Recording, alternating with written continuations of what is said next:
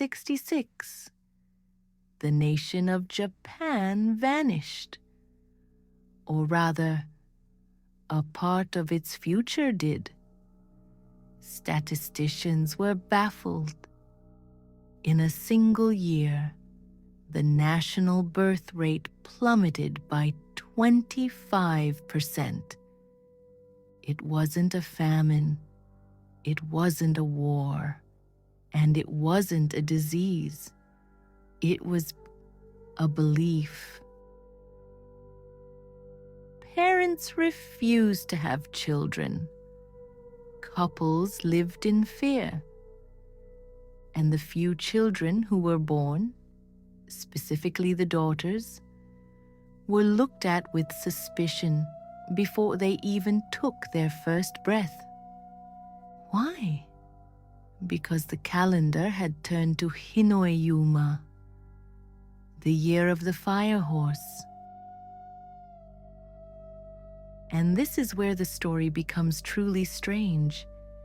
You see, 1966 was not the Dark Ages. It was the era of the bullet train. Japan had just hosted the Olympics. Technology was exploding. And yet, when the calendar turned, the entire society reverted to a medieval fear. The government tried to fight it. They issued pamphlets calling the superstition nonsense. They begged couples to have children. But the fear of the nakodo, the matchmakers, was stronger. Families whispered that a daughter born this year would be unmarriageable. They called them husband killers. It is a reminder that no matter how modern we become, the old gods are always waiting in the shadows. It is a cycle that returns only once every 60 years. It is a cosmic alignment associated with chaos, unbridled passion, and the destruction of the family unit.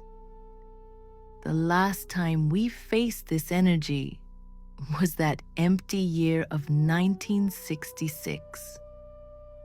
The time before that was 1906. And now, look at your calendar. It is 2026. The fire horse has returned. If you have felt a strange, restless heat since this year began, a desire to burn down everything you've built just to see what rises from the ashes, you are not crazy. You are simply feeling the heat of the Hinuma. Welcome to the fever dream.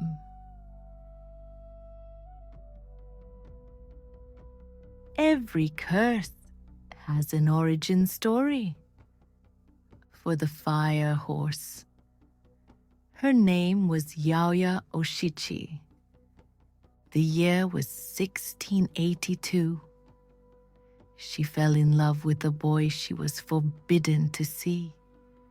She thought, if there is another fire, I will see him again.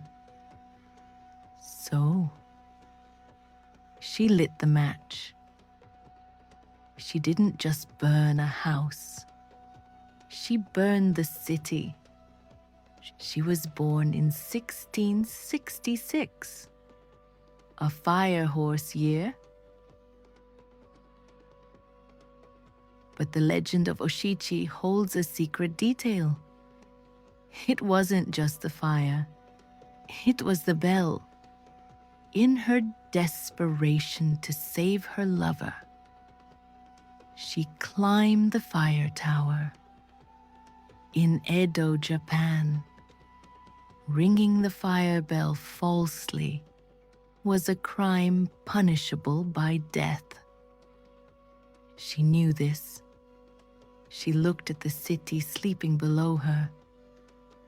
She looked at the wooden roofs, and she rang the bell anyway.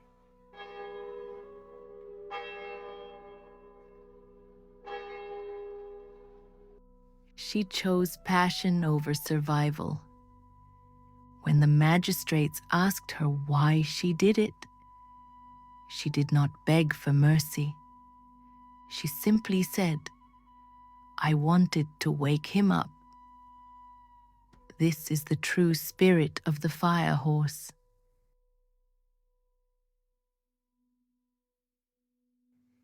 It is not evil. It is simply unwilling to sleep.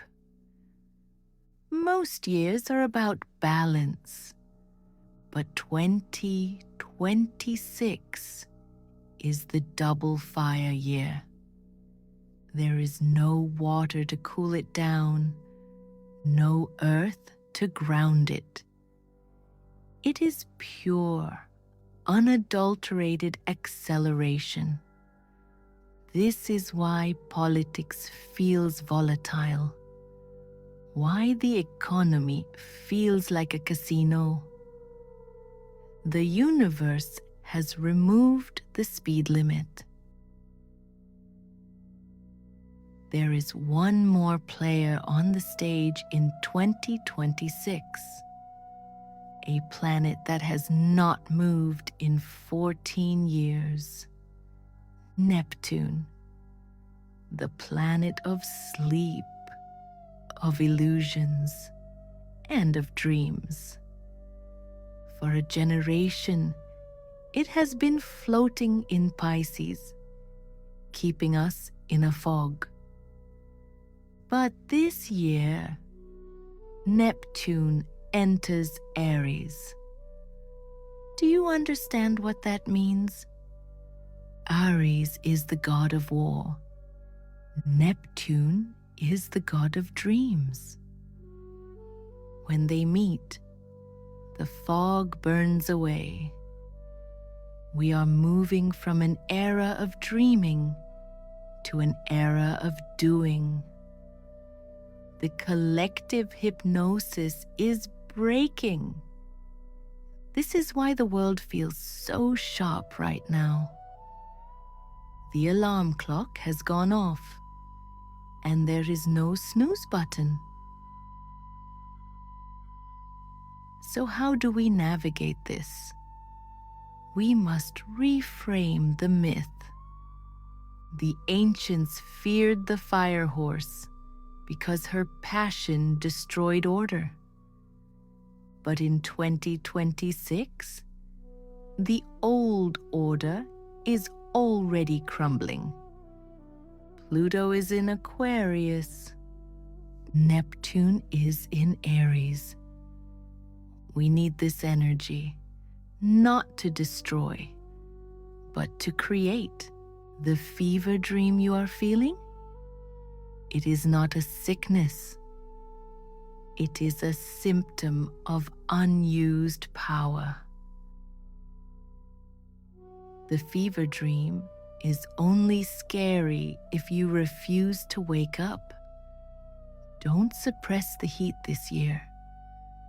If you bottle up a fire, it becomes an explosion.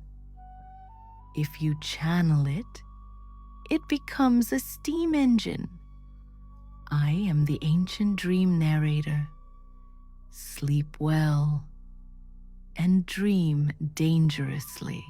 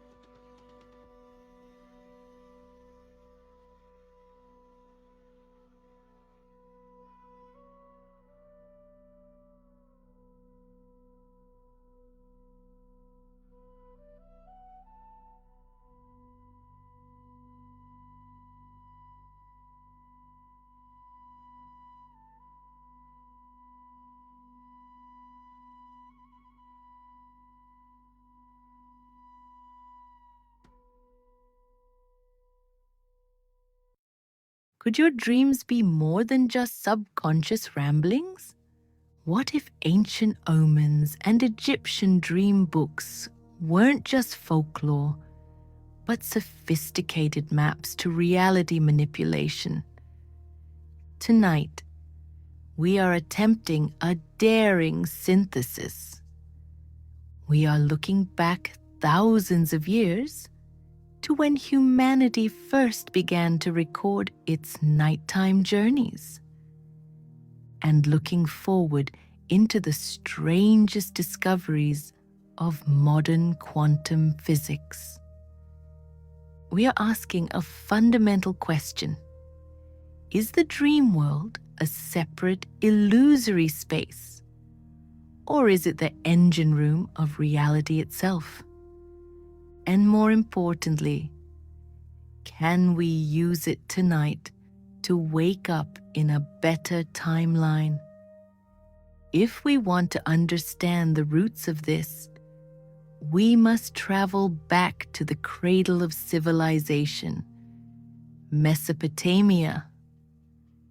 For the Sumerians and Babylonians, dreams were not mere psychological fluff. They were serious business. In the ancient Mesopotamian worldview, when you slept, your soul, or zakik, could detach from the body and travel. They did not view dreams as internal creations of the individual mind. They viewed them as external events. A dream was a glimpse of the cosmic surveillance tape, a piece of objective truth dropped into the sleeping mind. To them, the dream was a variable input into a cosmic algorithm. The very fact that they believed they could map dreams so precisely suggests they viewed the dream realm as an orderly, structured layer of reality, not a chaotic void of imagination. Parallel to this, the ancient Egyptians were developing an equally sophisticated dream technology. To them, sleep was a perilous state, a temporary death. But they went a step further than mere interpretation. They practiced incubation. If you needed an answer from the gods, you didn't just wait for a dream. You demanded one. You would sleep in a sacred chamber, hoping to induce a prophetic, God-sent dream. This is crucial because it shows active intent. They were not passive receivers of reality. They were actively trying to tune their consciousness to a specific frequency to download information.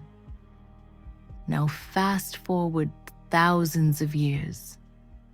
Modern physics began to ask a terrifying question that these ancients never quite grasped. Science asked, does the act of observation merely reveal the reality? Or does the act of observation actually create it? In the early 20th century, physicists looked closer at the fundamental building blocks of our reality. They found that at its core, reality is not solid. The crack in the cosmic mirror appeared with the famous double-slit experiment. When scientists fired particles through barriers, they discovered the observer effect. It suggests something profound and unsettling. The very act of observation changes the nature of reality. Before it is observed, a particle exists in a state of superposition.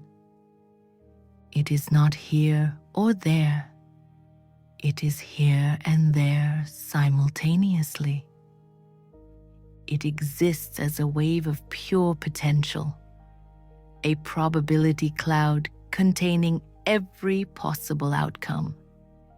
It is only when a conscious observer looks that this wave of potential collapses into a single definite particle. Reality at the quantum level does not seem to exist in a fixed state until we interact with it. The universe is not a pre-recorded movie we are watching. It is a live performance that changes depending on the audience. So, consider the bridge we are building. The ancients believed the dream world was a real place you visited. Modern science tells us the waking world requires an observer to solidify it. Could it be that the dream state is actually our direct experience of the quantum wave function? When we dream, we accept strange shifts in narrative. We accept that we can be in two places at once. In a dream, superposition is the norm. This forces us to reconsider the many worlds interpretation. This theory suggests that every time there is a quantum event with multiple possible outcomes, all of them happen. The universe splits. If this is true, we are living in a multiverse of infinite branching paths. And the dream is a diagnostic tool. It shows you which world in the many worlds you are currently entangled with. If you are constantly dreaming of failure, your subconscious is rehearsing failure, observing failure, and perhaps preparing to collapse a reality of failure into your waking life. But this is where the passive observer becomes the active creator. We have traced the arc from the stone temples of Babylon to the subatomic particle accelerators of Europe. We have seen the evidence.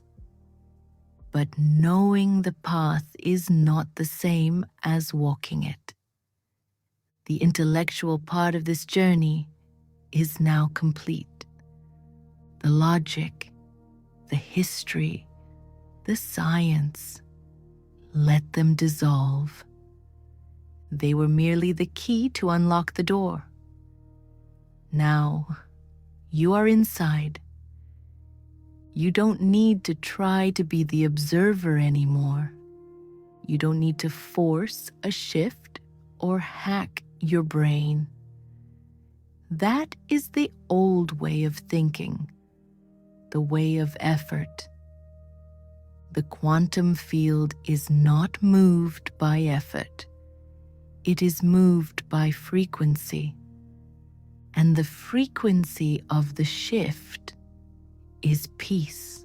So, let's begin the experiment.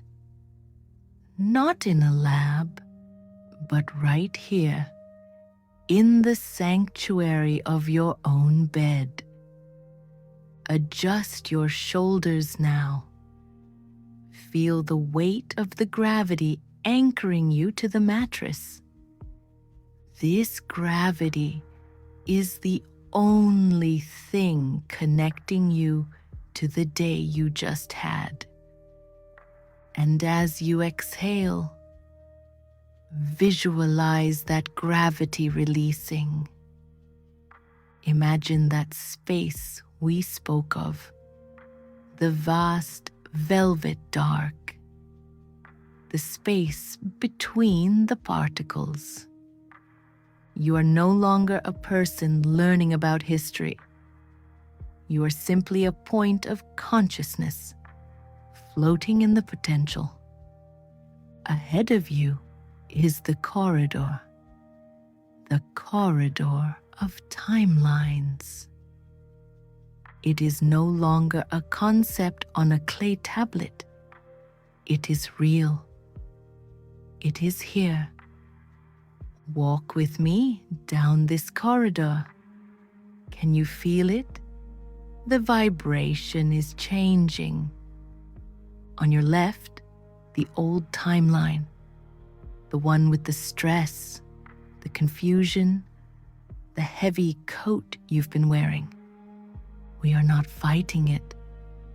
We are simply walking past it. We are withdrawing our observation. And without your observation, it begins to fade. Keep moving towards the light at the end, the golden frequency. This is the highest timeline the physicists couldn't quantify, but the ancients knew was there. Approach the door. Open it. Inside, the room is warm. The version of you that lives here is already asleep. They have already solved the problems you are worrying about. They are resting in the certainty of the solution. Walk to the bed, lie down, merge. As you drift now, you are locking in this coordinate. You are not just sleeping. You are saving your progress in this new vision of reality. There is nothing left to do. The observer is offline. The shift is complete.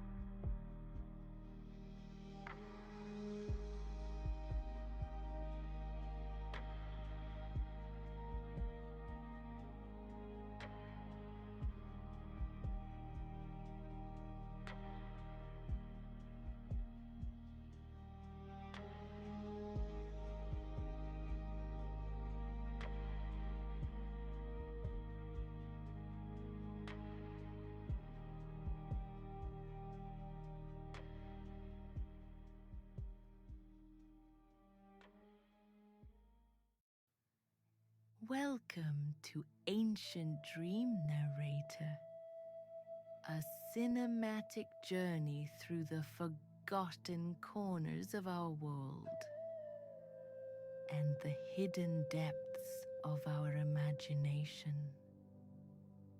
Tonight, we leave the solid earth behind to find solace in the cradle of life itself.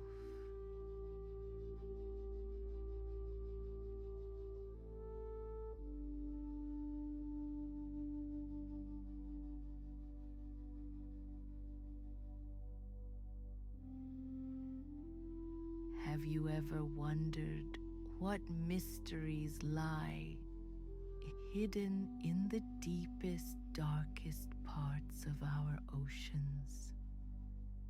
Beyond the reach of sunlight, an extraordinary spectacle awaits. Join us on a unique adventure to witness the breathtaking dance of bioluminescent creatures, a silent ballet of light in the abyssal plains, designed to captivate your imagination and transport you to a state of ultimate tranquility. Tonight, we are not merely observing, we are descending.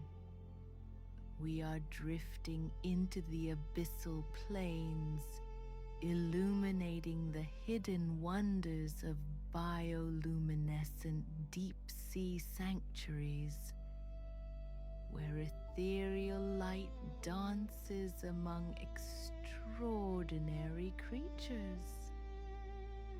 We're crafting a serene descent through these untouched ecosystems, allowing the gentle currents and the silent symphony of the ocean's depths to guide you into profound rest.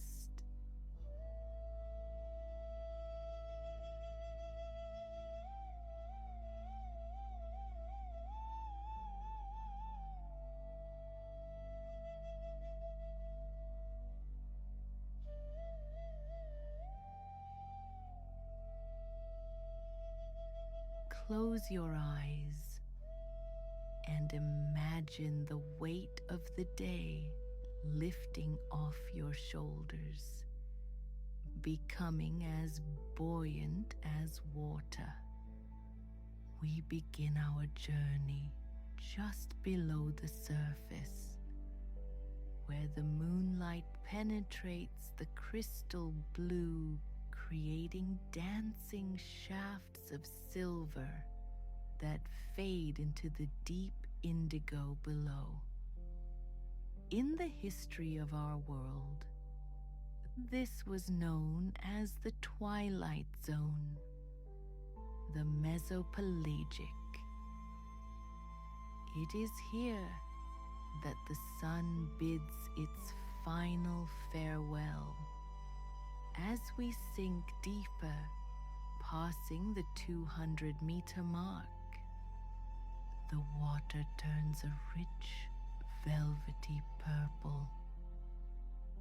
It was here, in the 1930s, that the first brave explorers in the bathysphere looked out of thick quartz windows and saw the world fade into an eternal evening. Feel the coolness of the water wrapping around you like a heavy, comforting blanket.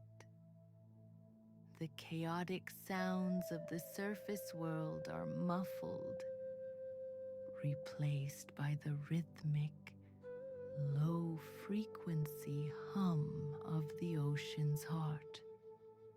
We are drifting past the invisible barrier where photosynthesis stops. There are no plants here, only the slow, graceful drift of marine snow. Tiny flakes of organic matter falling like soft winter powder in a silent forest. This endless fall of nutrients has nourished the deep for millions of years, a timeless cycle of renewal. Watch as a school of lanternfish, ancient and small, glides past.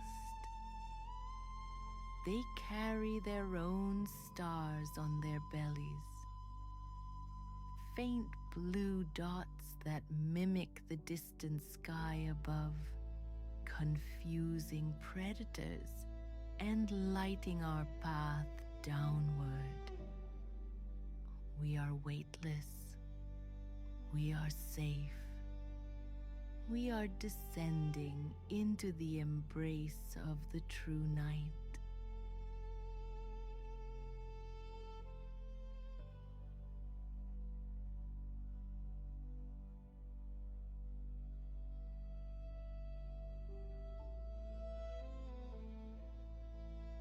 We have now crossed the threshold into the midnight zone.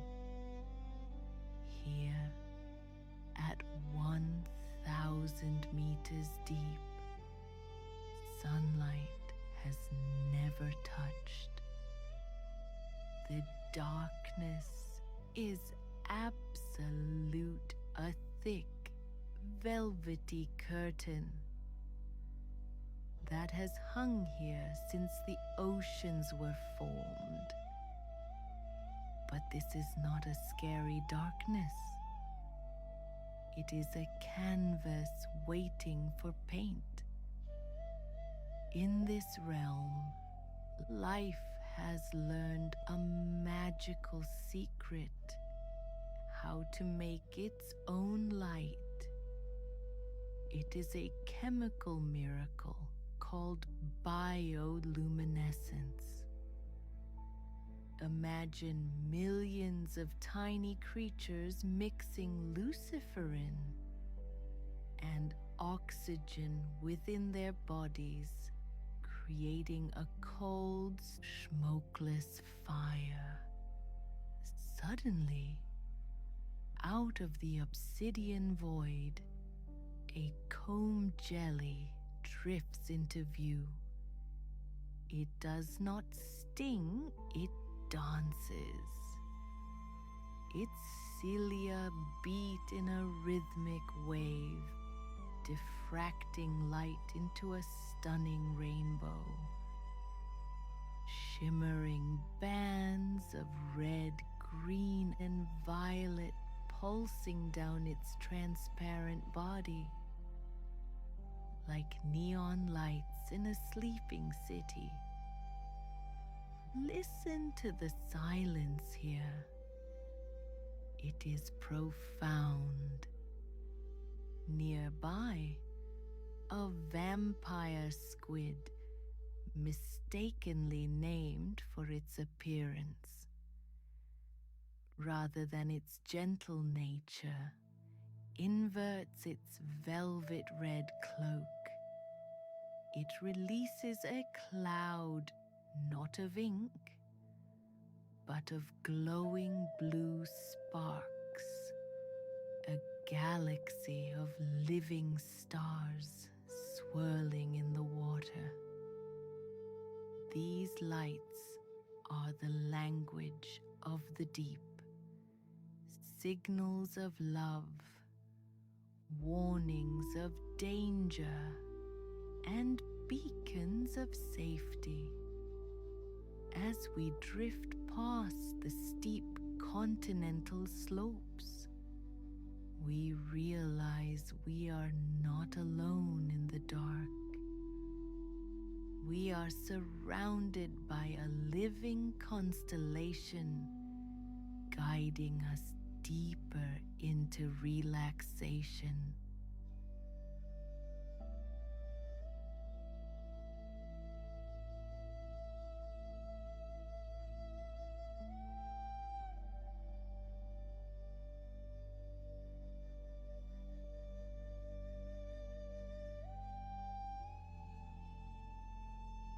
Four 4,000 meters down, we finally reach the floor of the world. The abyssal plains. This is the largest habitat on Earth, a vast flat expanse of soft sediment that stretches across the globe, silent and eternal. If you were to walk here, your steps would be slow and dreamlike, kicking up slow-motion clouds of ancient dust.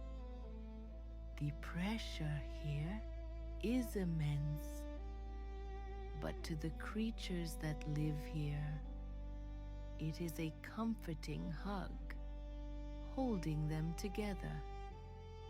We see the sea pig, a small, plump creature walking on tube legs, shifting through the sand with the patience of a monk. Beside it, a delicate tripod fish stands motionless on 3 long fins facing the current, waiting. It does not hunt. It waits for the ocean to provide a perfect example of patience and trust. In this eternal stillness, time loses its meaning. There is no day, no night, no rush, no deadlines. Just the slow accumulation of history. The skeletons of microscopic life from millions of years ago form the ground beneath us. It is a sanctuary of memory. A deep sea cucumber floats past, translucent and glowing with a soft amber hue, revealing the simple machinery of its life. Here, in the abyss, life is slow. Metabolism slows down. Heartbeats stretch out with minutes in between. Let your own heartbeat sync with this rhythm. Slow, steady, and deep.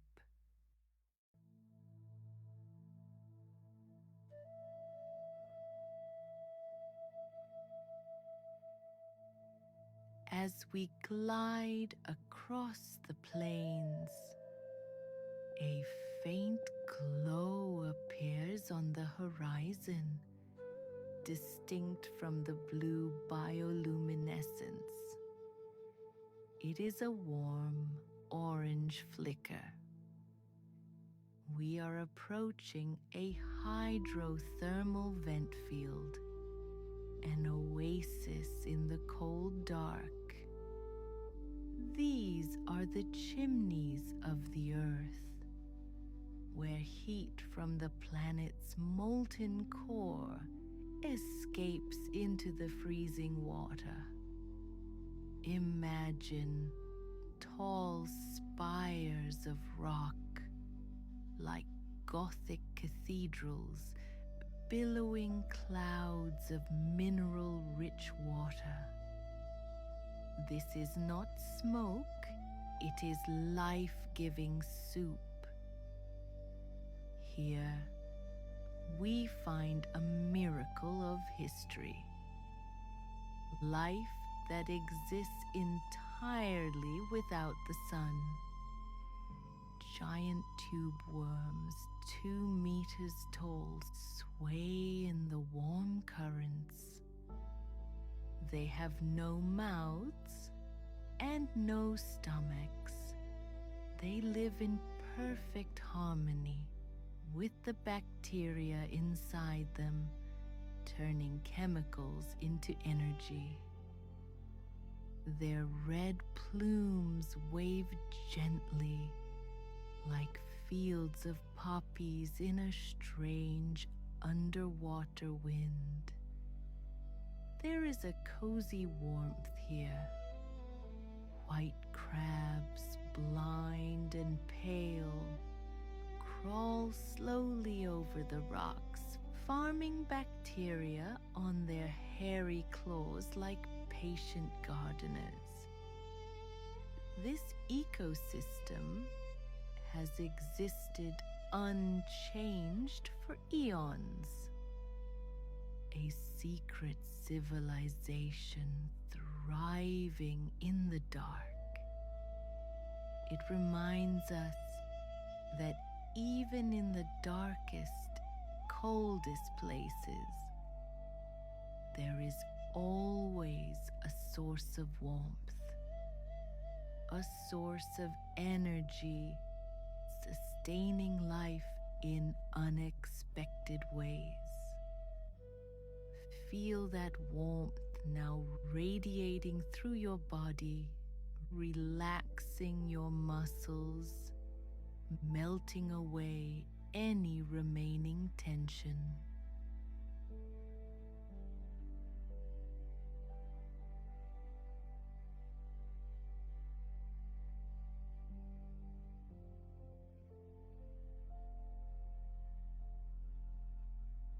We leave the warmth of the vents and drift toward the ultimate edge, the Hadal Pelagic, named after the underworld.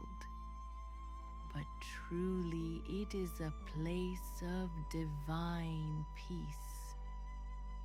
We are entering the trenches, the deepest scars in the Earth's crust, reaching down to 11,000 meters. Here, the water is still. There are no currents to push you.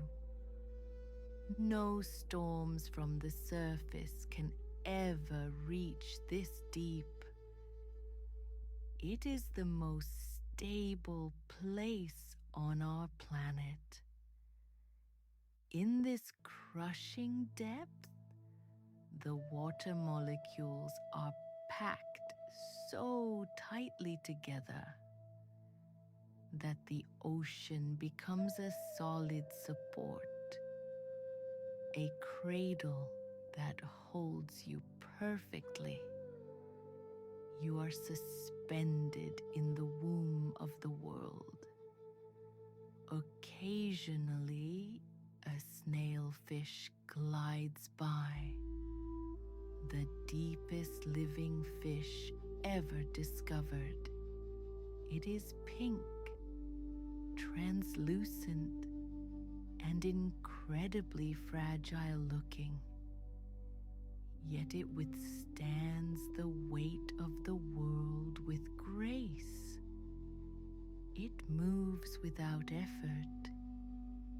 In this sanctuary, there is nothing left to see, nothing left to do.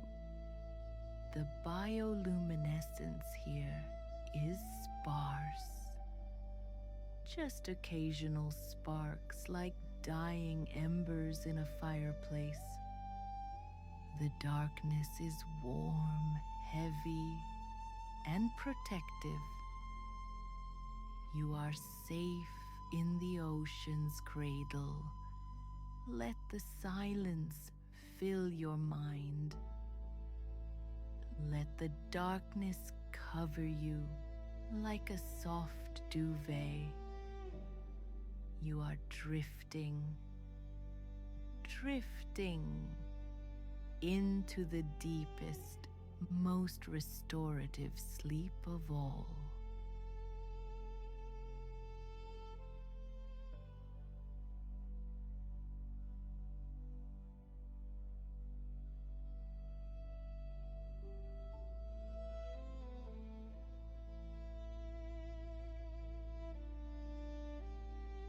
And now, resting at the very bottom of the world, we let the journey settle within us. We have traveled from the shimmering surface down through the twilight, past the dancing lights of the midnight zone, and into this silent, ancient cradle. There is no more need to explore. There is no more need to see. The ocean has shared its secrets, and now it offers you its greatest gift: silence. Feel the immense weight of the water above you, not as pressure, but as a protective cover. It is a heavy, velvet blanket that separates you from the noise of the world above. You are hidden here. You are safe here. Imagine your body mimicking the creatures of the deep. Just like the tripod fish standing still in the current, your body becomes motionless. Your muscles release their tension, floating freely in the support of your bed. Your legs feel heavy, sinking into the mattress like the soft sediment of the abyssal plain. Your arms are weightless, drifting at your sides. Your breathing slows down, matching the rhythm of the slow, deep currents that circle the globe. In this darkness, time stops. The past is just a ripple on the surface, miles above you. The future is a distant shore you do not need to reach tonight. There is only now. There is only this deep, comforting stillness. Visualize the last few lights of the bioluminescent creatures fading away. One by one, the blue sparks dim. One by one, the red glows extinguish. The visual world is turning off. The stage is clearing for your dreams. The darkness here is warm. It is the darkness of the womb, the darkness of the seed underground, the darkness of pure rest. Allow yourself to drift. You are weightless. You are suspended in the ocean's cradle, rocking gently back and forth, deeper and deeper. The ancient waters hold you. The silence embraces you. Thank you for joining the Ancient Dream Narrator on this descent.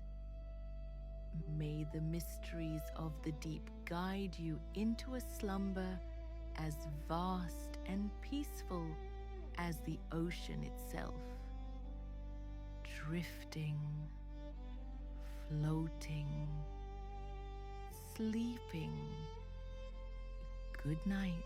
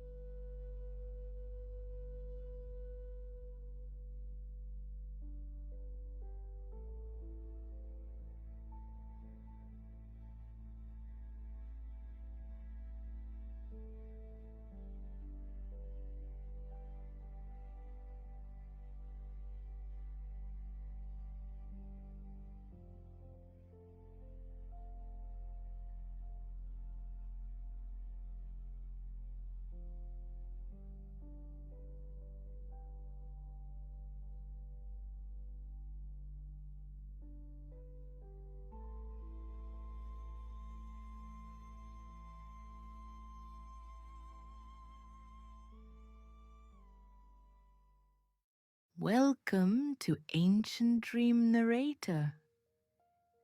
You have found your way to a sanctuary dedicated to the forgotten corners of human history, where the past is not just remembered, but felt. Here, we weave the threads of ancient wisdom into a tapestry of relaxation, guiding you gently into the realm of sleep through the timeless stories of our ancestors. Tonight, leave the modern world behind and let us travel back to a time when the earth itself was the healer.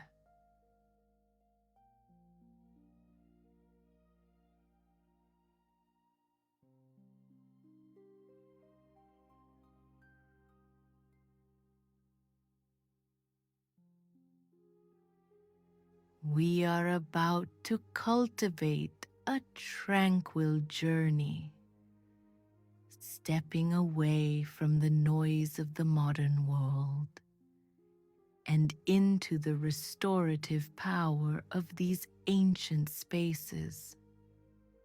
We will explore how ancestral plant wisdom wasn't just about biology, but about spirit. We will see how dreamscapes, rich with specific botanical imagery, were tended to as carefully as the soil itself, fostering a depth of sleep that modern society has largely forgotten.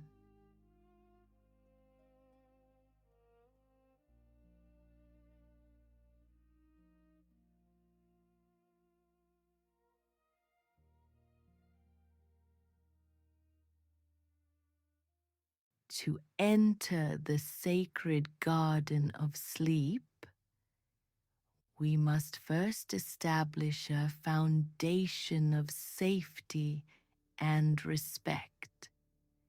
In many indigenous traditions across North America, this foundation is built upon sacred tobacco. We must immediately distinguish this from commercial abuse. Here, Nicotiana rustica is viewed as the great communicator, the plant that opens the channel between the human spirit and the creator before the vulnerability of sleep begins.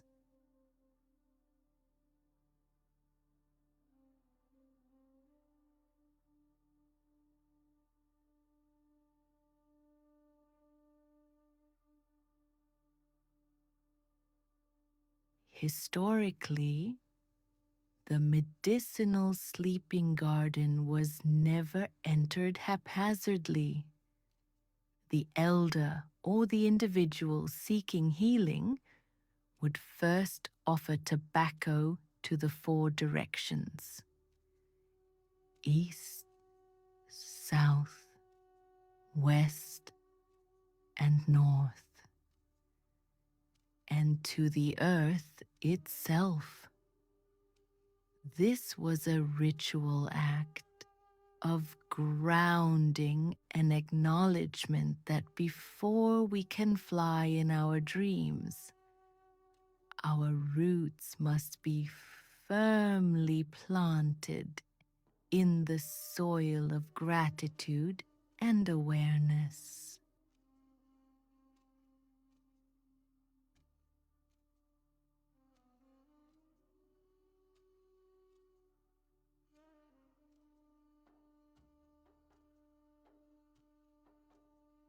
The smoke of sacred tobacco was believed to carry prayers upward, creating a protective perimeter around the sleeper's physical body. It was thought to coat the spirit, making it invisible to chaotic energies that might disturb the transition from wakefulness to rest. Without this essential grounding, sleep was considered merely a physical collapse rather than a spiritual journey.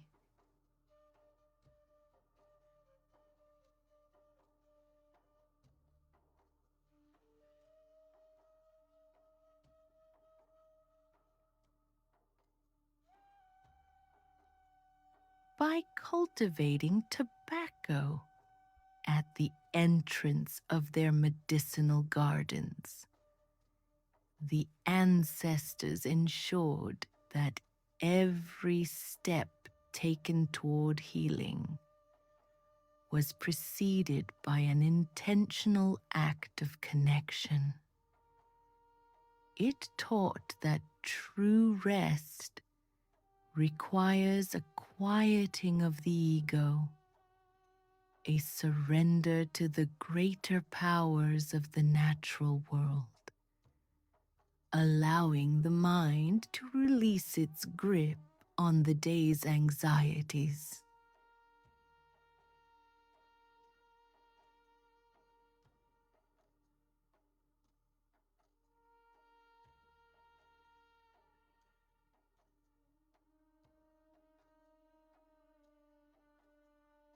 So, as we begin our own descent into slumber tonight, visualize that grounding smoke. Feel the solidity of the earth beneath you. Understand that you are protected, connected, and that the garden is now open to receive you.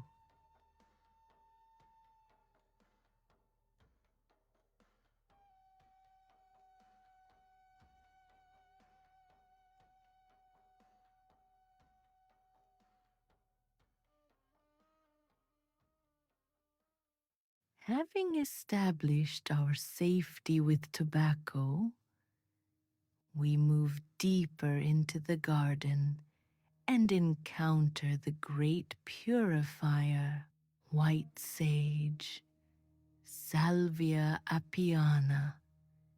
Indigenous healers understood long ago what modern science is only just beginning to grasp about atmospheric shifts, that our environments and our own minds become cluttered with invisible psychic debris that prevents deep rest.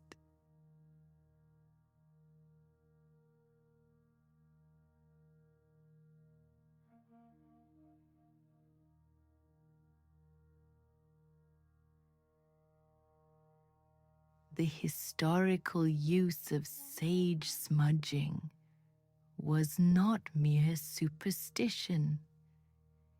It was a highly developed technology for cleansing the sticky energies of conflict, grief, or worry that cling to us throughout the day. Before one could enter the dream state for healing, they had to be spiritually bathed, washed clean of the waking world's heavy residue.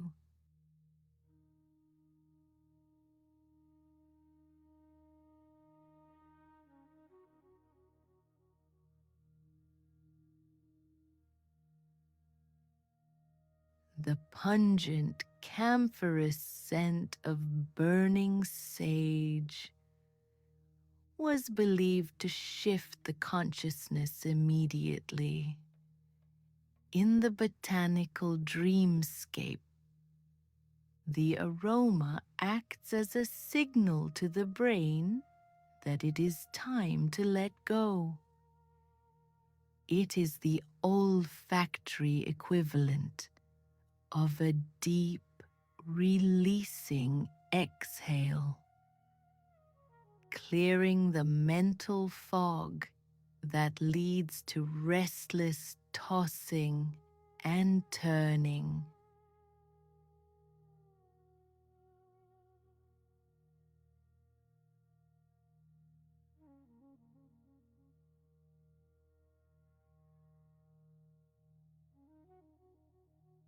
In these ancient gardens, sage was often grown in areas exposed to the wind, allowing its natural scent to act as a constant ambient cleanser. The very air around the sleeping quarters was curated to be inhospitable to negativity, ensuring that when sleep came, it was pure and untainted by the day's burdens.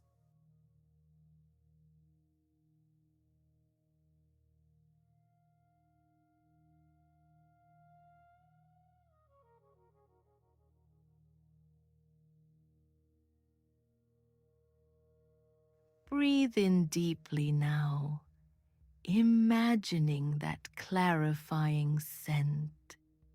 Feel the interior spaces of your mind being swept clean, leaving behind only a pristine, quiet emptiness, ready to be filled with restorative dreams.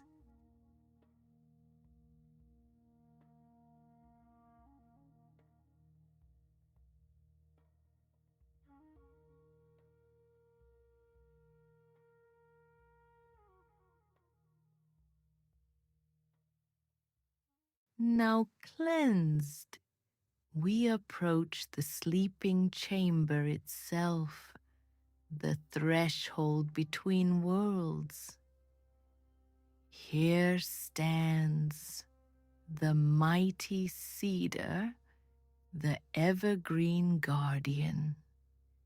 In the historical botanical wisdom of the Pacific Northwest and beyond, cedar is revered not just for its physical strength, but for its potent metaphysical ability to ward off nightmares and malevolent spirits that dwell in the lower astral planes.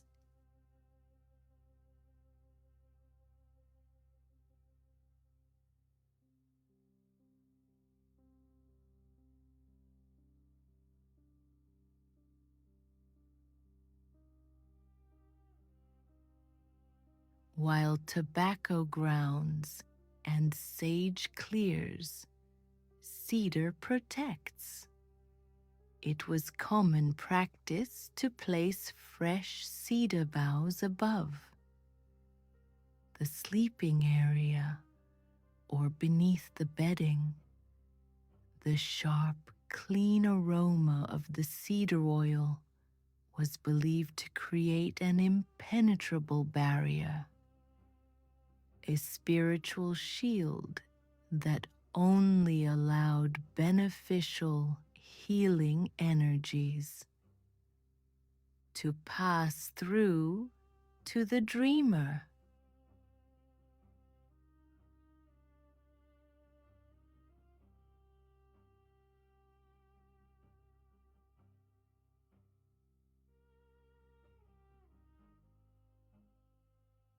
For those suffering from night terrors or sleep paralysis, the presence of cedar was essential medical intervention. The ancestors understood these phenomena not as mere psychological glitches, but as spiritual vulnerabilities. Cedar acted as an anchor, keeping the sleeper's spirit tethered safely to their body while their mind explored the dreamscape.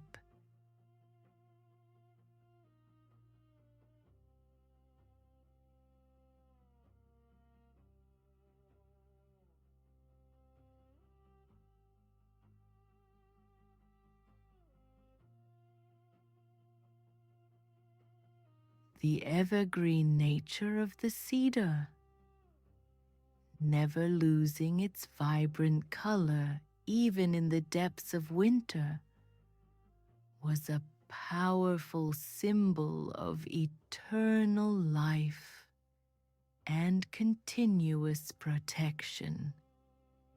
It reminded the sleeper that even in the deepest darkness of the night, life and guardianship are present, watching over them until dawn.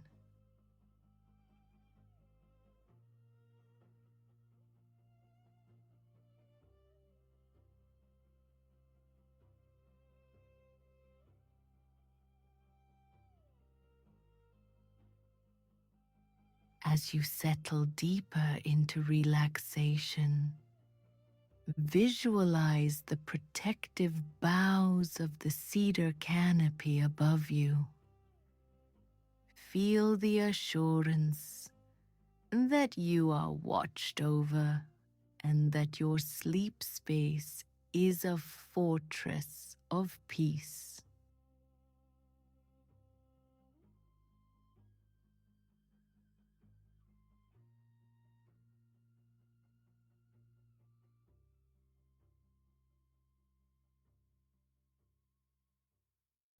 Grounded, purified, and protected, we now cross over into the dreamscape. The indigenous medicinal garden was not just a physical place. It was a blueprint for the spirit world. The historical goal was often lucid dreaming used for healing, entering a state where the dreamer could consciously interact with the spirits of the plants they had cultivated.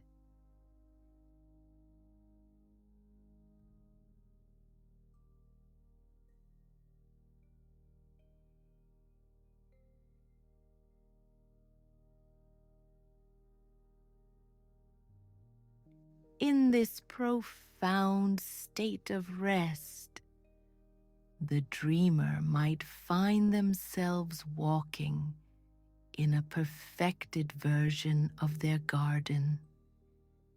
Here, the tobacco plant might appear as a wise guide offering counsel, or the sage might manifest as a sweeping wind that blows away a deep-seated emotional blockage that the conscious mind could not reach.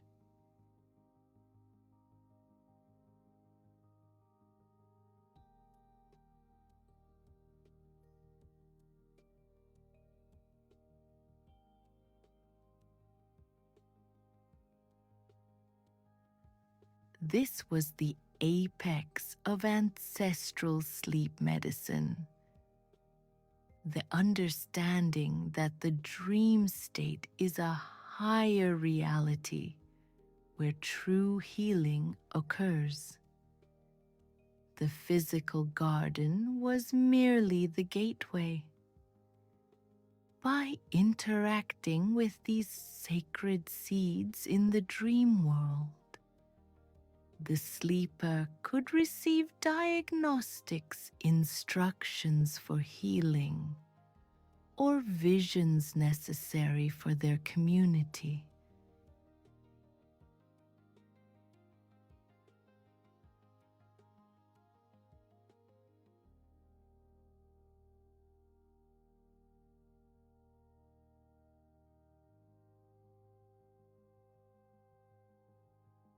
The imagery of the garden provided a safe, recognizable geography for the soul to navigate the vastness of the spirit world.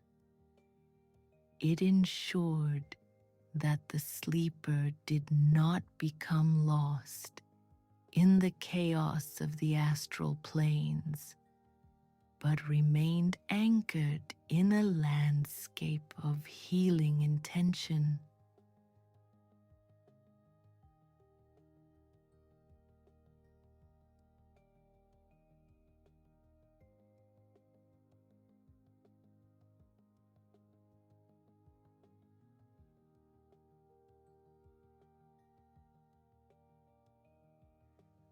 Allow your mind to wander now into this vibrant, healing landscape. You are no longer just a physical body in a bed. You are a traveler in a garden of infinite wisdom, bathed in the restorative light of sacred plants.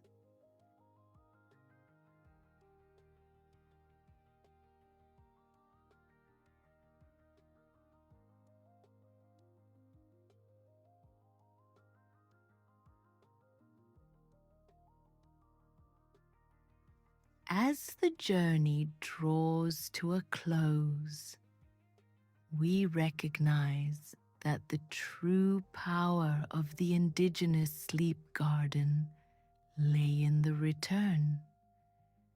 The healing received in the dream state was meant to be brought back and integrated into waking life. The sleep was not an escape, but a retrieval mission for vitality and guidance.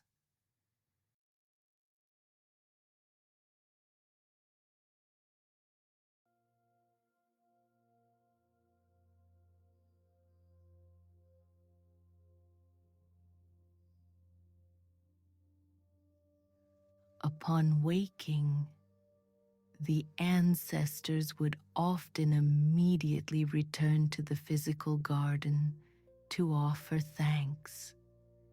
They would recount their dreams to elders who were skilled in interpreting the symbolic language of the plants. This completed the cycle: earth to spirit, and spirit back to earth.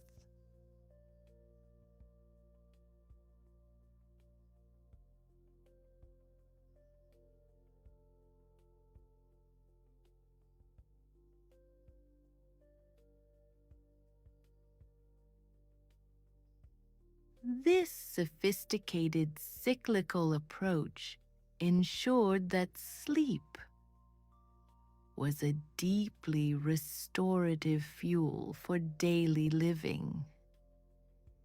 It prevented the spiritual burnout that so defines our modern era. By honoring the sacred seeds, the people were in turn honored with health, clarity, and a profound sense of belonging to the world.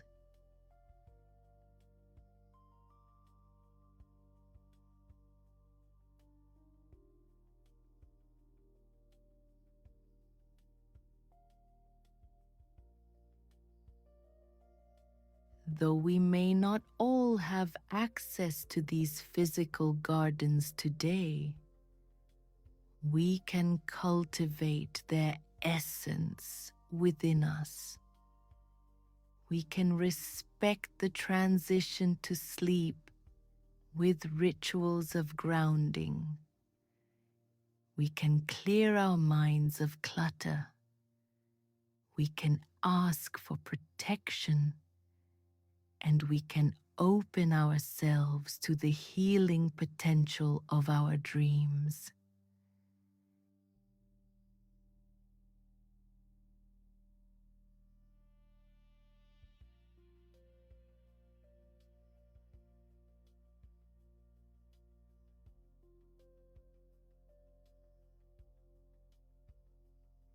Carry the tranquility of this journey with you now. Let the ancient wisdom of the tobacco, the sage, and the cedar wrap around you like a warm blanket. Sleep deeply, dream well, and awaken restored. May your journey be peaceful.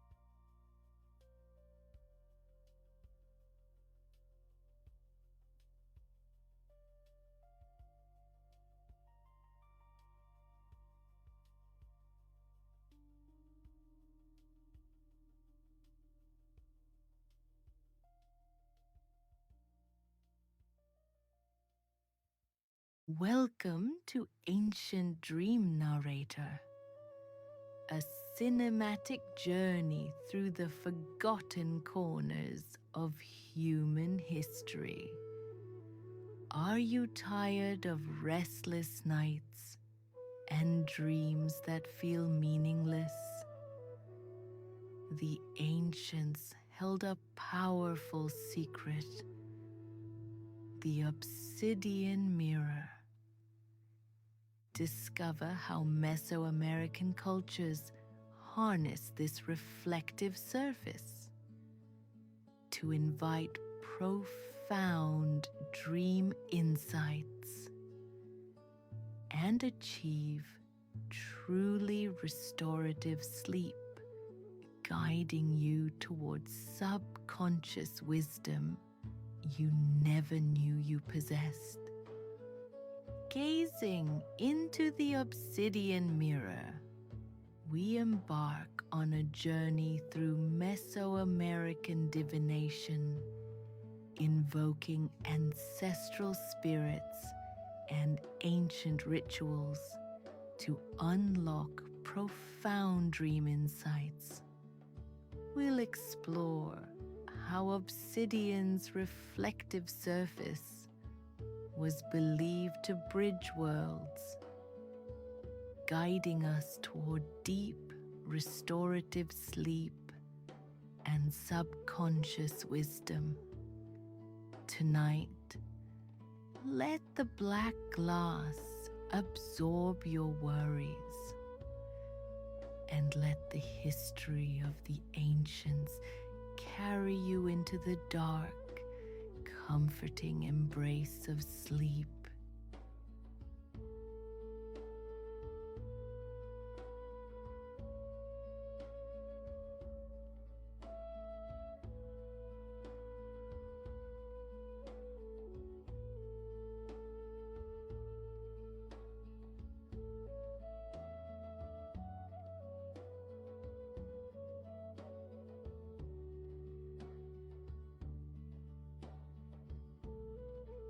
Before it was a mirror, it was fire. To understand the power of the obsidian, we must first travel back to the violent birth of the stone itself. In the cosmology of the Aztec and the Maya, the earth was alive, breathing with a heat that originated from the very core of creation. Obsidian is not merely a stone.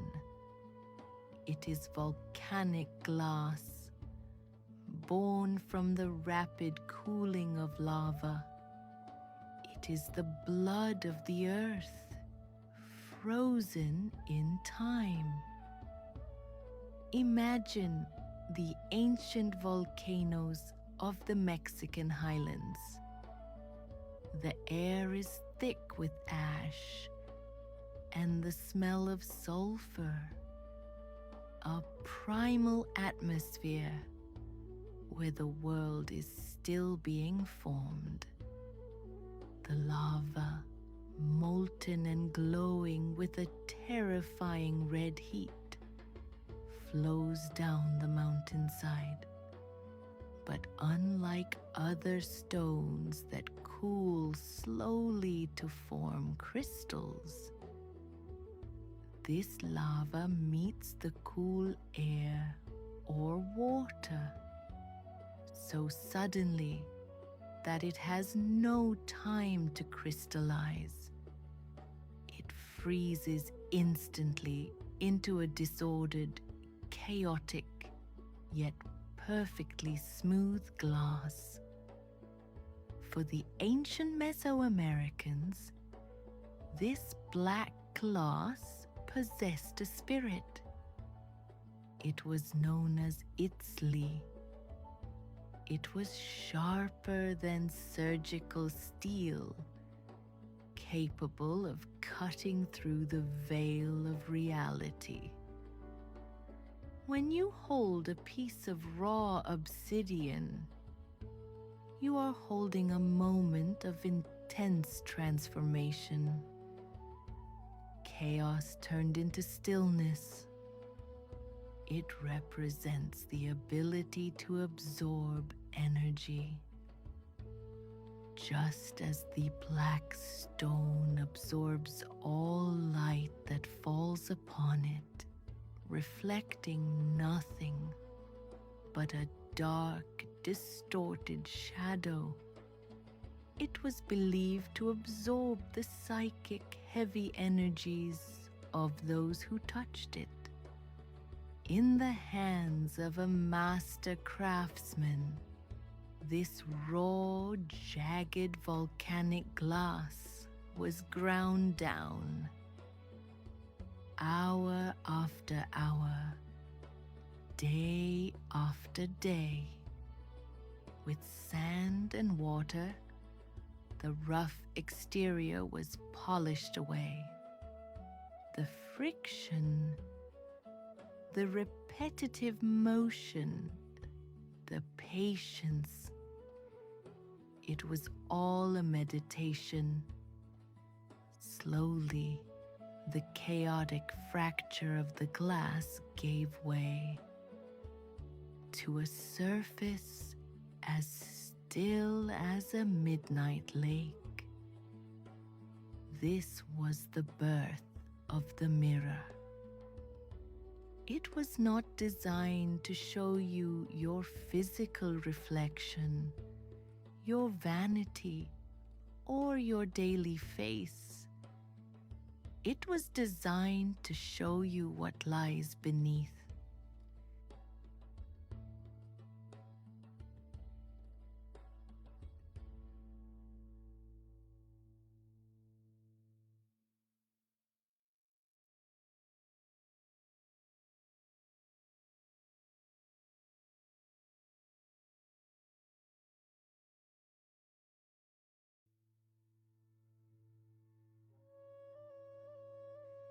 In the pantheon of the Aztecs, there is a deity whose name literally translates to smoking mirror. He is Tezcatlipoca. He is the Lord of the night sky, the winds of the north, and the embodiment of change through conflict. He is the shadow self. In ancient depictions, he is often shown with a missing foot, replaced by a circular black obsidian mirror.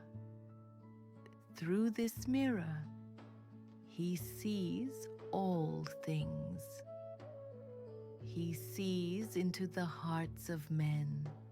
He sees the future, and he sees the secrets hidden in the darkness. To the Aztec priests, the Tlamatinaim, the mirror, was not an inanimate object. It was an eye. When a priest gazed into the obsidian, he was not looking at himself. He was looking through the eye of Tezcatlipoca.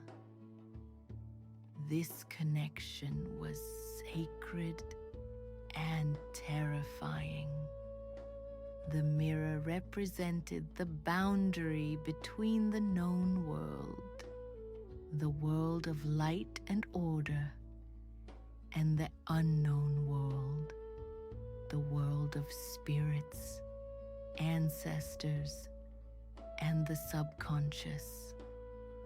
The smoke in his name refers to the mist that obscures clear vision, the fog of the dream state. When one gazes into the black glass, the reflection is dim, smoky, and ghost-like. This was intentional.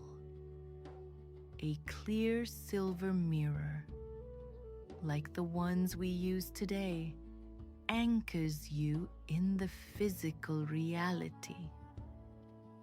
It asserts your ego, but the smoking mirror dissolves the ego. It blurs the lines of your face until you are no longer sure who is looking back. Temples dedicated to Tezcatlipoca were places of deep silence and shadow. Here, the obsidian mirrors were kept wrapped in fine cotton or deerskin, protected from the harsh light of the sun. They were creatures of the night, only unveiled when the sun had set and the Pleiades rose in the sky. The priests understood that true sight comes only when the physical eyes are dimmed. They taught that we walk through the waking world blind, distracted by color and light, and only when we peer into the darkness of the obsidian do we truly begin to see.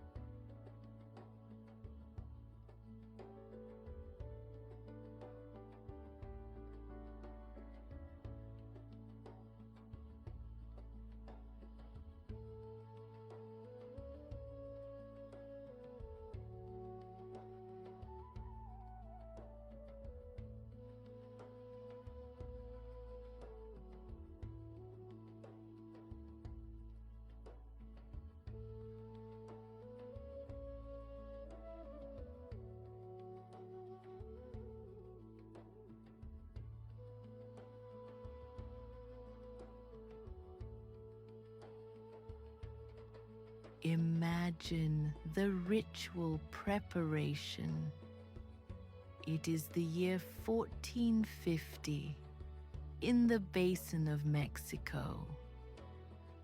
Night has fallen over the great city of Tenochtitlan.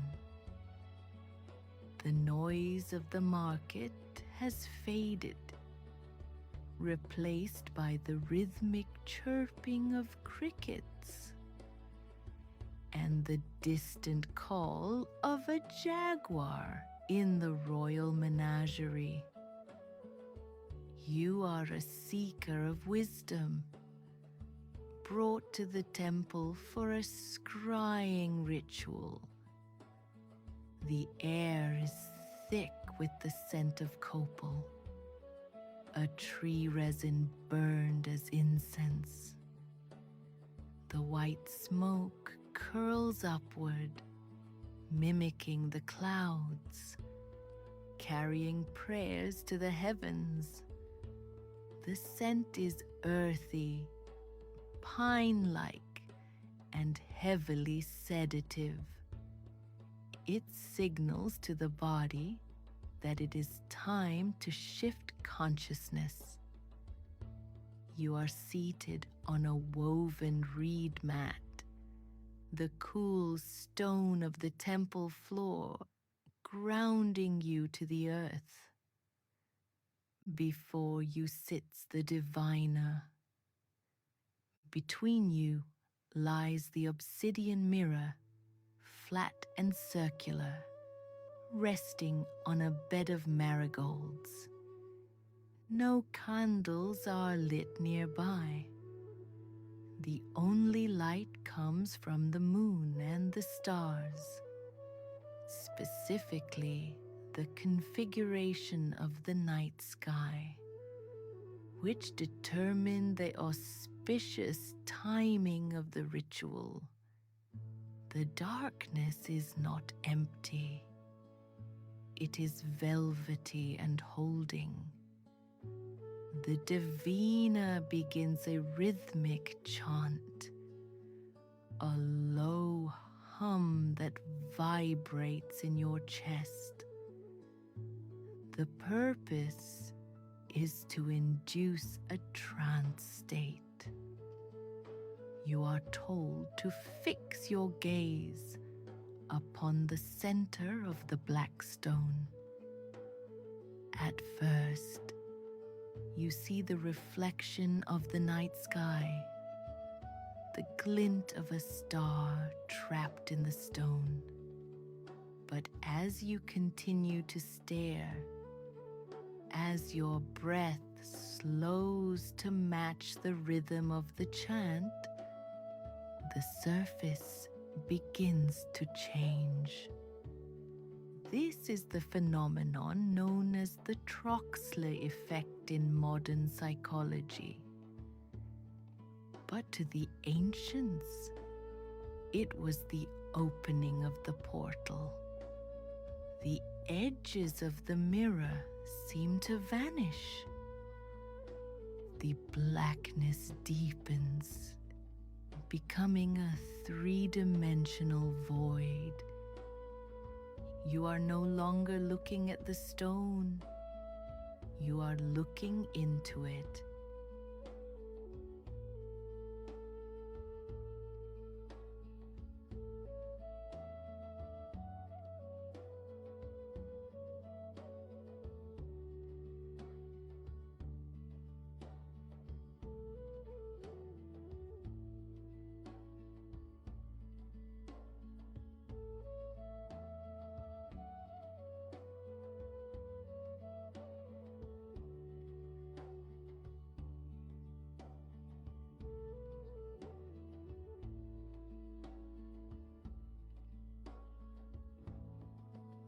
As we go deeper into the history of this practice, we understand that the obsidian mirror was a tool for what psychologists today might call shadow work.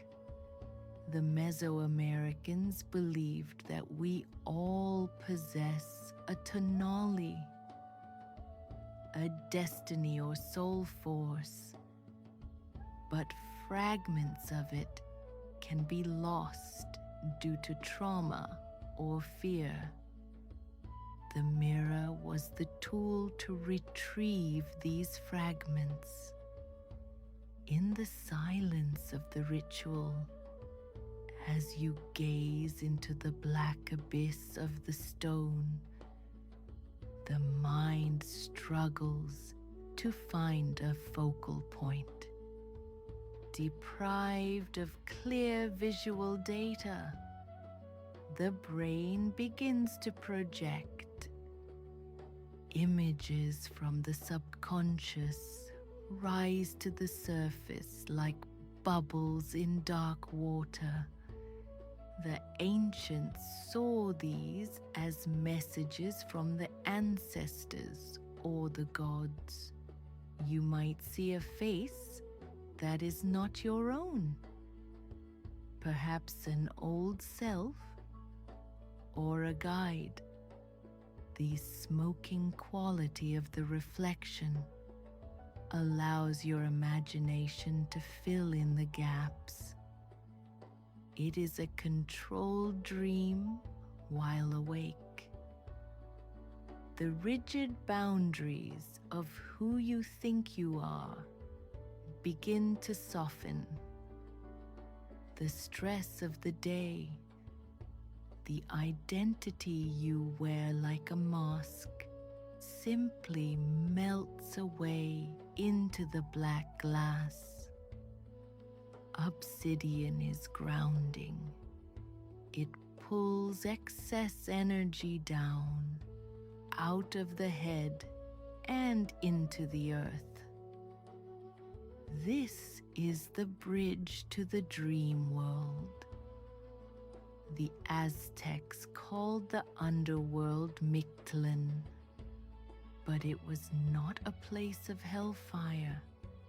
It was a place of rest, of stripping away the flesh to reveal the bone, the essential truth. Gazing into the mirror was a rehearsal for sleep. It taught the mind how to let go of the physical world and trust the darkness. It taught that the darkness is not to be feared, for it is the womb of creation.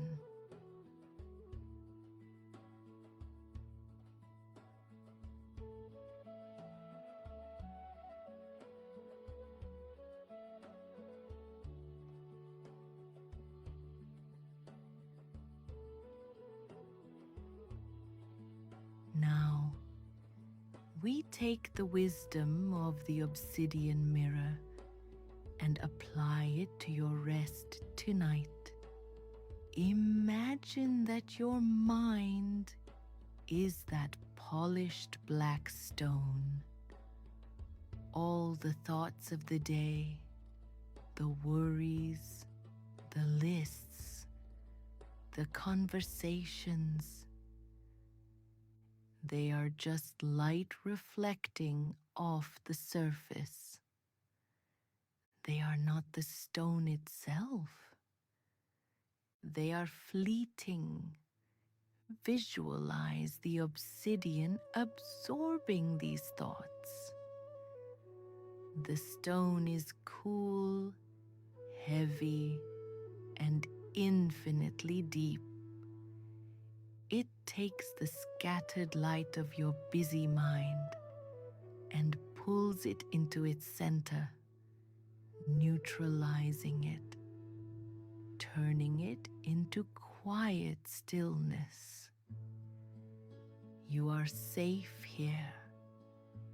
The protection of Tezcatlipoca, the guardian of the sleeping self, is around you. The mirror is now clear of reflections. It is just a pool of pure, velvety darkness. This is the darkness of deep, restorative sleep. It is the darkness of the seed underground before it sprouts. It is a healing void. As you close your eyes, you are stepping through the mirror. You are leaving the surface world behind. Feel your body becoming heavy, like the stone, grounded, solid, connected to the ancient earth. The smoke clears. The ritual is complete. The ancestors stand guard at the periphery of your dreams, ensuring that only wisdom and peace can enter. You are drifting on the underground river of Mictlan, floating gently towards a morning of rebirth. Let the black glass hold the world for you. You do not need to carry it any longer. Let go. Drift deeper. The mirror is dark. The mind is still. Sleep is here.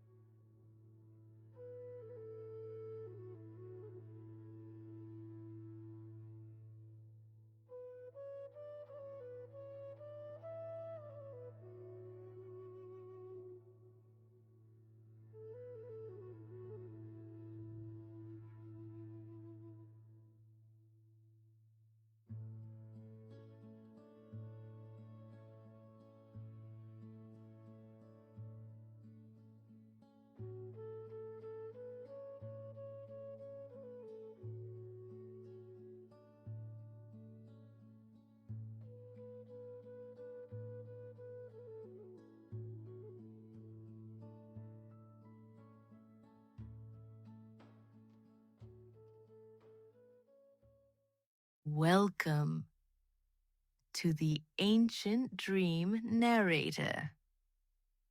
Today, we step not merely into a battlefield, but into the mind of God. Imagine a plain so vast that the horizon itself is swallowed by the dust of millions.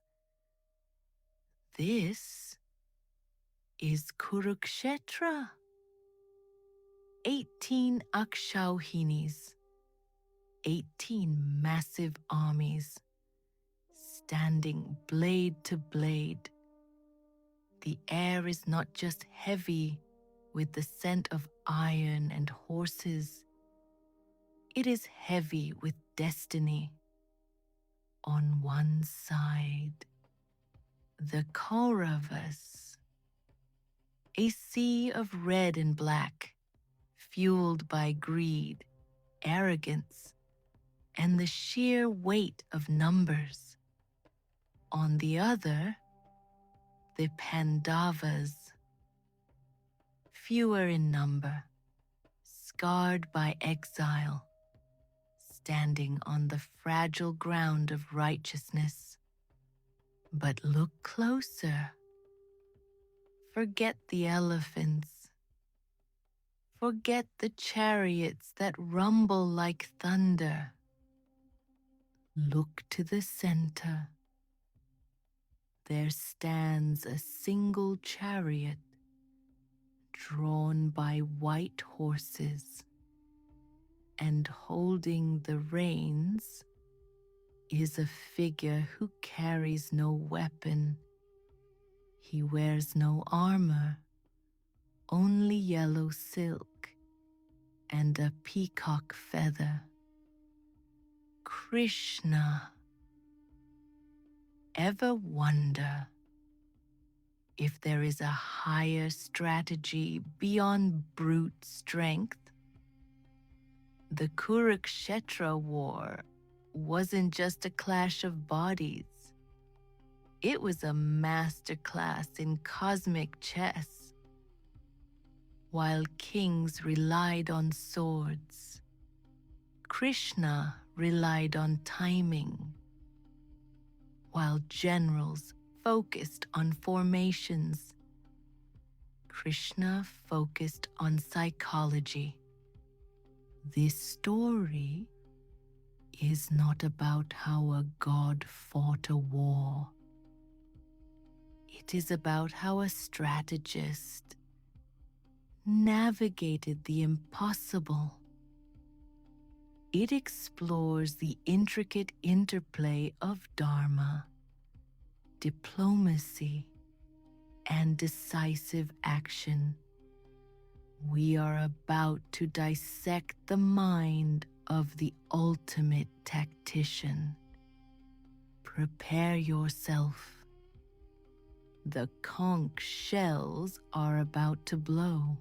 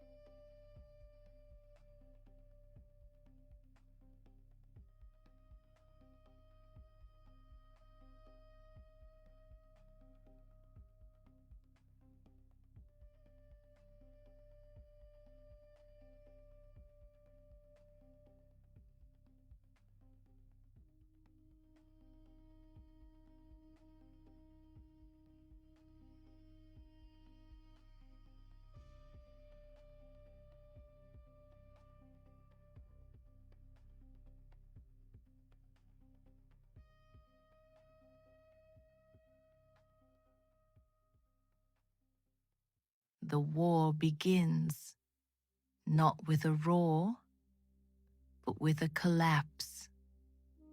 Arjuna, the greatest archer of his time, the man upon whom the entire Pandava victory rests, asks Krishna to drive the chariot to the middle of the battlefield. He wants to look his enemy in the eye, but what he sees breaks him.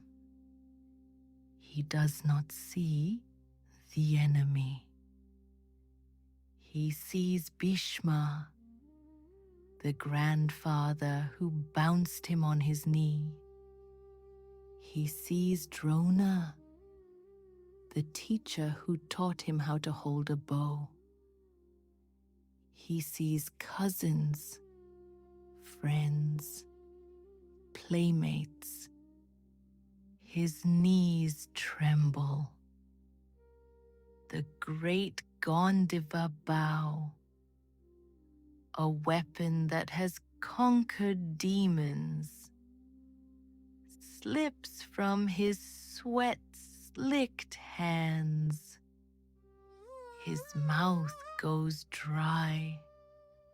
He turns to Krishna, tears streaming down his face, and says, "I will not fight.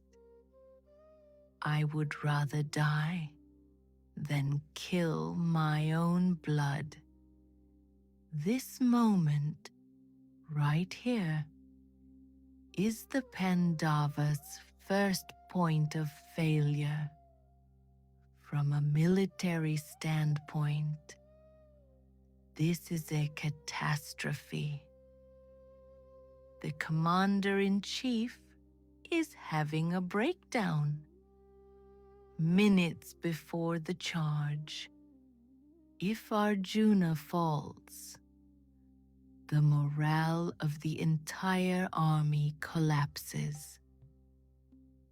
The war is lost before the first arrow flies. Krishna's intervention here. The Bhagavad Gita is often viewed solely as a scripture. But look at it strategically. It was the ultimate triage. Krishna saw that Arjuna was paralyzed by a false sense of identity. Arjuna thought he was killing his family. Krishna needed him to see that he was destroying adharma. He did not comfort Arjuna with soft words. He deconstructed his ego. He shattered his perception of reality.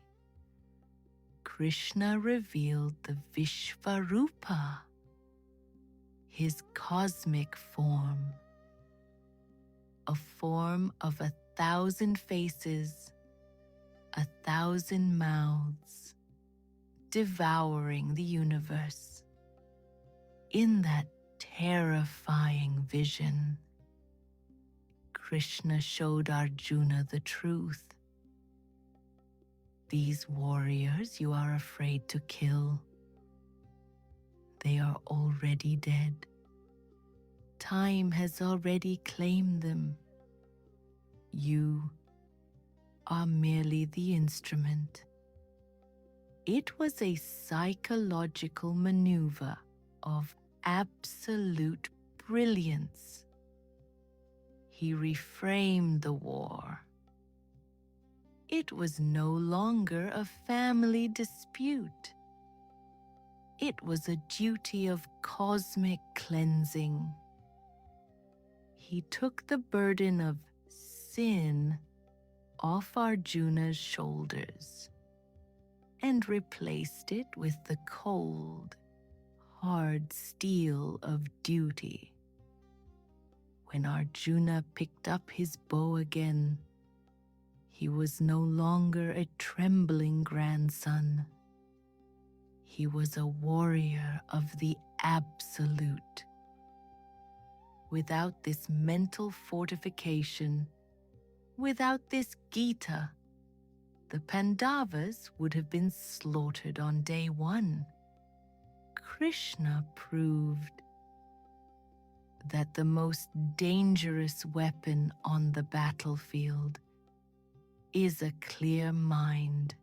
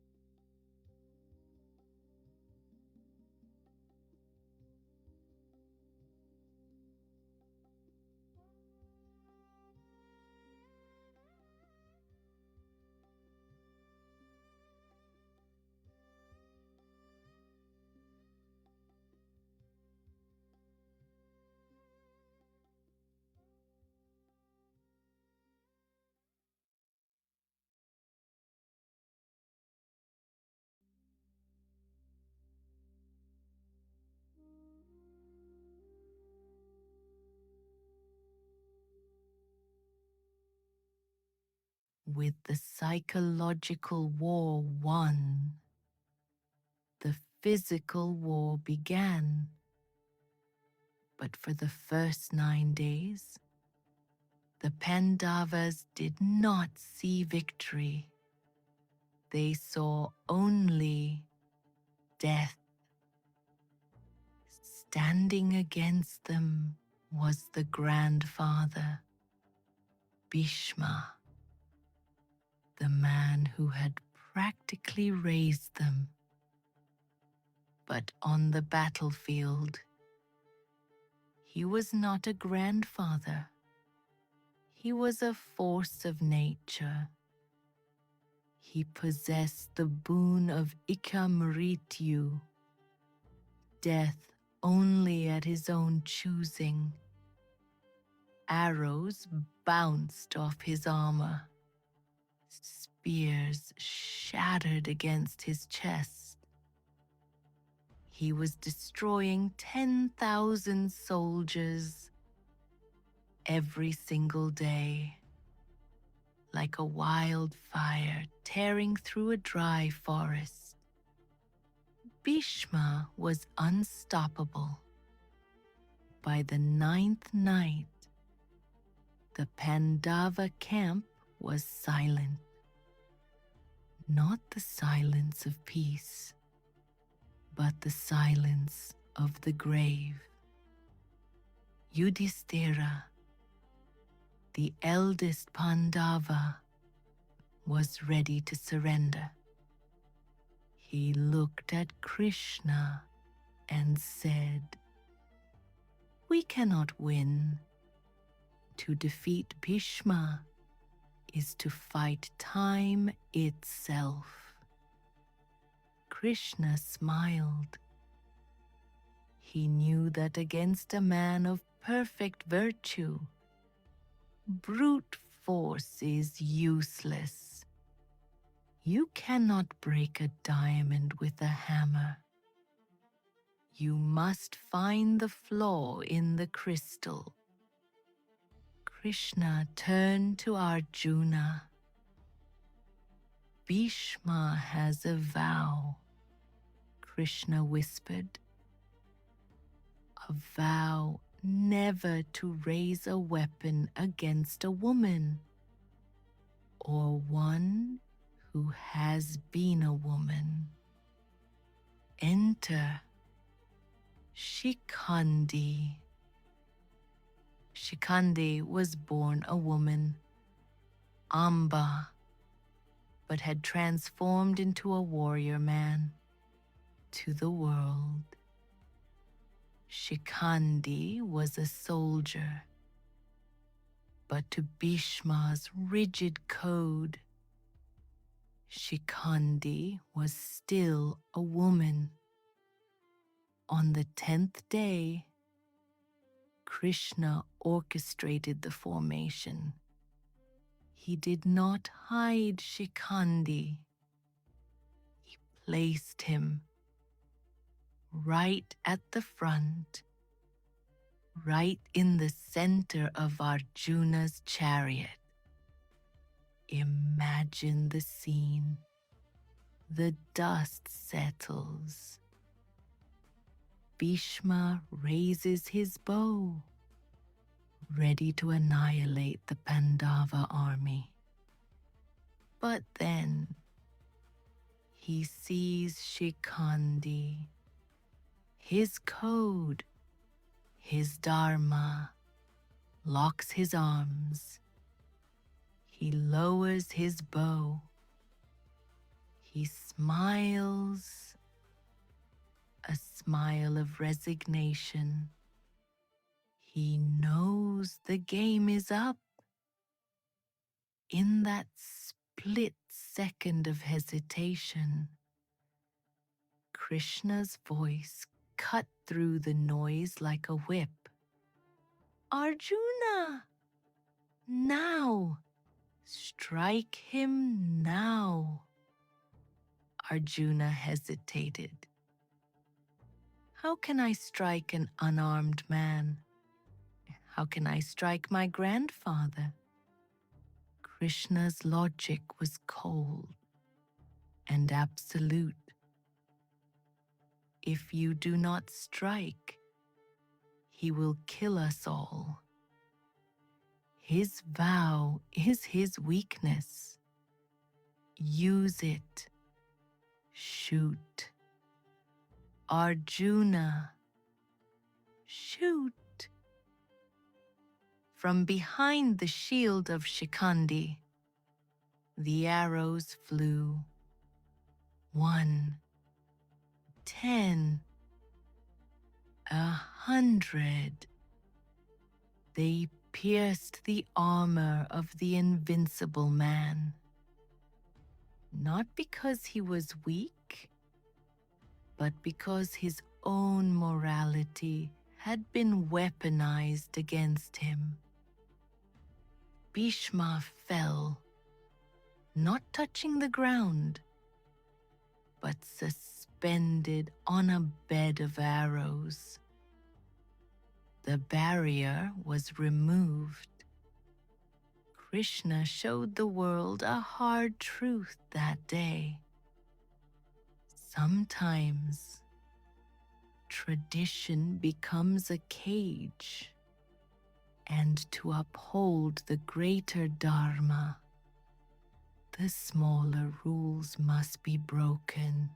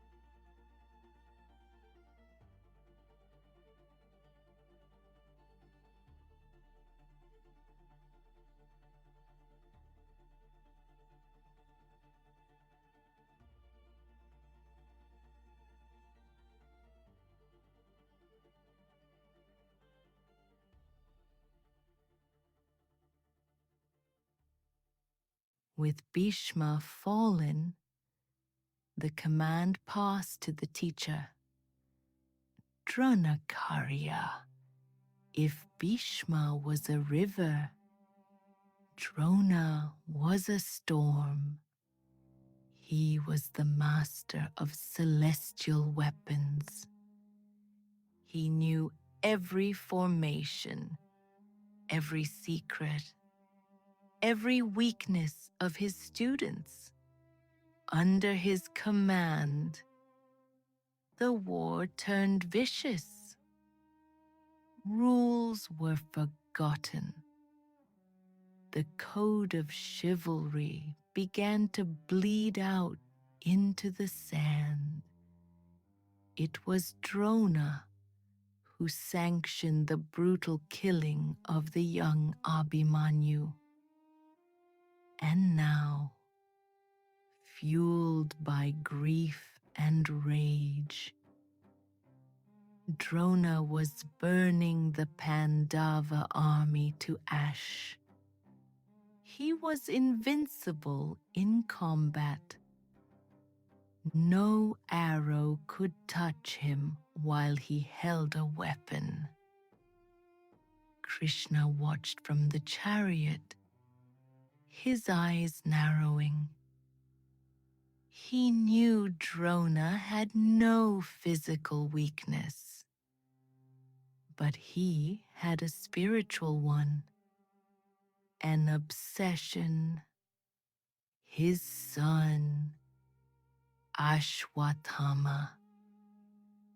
Drona fought not for the king, but to build a kingdom for his son. His attachment, his moh, was his Achilles' heel. Krishna turned to the Pandavas. He cannot be killed by the sword, Krishna said.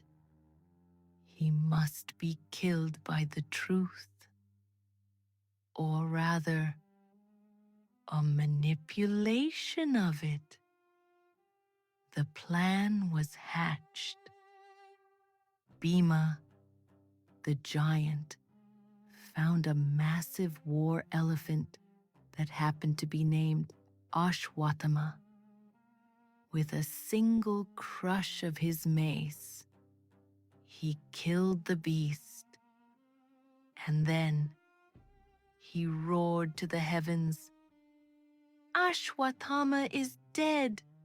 Ashwatthama is dead!" The rumor spread like poison through the ranks. It reached Drona's ears. His hands shook. But Drona was wise. He did not believe Bhima. He knew only one man would never lie. Yudhisthira, the man of truth. Drona lowered his bow and looked at Yudhisthira. "Tell me, O king," he asked, his voice trembling, "is my son dead?" This was the test. Krishna stepped in. He looked at Yudhisthira with eyes of fire. "If you speak the absolute truth now, we lose. Dharma dies. You must say he is dead, for the elephant is dead." Yudhisthira, conflicted, finally spoke. "Ashwatthama is dead." And in that exact moment, Krishna blew his conch shell, the Panchajanya, with a deafening roar.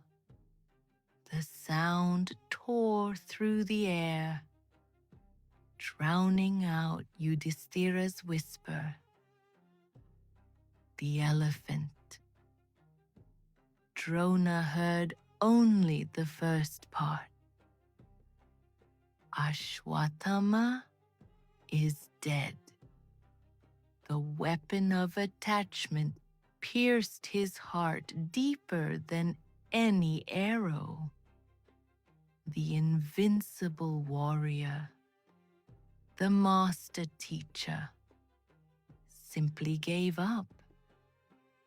He sat down in the middle of the chaos. He closed his eyes. He entered meditation, abandoning his will to fight. It was then that Drishtadyumna, born for this very moment, stepped forward and severed the teacher's head. Cruel? Perhaps. Deceptive? Certainly. But Krishna demonstrated the ultimate strategic reality.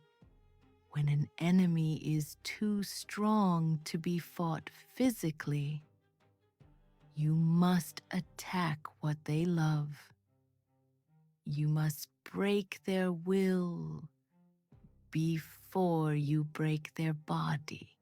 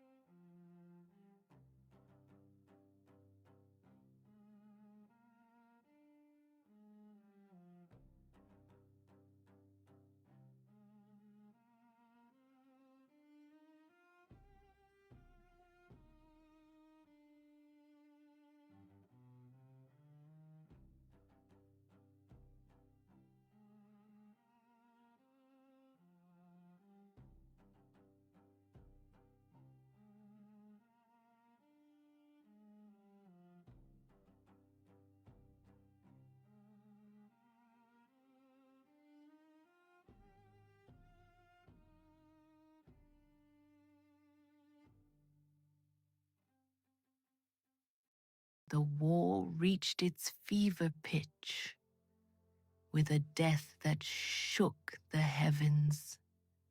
Abhimanyu, Arjuna's son, brutally murdered by 6 warriors trapped in a circle of steel. When Arjuna heard the news, he did not just grieve. He exploded. He took a vow that terrified the cosmos. I will kill Jayadratha, the man who blocked the rescue. By sunset tomorrow, if the sun sets and he is alive, I will step into the fire and end my own life. The Kauravas heard this vow, and they cheered. They didn't need to defeat Arjuna anymore. They just needed to hide Jayadratha until the sun went down. They built a formation, a Padma Vyuha, layers upon layers of millions of soldiers, with Jayadratha hidden at the very core, deep behind the lines. The day of the battle was a race against time. Arjuna fought like a demon. He shattered chariots. He broke lines. He moved faster than the wind. But the Kaurava army was too thick. The day was too short. Krishna drove the horses to their limit.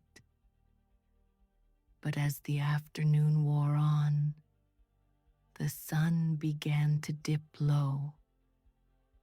The sky turned orange, then red.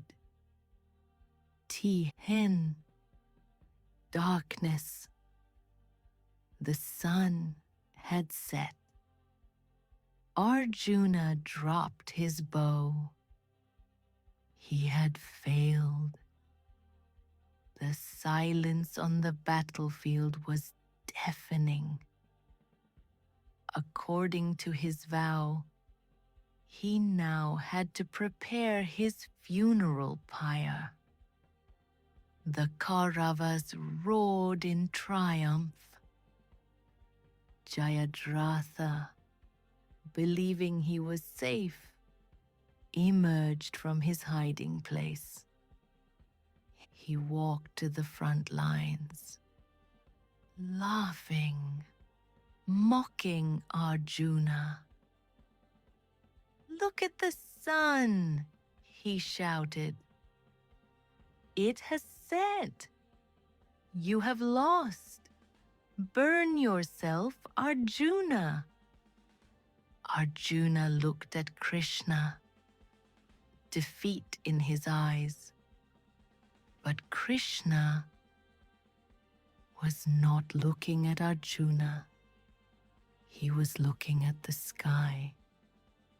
With a subtle movement of his mind, he withdrew his Yogmaya. He had summoned the Sudarshana chakra to mask the sun, creating a temporary, artificial eclipse. Suddenly, the darkness vanished. The chakra spun away. The sun, bright and burning, was still hanging just above the horizon. It had not set. The laughter of the Kauravas died in their throats. Jayadratha froze, realizing he had walked into a trap. He was now out in the open, exposed within range of the Gandhava. Krishna pointed a finger at the terrified king. The sun has not set. There is your enemy. Cut off his head. Arjuna did not hesitate. He released the Anjalika weapon. The arrow flew across the plains, decapitating Jayadratha in a single, clean strike. The head fell, the sun set, and the vow was fulfilled. It was the ultimate deception. Krishna proved that in war, perception is reality. By manipulating the environment and the arrogance of his enemy, he snatched victory from the absolute jaws of defeat.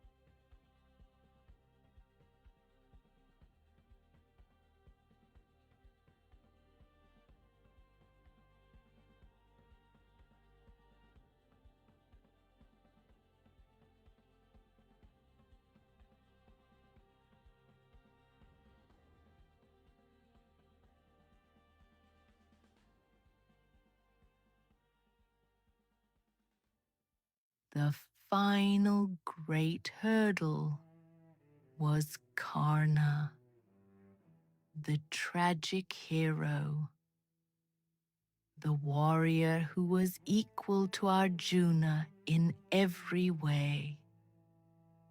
But Karna had something Arjuna did not: the Vasavi Shakti, a divine dart given to him by the king of gods, Indra.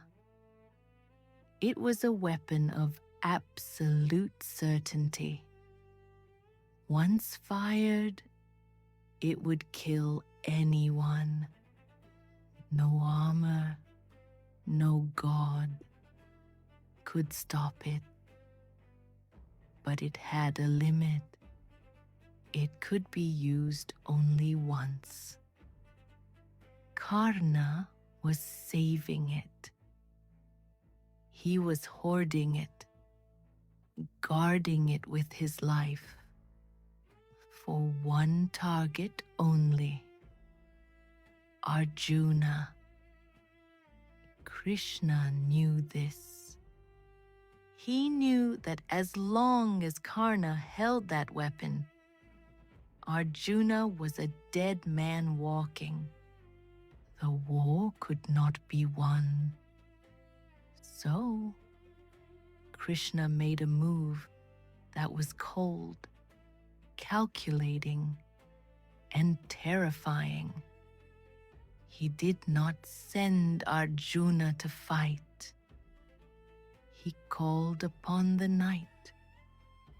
He called upon Gatotkacha, the half-demon son of Bhima, a giant who grew stronger in the darkness. Krishna sent Gatotkacha to attack the Kaurava army at night. The giant was a nightmare. He grew to the size of a mountain. He crushed chariots under his feet. He swallowed horses whole. He rained fire from the sky. The Kaurava army was evaporating. Duryodhana, terrified, ran to Karna. "Save us," he screamed. "Use the weapon. Kill the beast, or we will not live to see the sunrise." Karna refused. "It is for Arjuna." But the slaughter was too great. Gatotkacha was moments away from killing Duryodhana himself.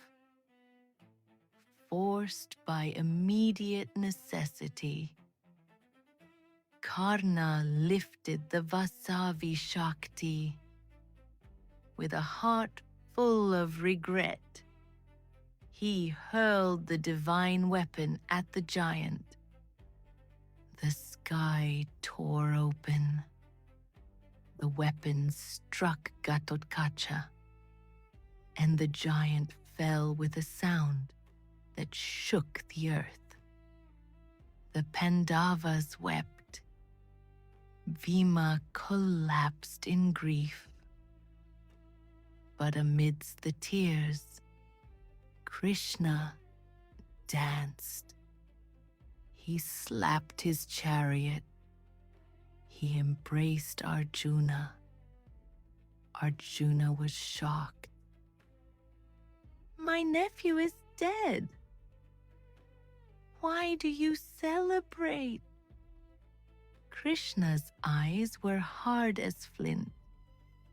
"I celebrate because you are alive. Karna has used his weapon. The dart is gone. It has returned to Indra. Gatotkacha was the pawn I sacrificed to take the queen off the board. It was a ruthless trade-off, a tactical sacrifice for a strategic checkmate. Krishna showed that a leader must sometimes pay a terrible price to secure the ultimate victory.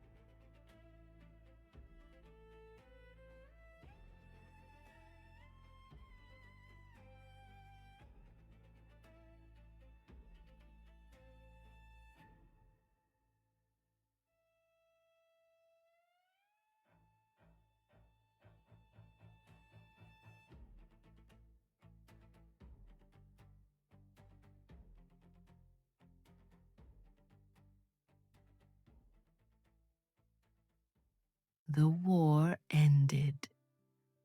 The funeral pyres burned for days. The cries of widows echoed across the land. The cost was immeasurable, but Dharma was upheld.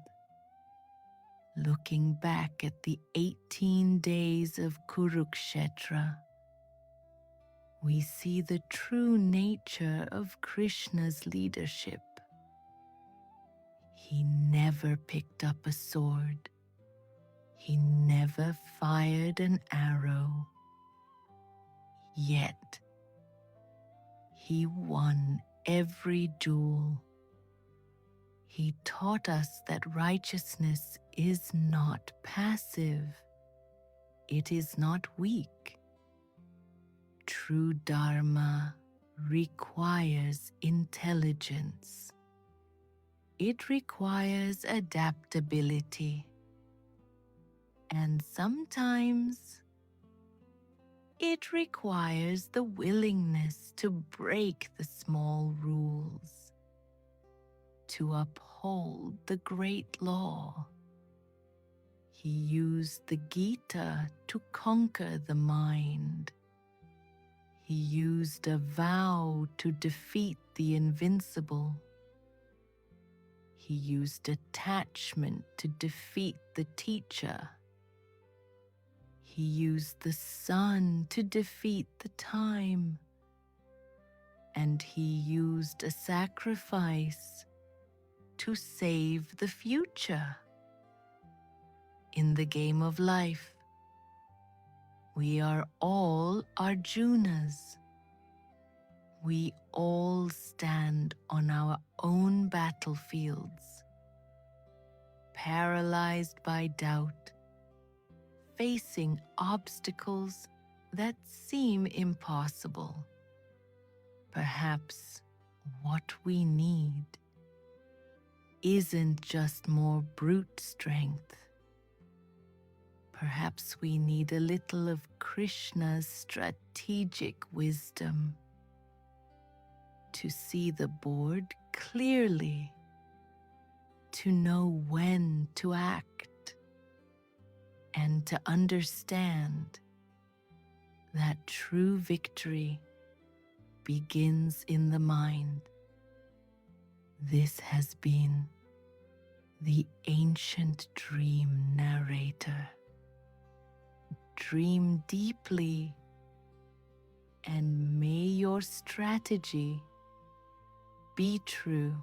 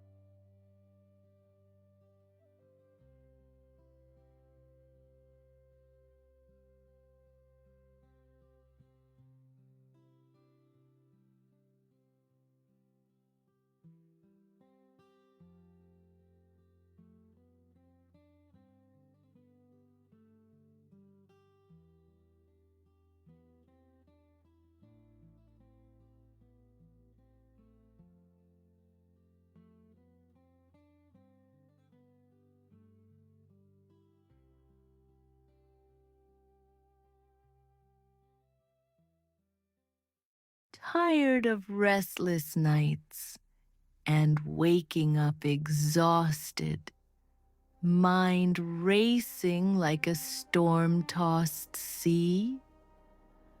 What if you could tap into the ancient natural power that gave the Vikings profound peace after their longest, hardest days?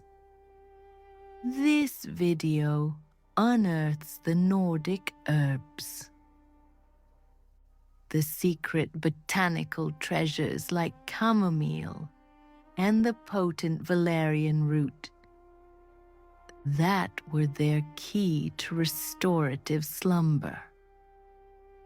Tonight, we learn how these powerful remedies can transform your own sleep, guiding you away from the modern world and into a naturally deeper, more peaceful rest, anchored by the wisdom of the past.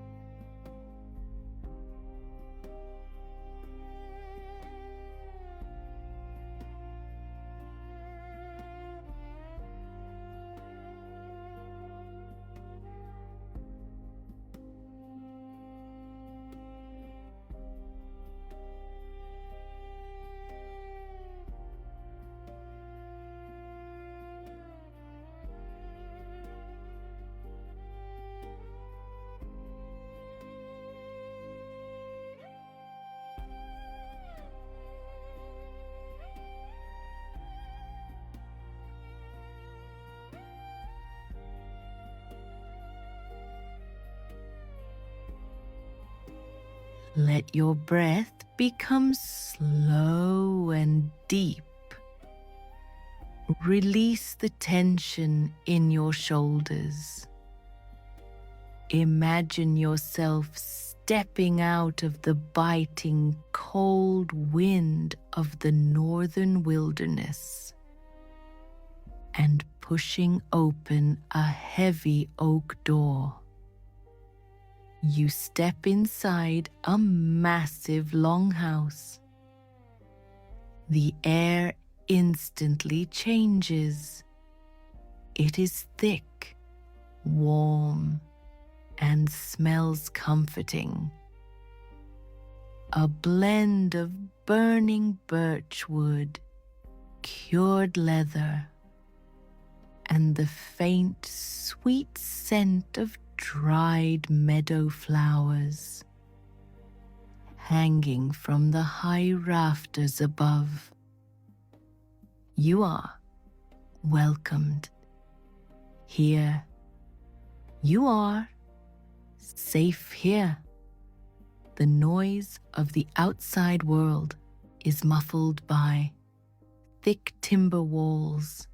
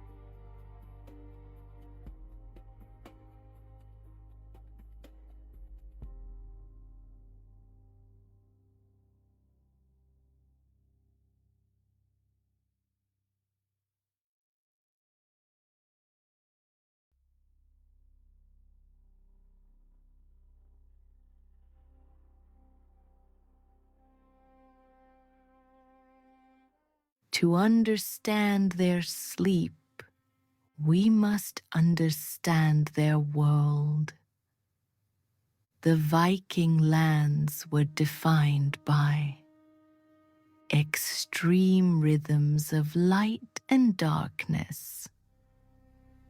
In the high summer, the midnight sun refused to sleep, bathing the fjords in an endless, manic, golden twilight that urged the earth to grow with ferocious speed.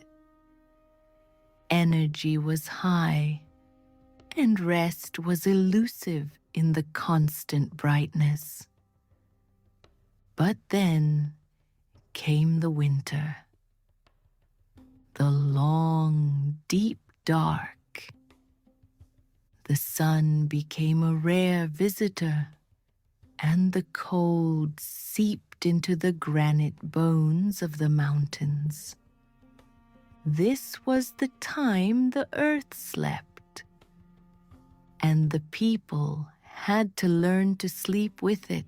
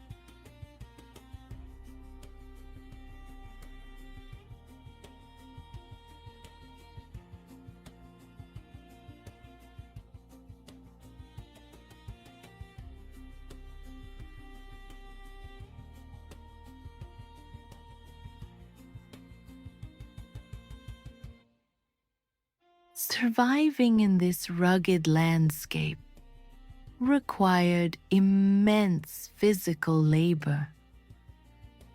Whether working the rocky soil, felling massive pines for shipbuilding, or enduring the freezing spray of the open ocean, a Viking's body was pushed to its absolute limit daily. Sleep was not merely a luxury for them.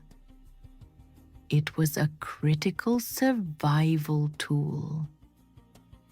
It was the only time for muscle to knit back together, for the mind to process the harsh realities of their world, and for the spirit to reset for the challenges of the next sunrise.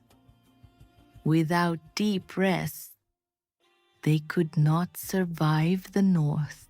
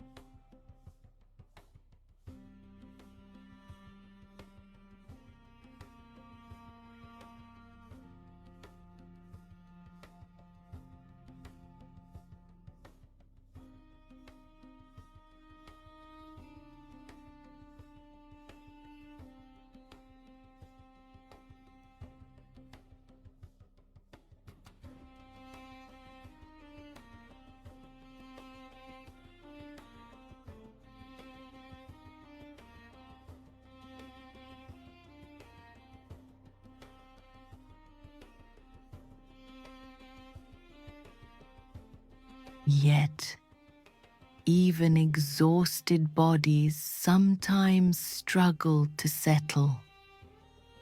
The adrenaline of a hunt, the worry over winter food stocks, or the lingering echoes of battle could keep the mind alert long after the body was done.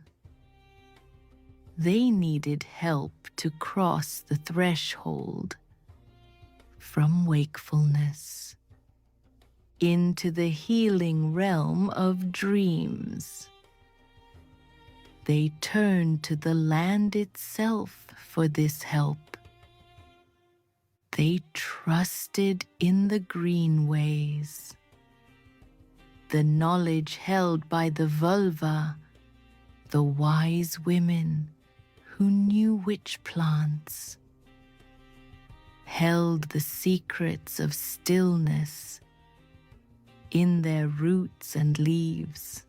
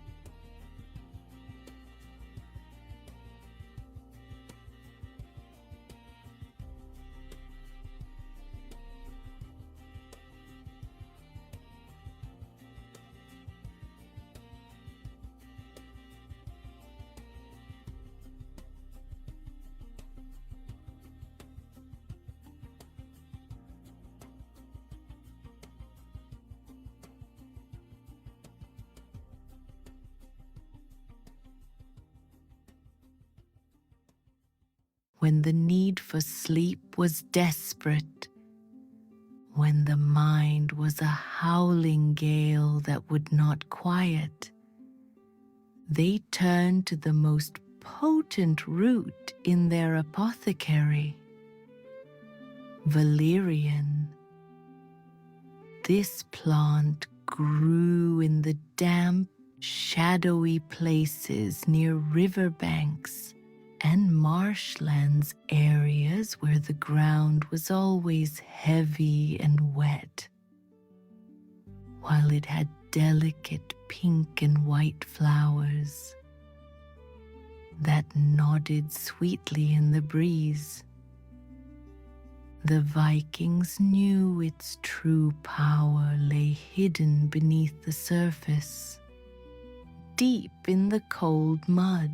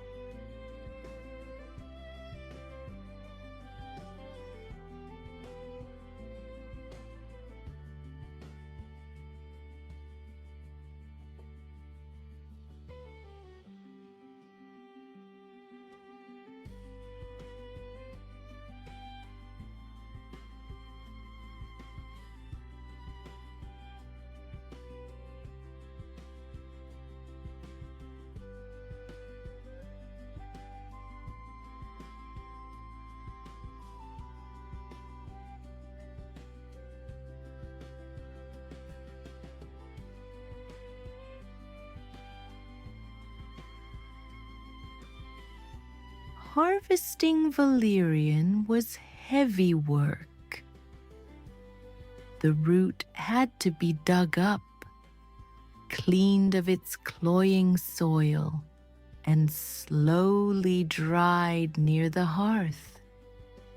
The dried root possessed a pungent, intense aroma, musky, earthy, something like damp leather and old leaves. It was not a pleasant scent, but it was the scent of medicine. To the ancient Norse mind, this smell was the concentrated essence of the deep earth itself. By consuming it, They believed they were borrowing the profound, immovable stillness of the ground beneath their feet.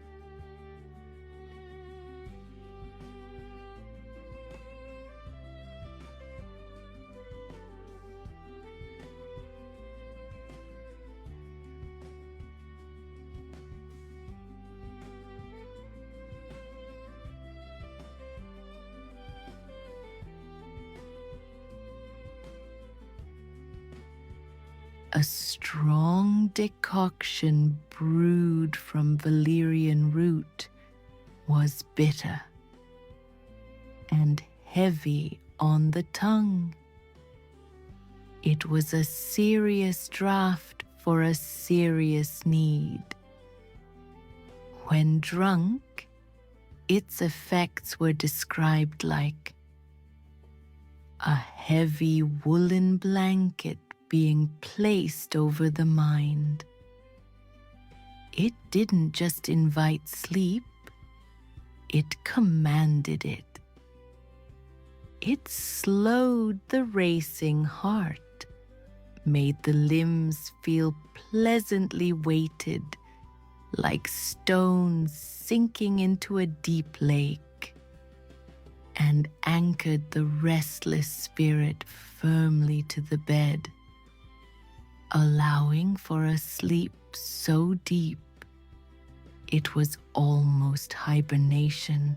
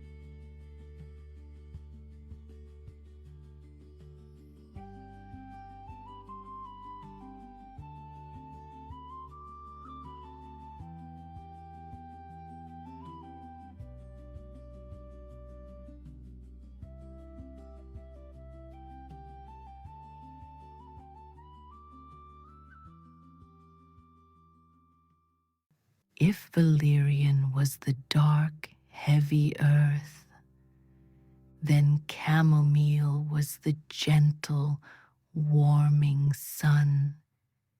This was a remedy for a different kind of restlessness.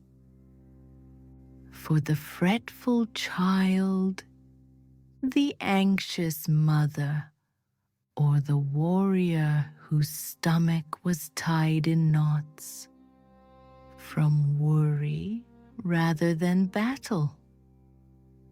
Chamomile grew abundantly in the meadows.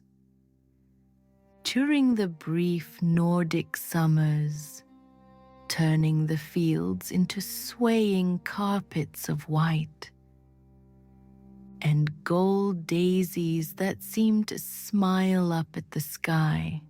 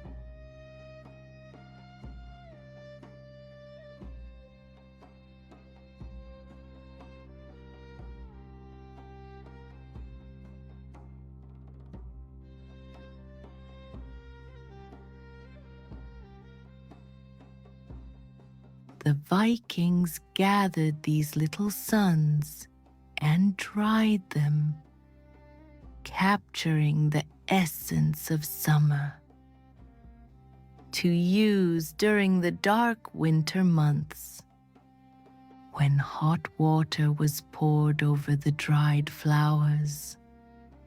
They released a sweet, apple-like fragrance that instantly cut through the gloom of a winter night. It was a comforting scent that reminded the body of warmth, safety, and easy days. In some traditions, the flower was associated with Balder, the shining god of light and purity, its gentle power reflecting his benevolence.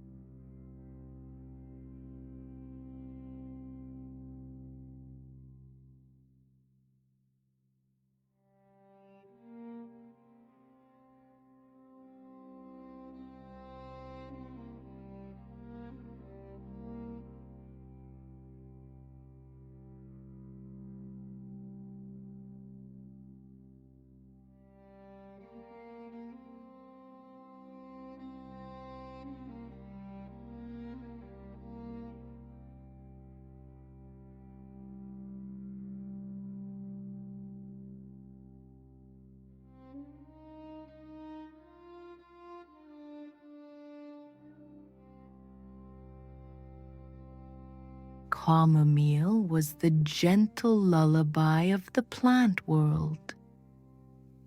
It didn't force sleep, it seduced it, often sweetened with a generous spoonful of honey. The golden treasure of the bees.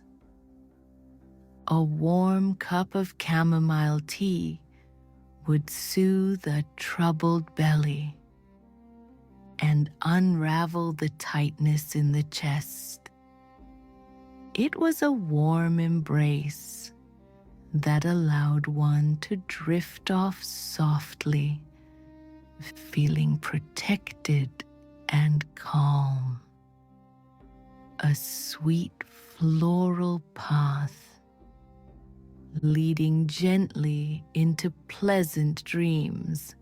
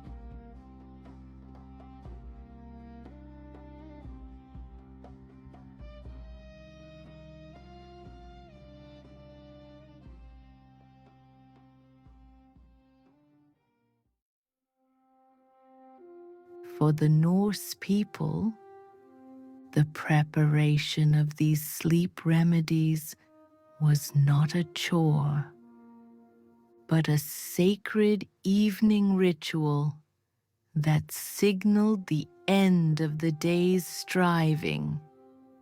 As the great central fire of the longhouse burned down to glowing red embers, casting dancing shadows on the walls, the energy in the hall would shift. The loud boasts and storytelling would fade into hushed tones. An iron cauldron filled with fresh water, drawn from a nearby icy stream, was set over the heat to simmer.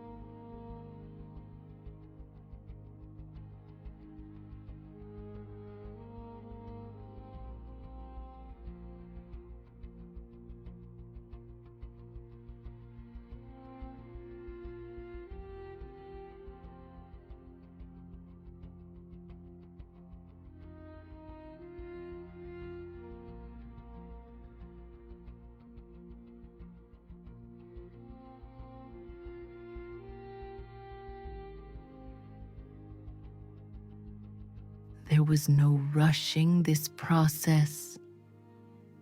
The slow, rhythmic sound of a stone pestle crushing dried herbs in a mortar. Thump, grind, thump, grind became a hypnotic metronome for the household. They watched as the dried roots or flowers were sprinkled into the hot water, seeing the dry, brittle elements unfurl and give their life essence back to the liquid, turning the water deep amber or pale gold. The rising steam, carrying the potent herbal oils, became an incense that purified the air for sleep.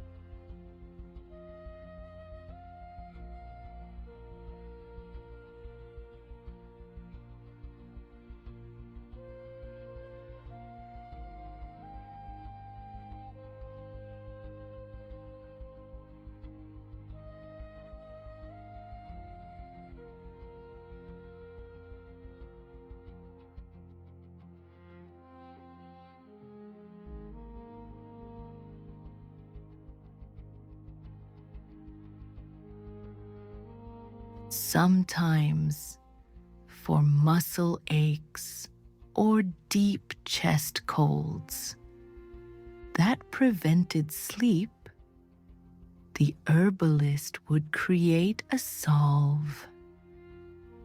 They infused animal fats with the calming herbs, creating a thick balm.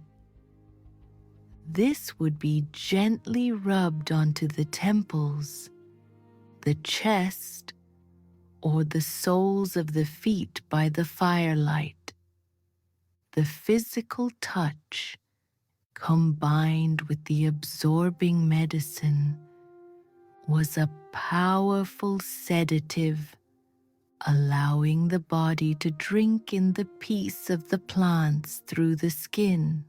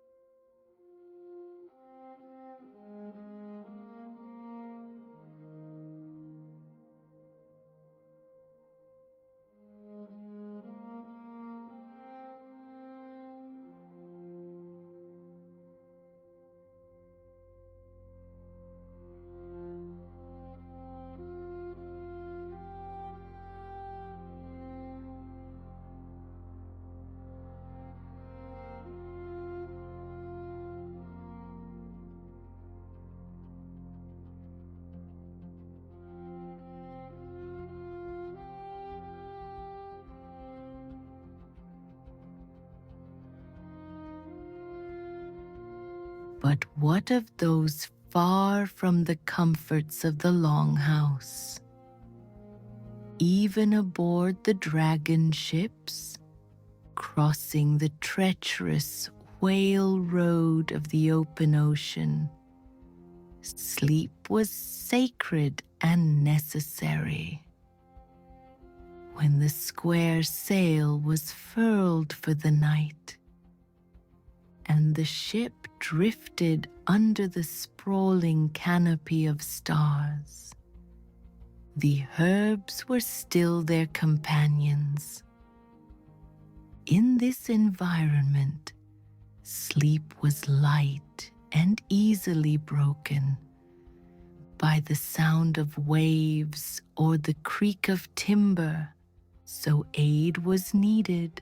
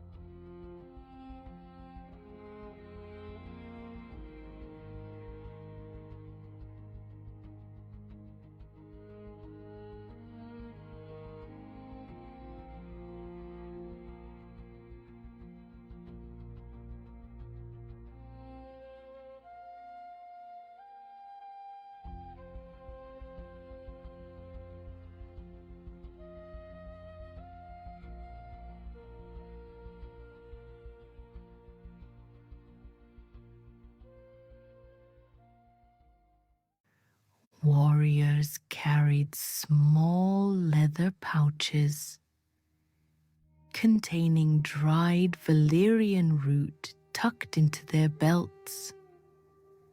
Lying on the hard deck, wrapped in wool and sheepskins, with only a thin plank of oak between them and the freezing depths, they would chew on a small piece of the root.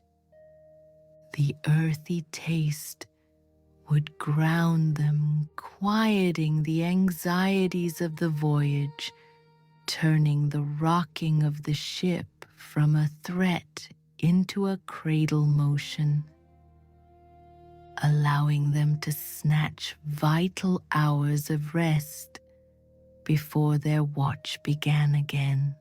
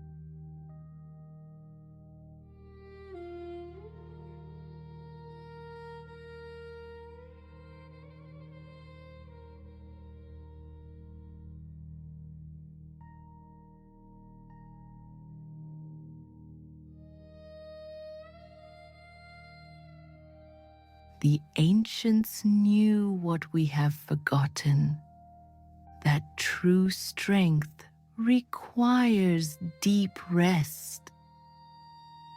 They respected the dark. They honored the need for stillness. And now you have shared in their ancient wisdom. The fire in the hole has died down to soft, pulsing red ash. The herbs have settled into your spirit. The north watches over you now. You are safe. Sleep deeply. Sleep well. Good night.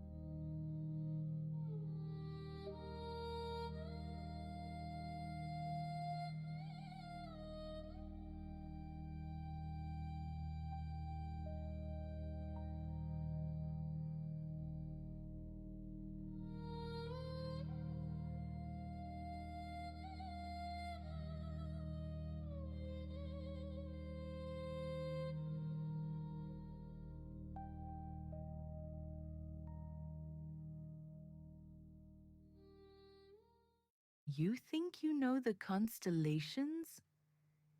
You might see the Big Dipper or Orion's belt and think of them merely as distant, burning balls of gas arranged by chance.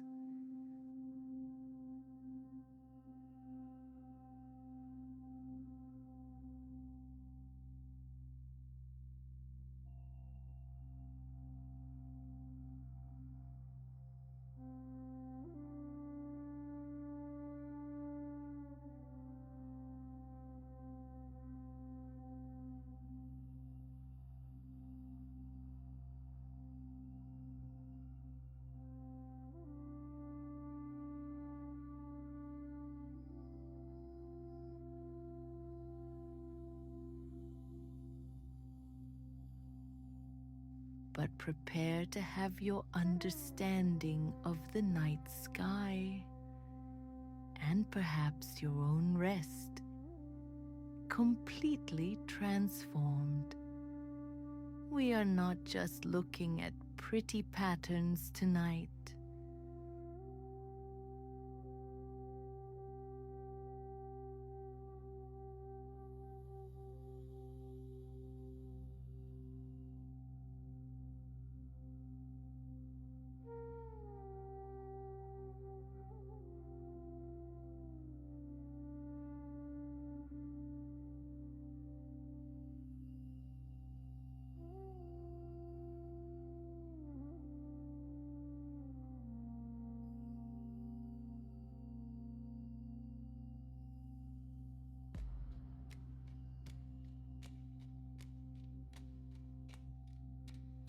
We are unearthing a lost technology of the spirit.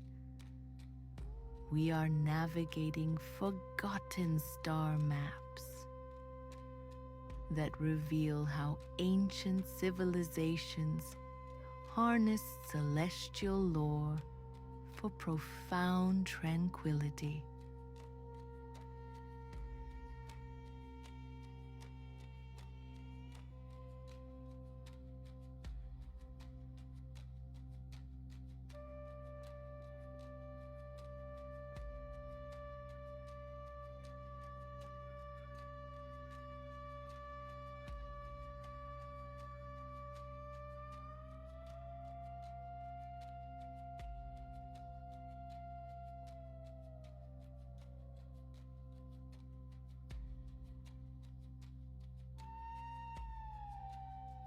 For thousands of years, before the blue light of screens disrupted our rhythms, humanity looked up to find their center. They didn't just see stars. They saw a personal celestial compass. Tonight, get ready to discover a powerful, often overlooked secret to deep peace hidden in plain sight above us.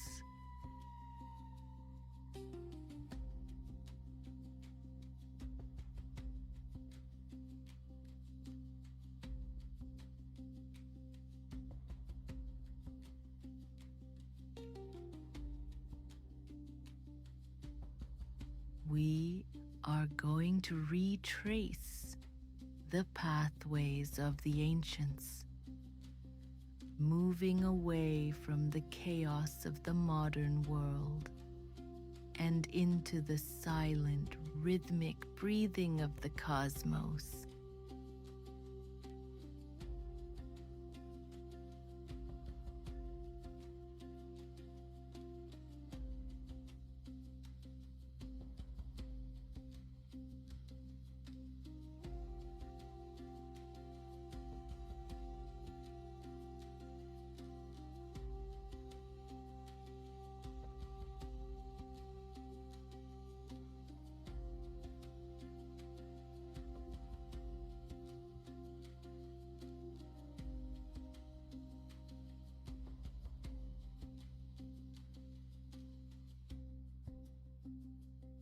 Welcome to Ancient Dream Narrator.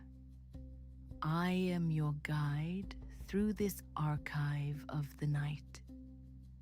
As we travel through these chapters, I invite you to let go of the need to understand the astrophysics or the math.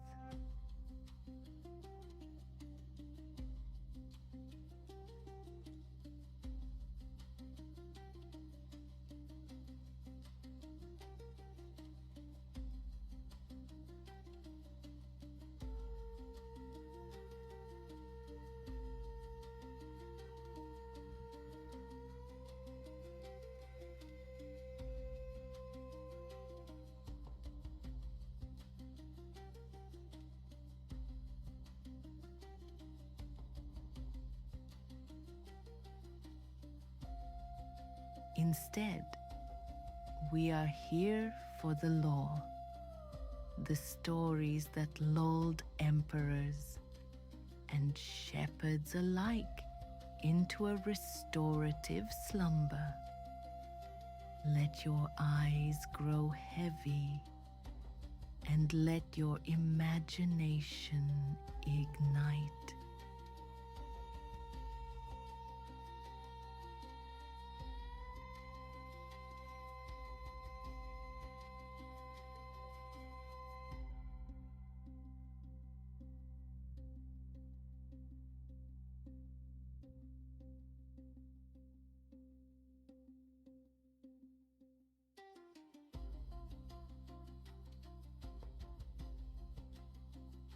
In the ancient world, the ground was often treacherous, and the seas were shifting and unpredictable.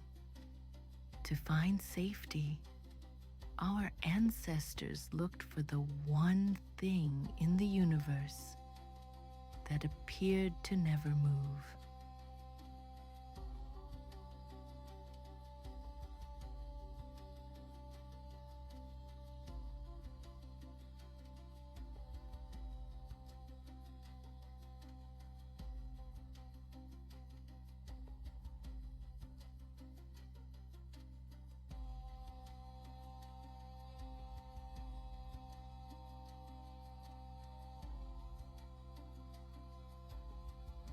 They sought the imperishable stars, the circumpolar stars that never dipped below the horizon, forever circling the celestial pole in a protective embrace.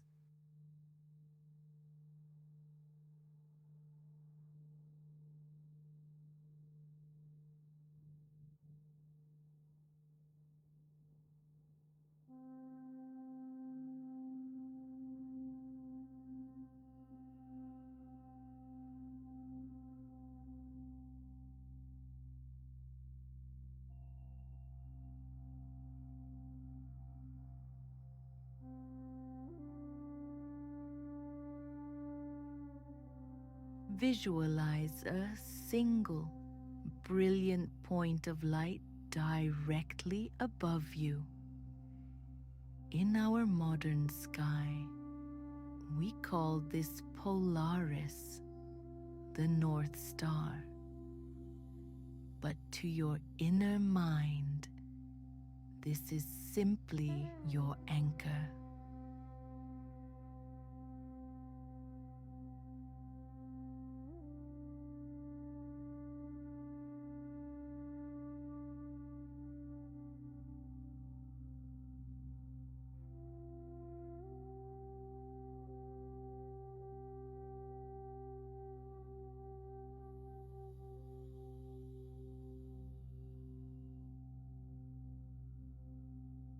Imagine that the entire universe is slowly rotating around this one steady point, while the world of your day was filled with tasks, movement, and noise.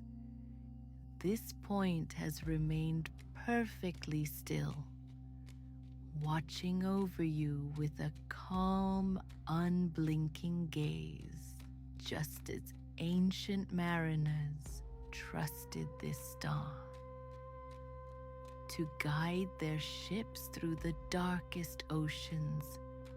Visualize a thin, unbreakable thread of silver light, connecting the crown of your head to this steady point in the cosmos.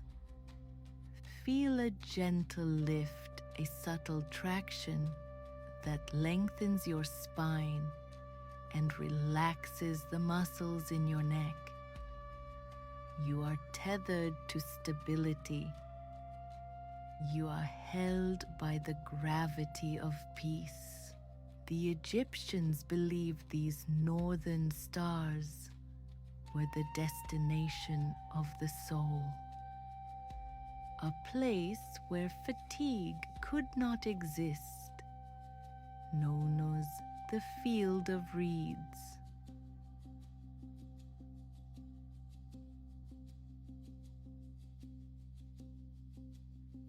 Tonight, we borrow their ancient confidence. We let go of the temporary worries that drift like clouds across our mind, entrusting them to the vast, unchanging nature of the night sky. The stars do not rush to rise or set. They move with an eternal, patient rhythm.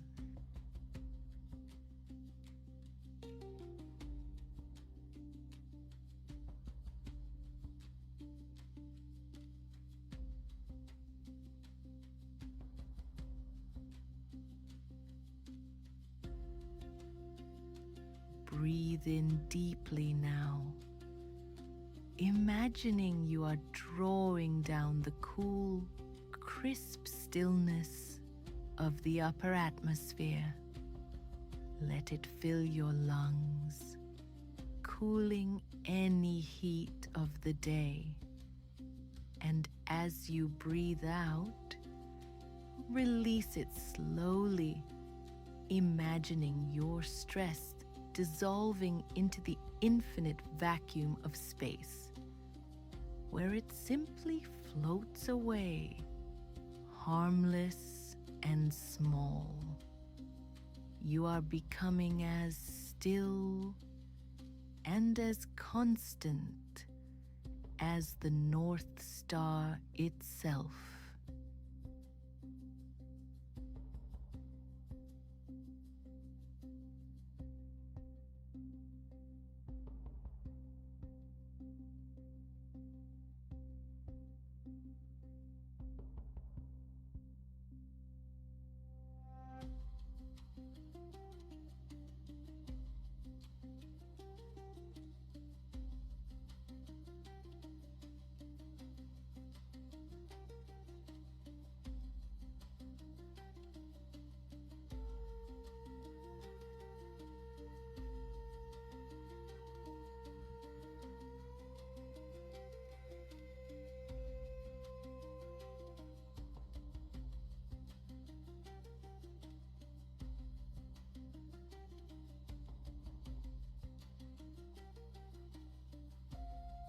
Now, let your mind's eye wander from the stillness of the pole to the delicate cluster known as the Seven Sisters or the Pleiades.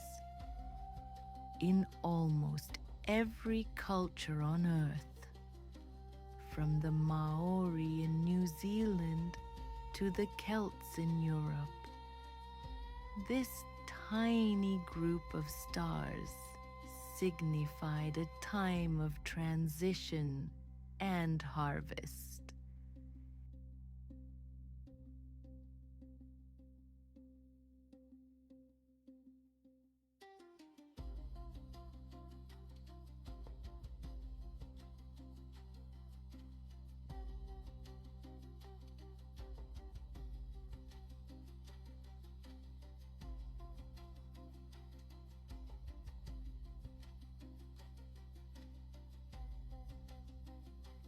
They remind us that we are part of a delicate, shimmering network.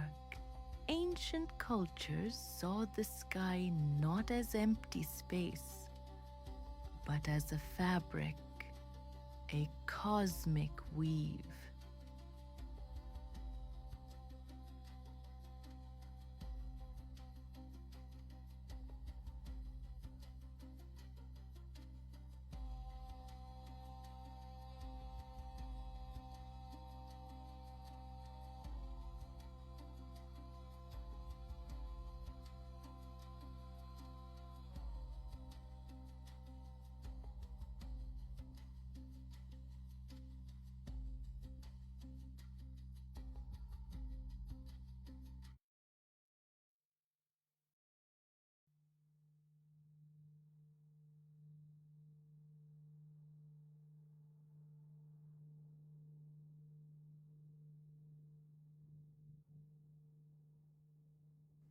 This brings us to the practice of cosmic connection.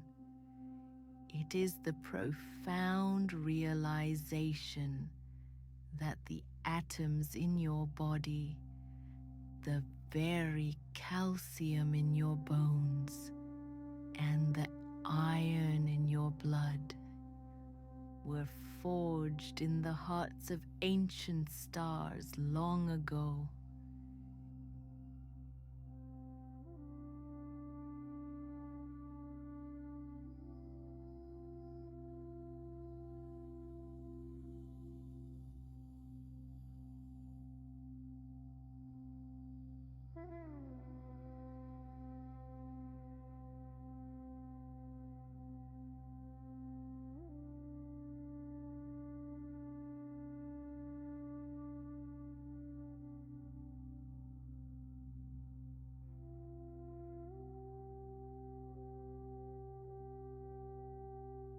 You are not a stranger looking up at the sky.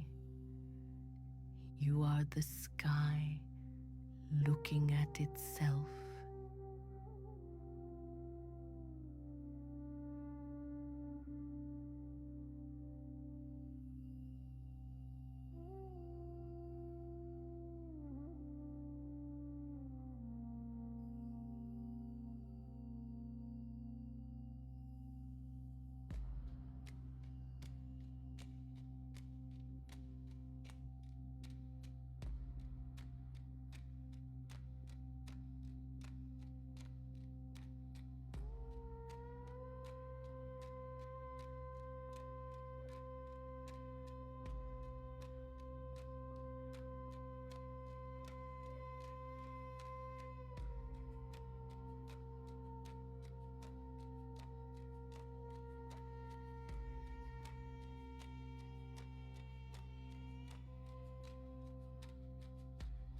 In our modern mindfulness practices, we often focus inward, scanning the body.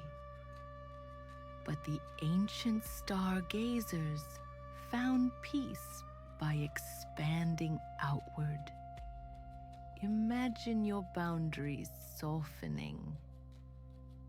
The walls of your room seem to fade away, becoming translucent, replaced by the velvet embrace of the galaxy.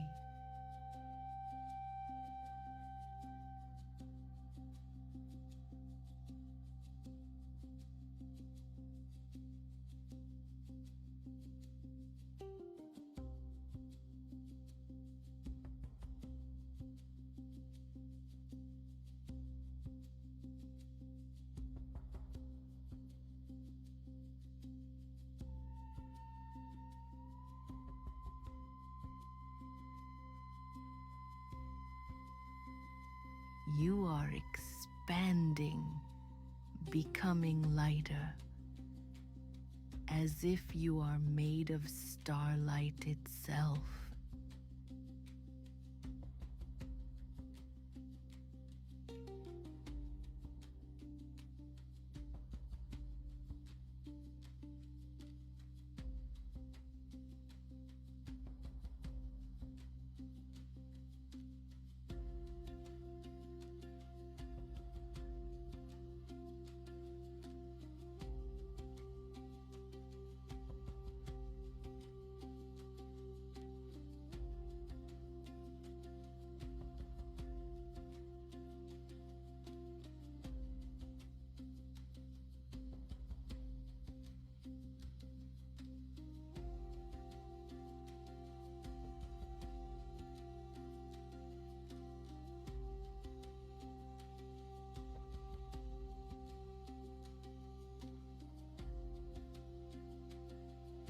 is no pressure here in the weave of the night.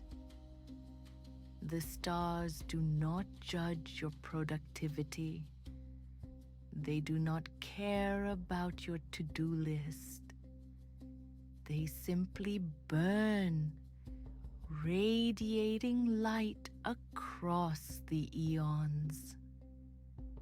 For the next few moments, give yourself permission to simply be, like a star suspended in the dark.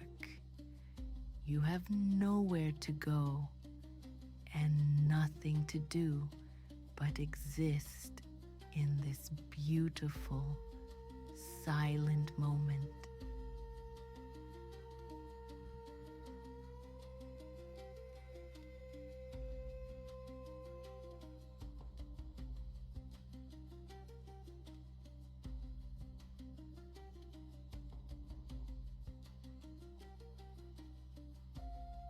Let us travel now to the cradle of astronomy, to the ancient ziggurats of Babylon.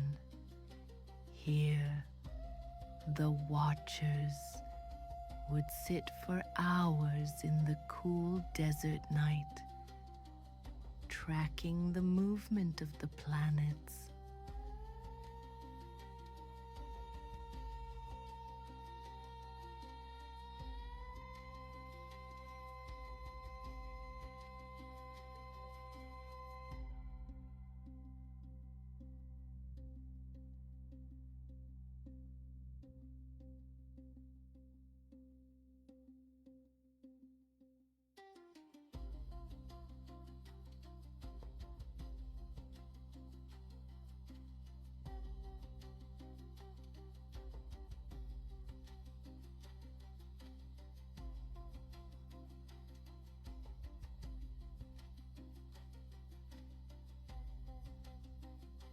They mastered the art of observation without interference.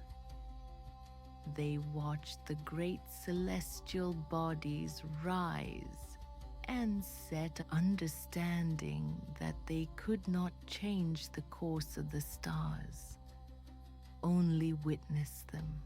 This is a powerful ritual for us tonight.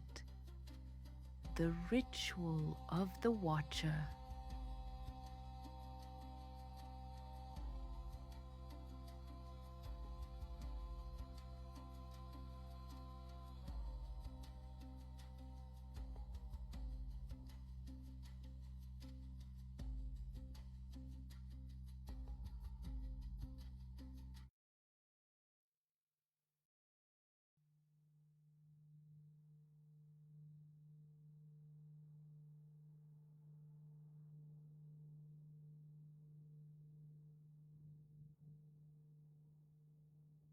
Imagine you are sitting on those ancient stone steps, the desert wind cool against your skin. Thoughts may rise in your mind like planets appearing on the horizon. Thoughts of tomorrow, memories of today.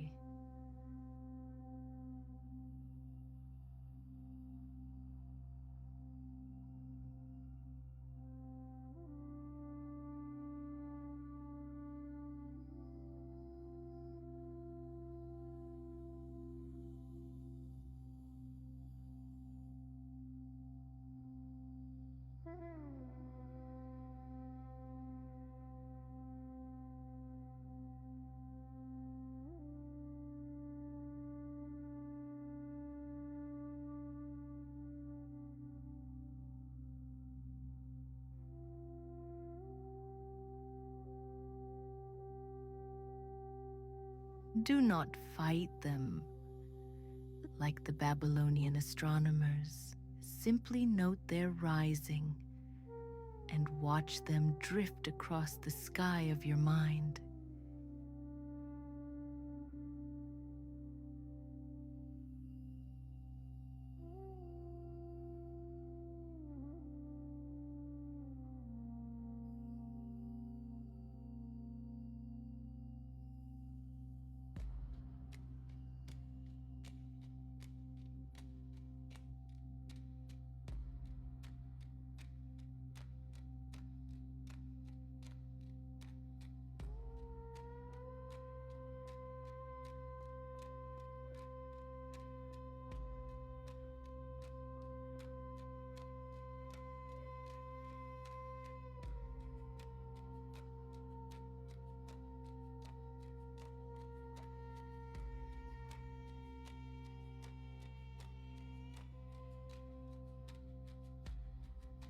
You are not the thoughts.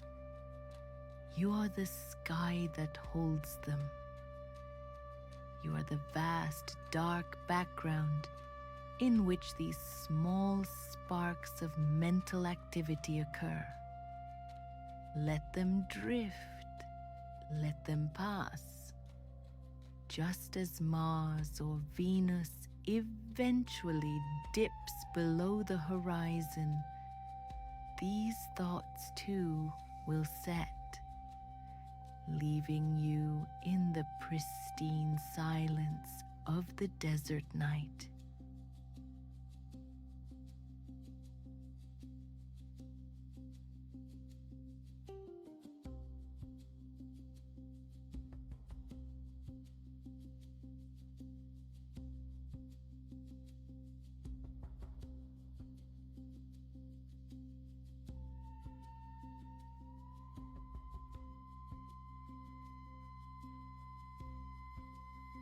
The ancients recorded their data on clay tablets, but tonight we require no records. We are letting go of the need to remember or analyze. We are embracing the passive gaze.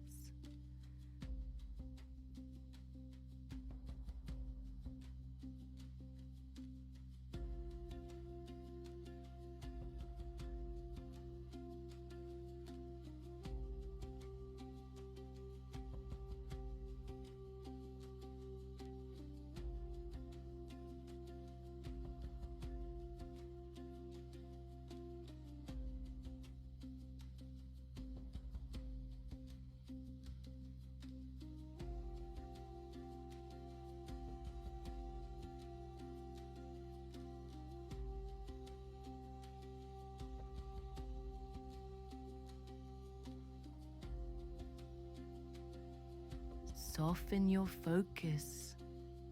If your eyes are closed, look into the comfortable darkness behind your eyelids.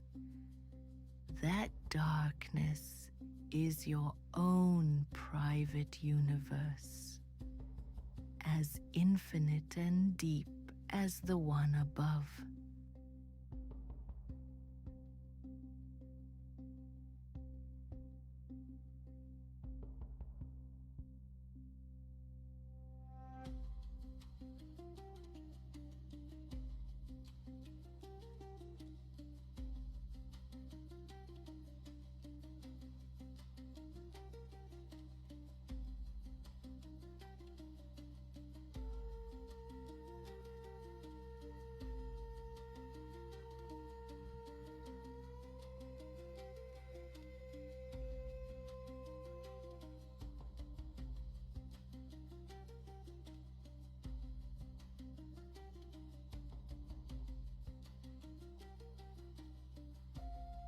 High above, stretching across the dome of the world, lies the great celestial river.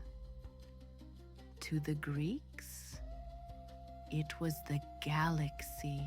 To others, it was the constellation Eridanos, a river of stars that flowed from the feet of Orion down into the underworld.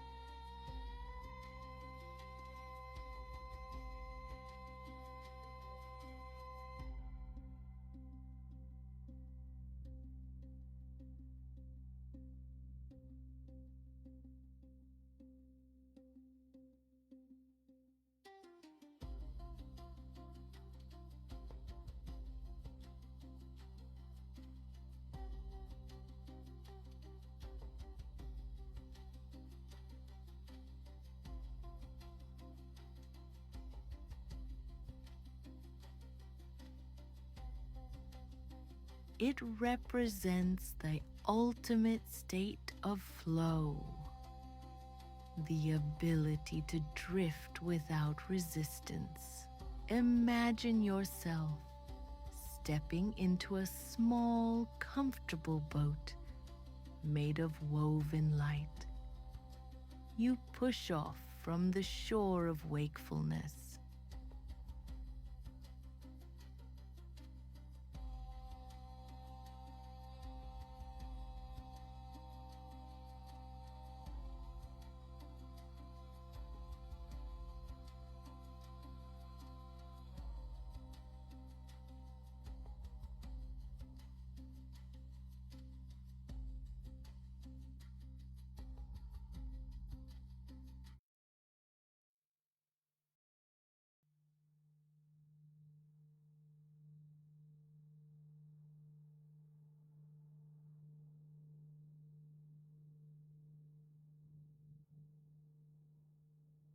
And drift into the current of this starry river.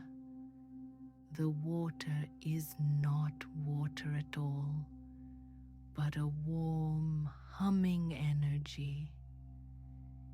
It carries you effortlessly. There is no need to steer. There is no need to row.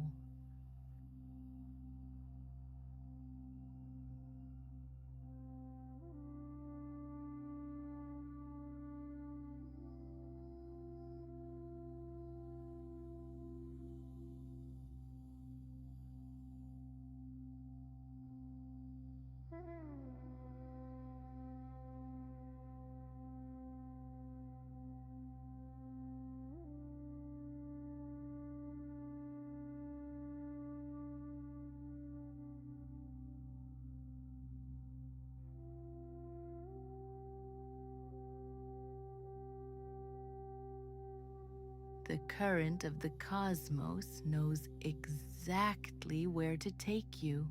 As you float downstream, you pass the great monuments of the sky. You drift past the glowing heart of the swan. You glide beneath the wings of the eagle.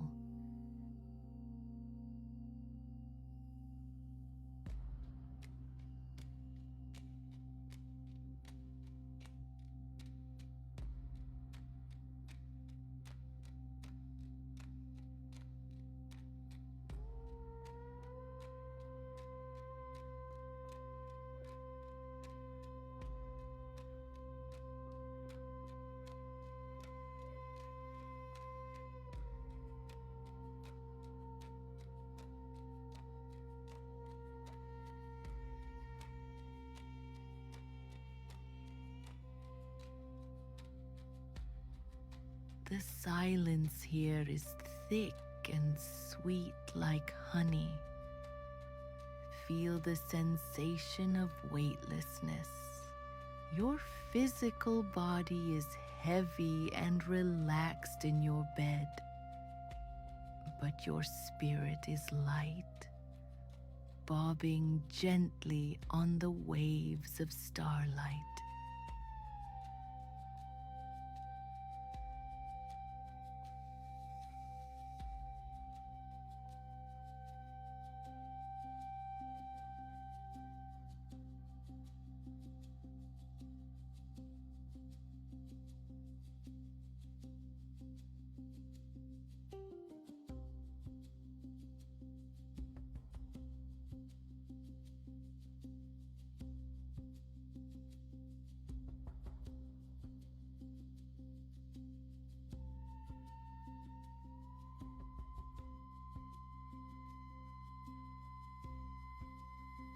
This river flows towards the horizon of sleep. It is a slow, meandering journey. Notice how your breathing has synchronized with the gentle rocking of this boat, in and out, rising and falling. You are completely safe in the stream of the night, carried by the same force that moves the planets in their orbits.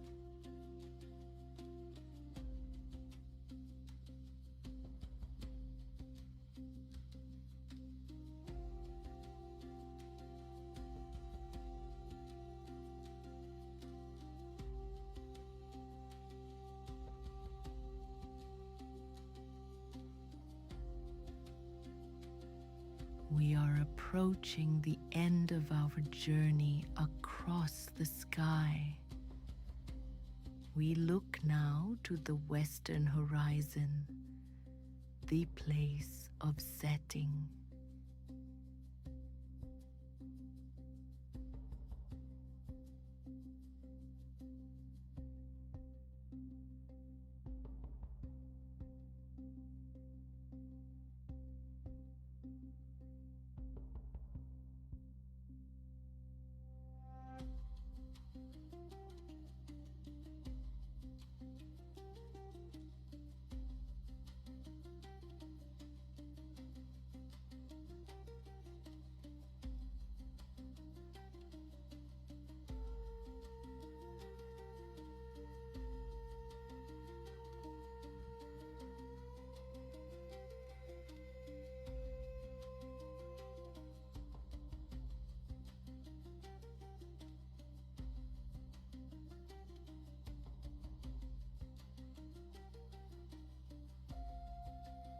In ancient lore, when a star set, it was not dying. It was entering the hidden world to rest and recharge. It is time for you to follow them.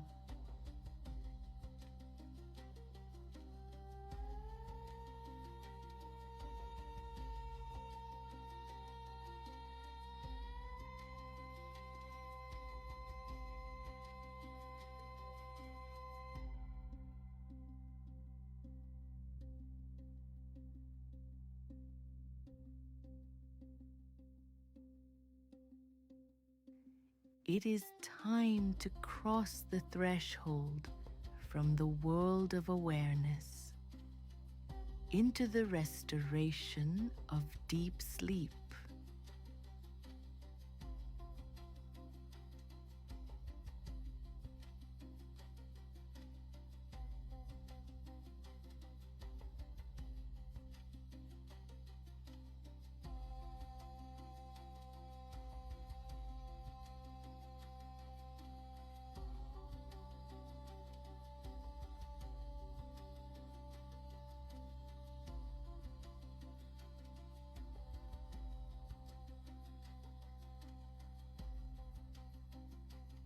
Imagine the great dome of the sky slowly turning darker. A heavy velvet curtain being drawn across the stage. The constellations are dimming now. Their work is done.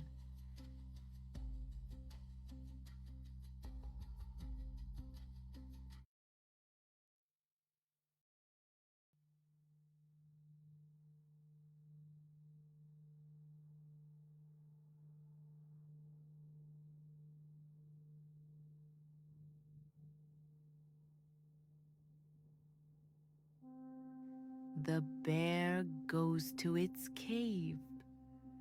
The hunter lays down his bow. The maps we have traced are fading into a soft, comfortable blur. Your mind is no longer tracking, no longer watching.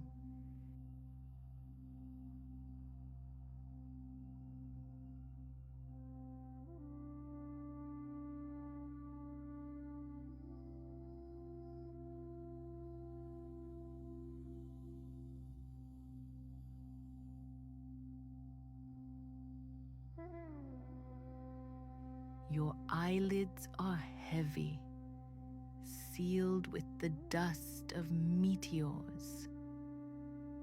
Your limbs are heavy, anchored to the earth. The forgotten star maps have led you here to this precise moment of tranquility. You have navigated the celestial ocean and found the hidden harbor of rest.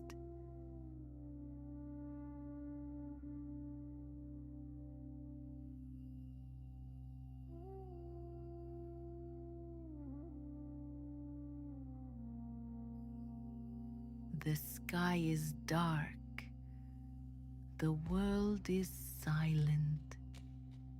Sleep now, traveler of the stars.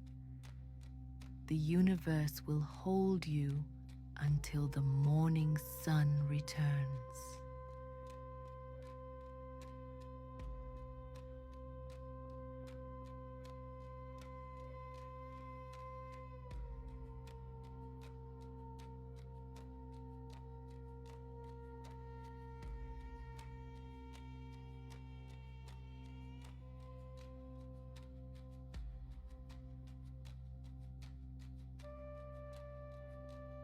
Drift deep into the velvet night.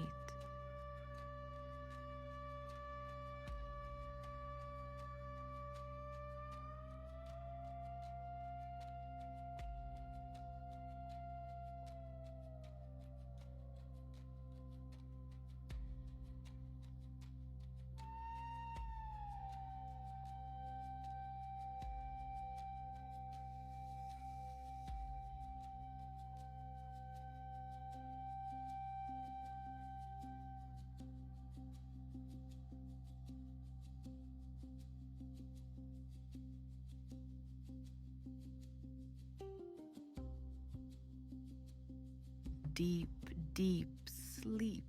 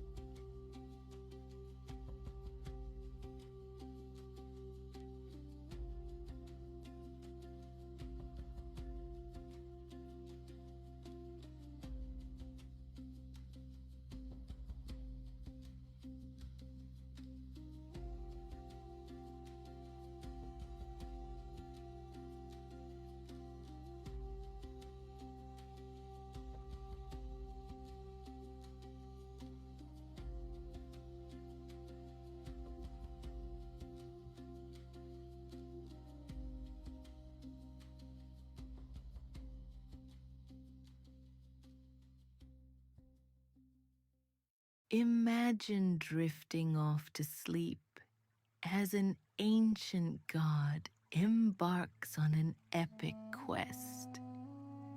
Tonight, join Enki, the Sumerian god of wisdom, and fresh waters on a profound journey into the mythical underworld to restore cosmic balance. In a time before time, where the rivers flowed with the secrets of the universe, Enki moves not with haste, but with the eternal rhythm of the tides. This isn't just a story. It is a deeply immersive experience, designed to transport you from the noise of your day to a place of absolute tranquility and universal harmony. Let the waters of the Abzu wash over your mind.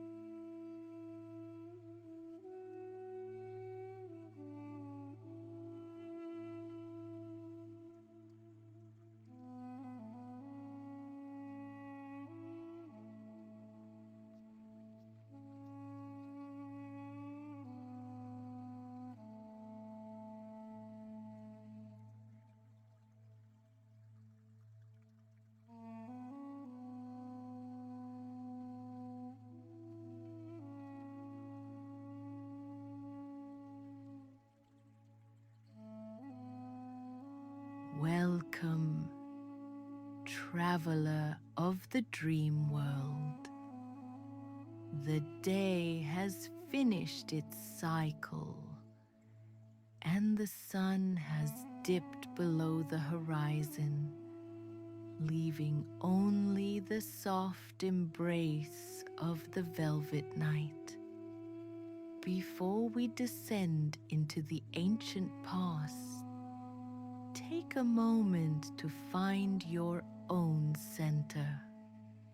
Adjust your shoulders, unhinge your jaw, and let your hands rest gently by your side. You are safe here.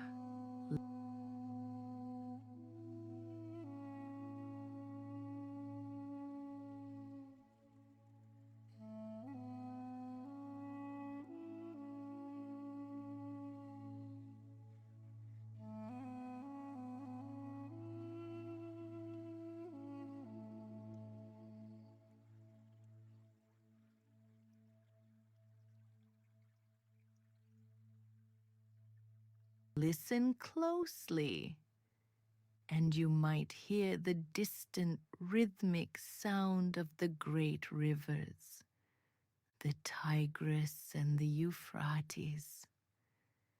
They flowed thousands of years ago, winding through the cradle of civilization, just as your breath flows now, steady, eternal, and life-giving. With every inhale, you draw in the ancient peace of the earth. With every exhale, you release the dust of the modern world.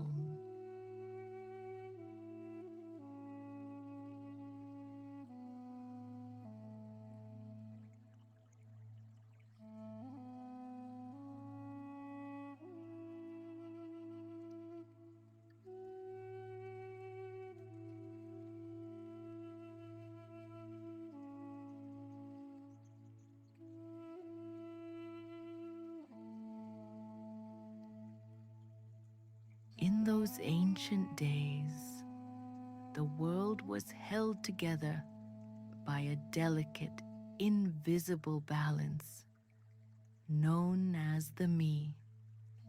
These were the divine decrees that kept the stars in the sky and the crops in the field. The sky above, the solid earth beneath, and the deep waters below sang in perfect unison, a symphony of existence that hummed in the background of every life.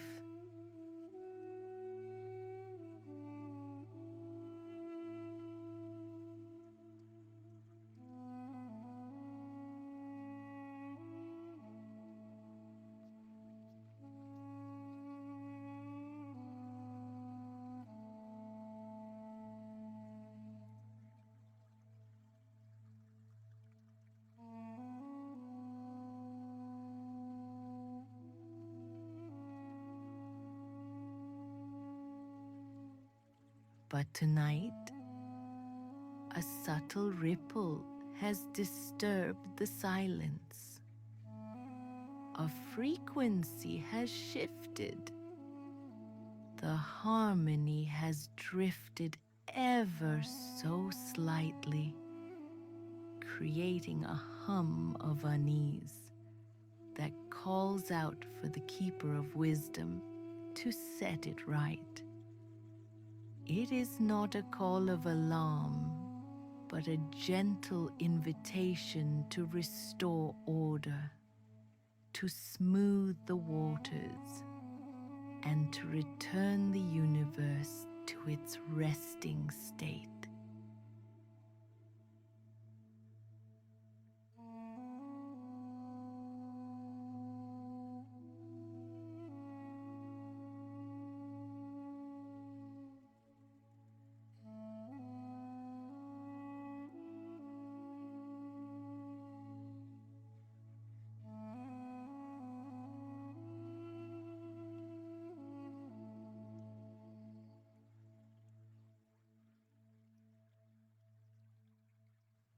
deep beneath the holy city of Eridu, far below the foundations of the great temples, lies the Abzu.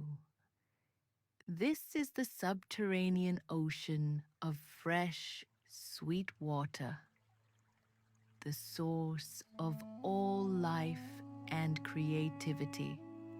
It is a temple of pure knowledge and tranquility, where the water glows with a soft turquoise light, illuminating the ancient stone pillars of the deep.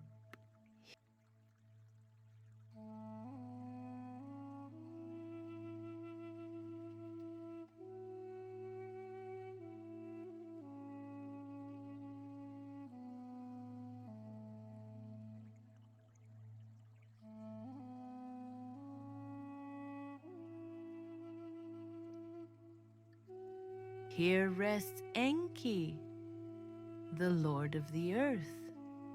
He sits upon a throne carved from coral and lapis lazuli. His shoulders are draped in robes that are not made of cloth, but of flowing living water, cascading down his form. His eyes are closed, yet they hold the depth of the oceans and the clarity of a mountain spring.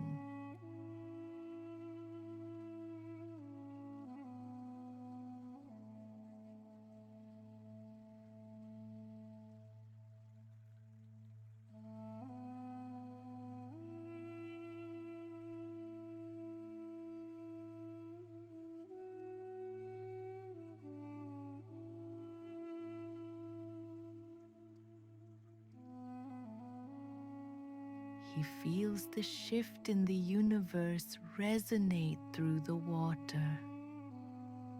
He feels it not with fear or anxiety, but with a calm, fatherly understanding.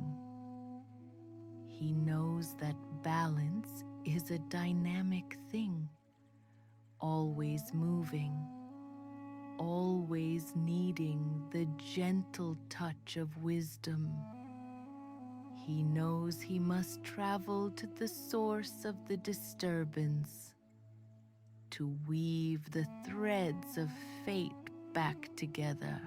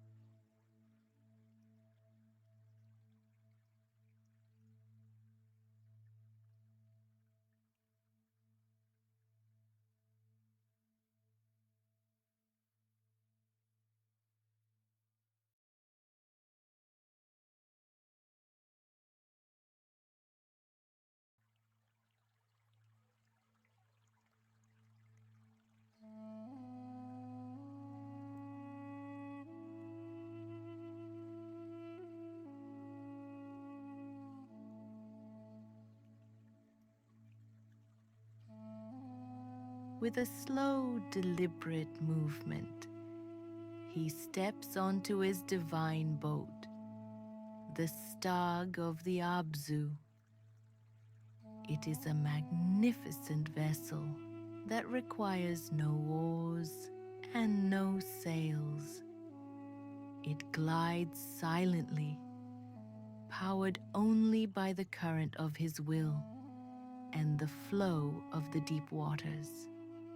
The wood of the boat is ancient and fragrant, calming the senses.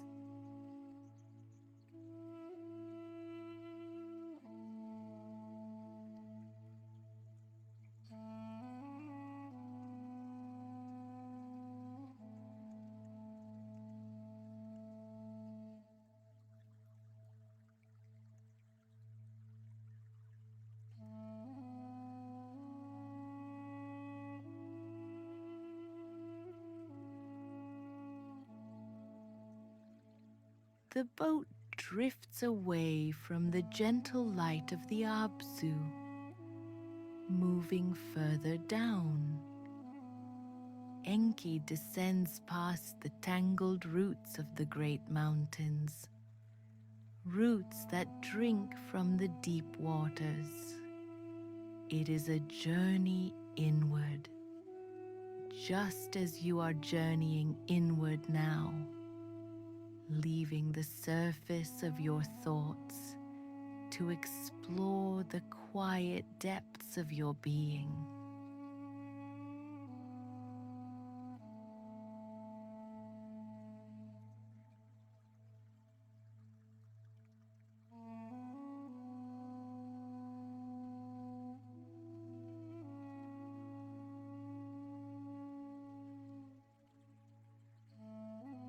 The air here is cool, heavy, and thick with ancient magic. It is the breath of the earth itself, slow and rhythmic. With every inhale you take, you join Enki in this deepening calm. The darkness is not empty. It is velvet, rich and comforting, wrapping around you like a heavy blanket.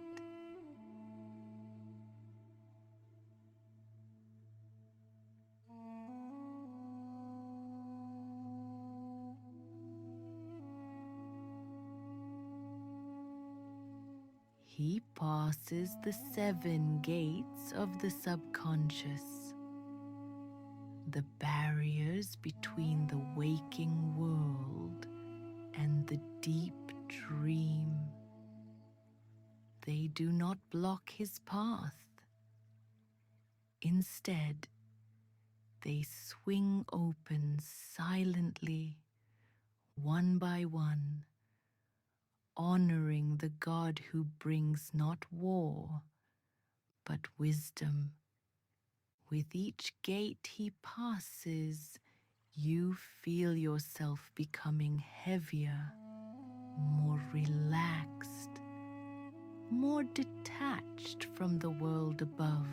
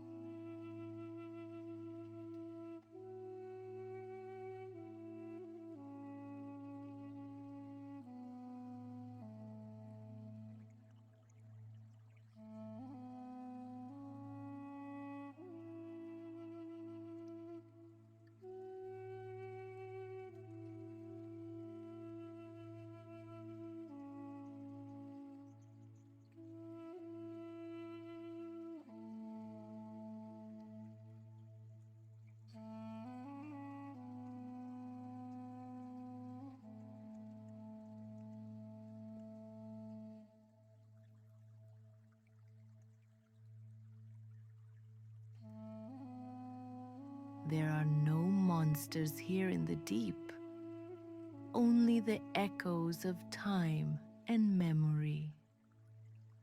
The shadows are soft, rounded, and welcoming. They dance gently on the walls of the cavern, wrapping around the boat like a protective embrace, guiding the vessel toward the center of all things.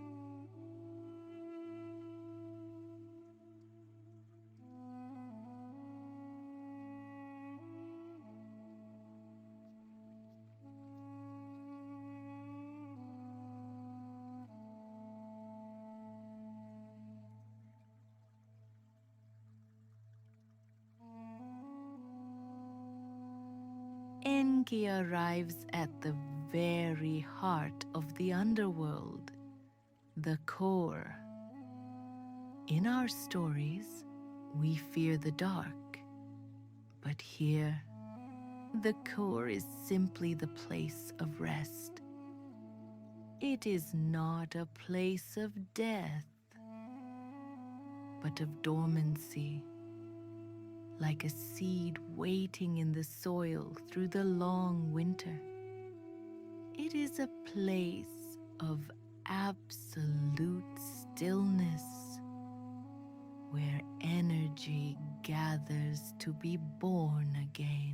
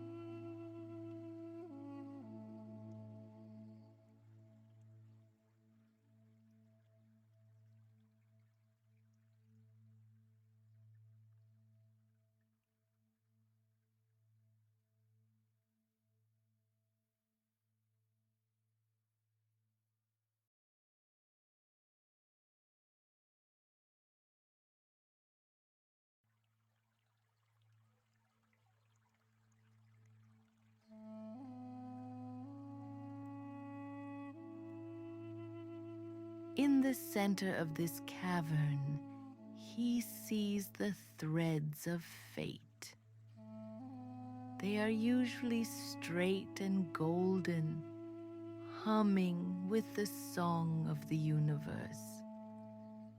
But now they are slightly tangled, a knot of confusion that has caused the unease above. The great loom of existence has paused, waiting for the master's hand.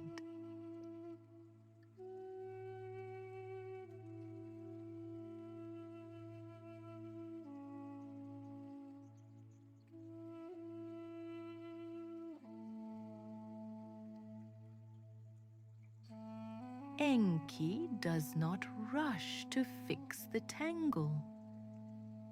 He does not pull or force the threads. Instead, he sits before the knot.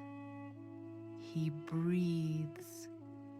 He waits. He embodies patience. He knows that force creates resistance, but stillness creates space. He simply observes the chaos with a heart full of peace.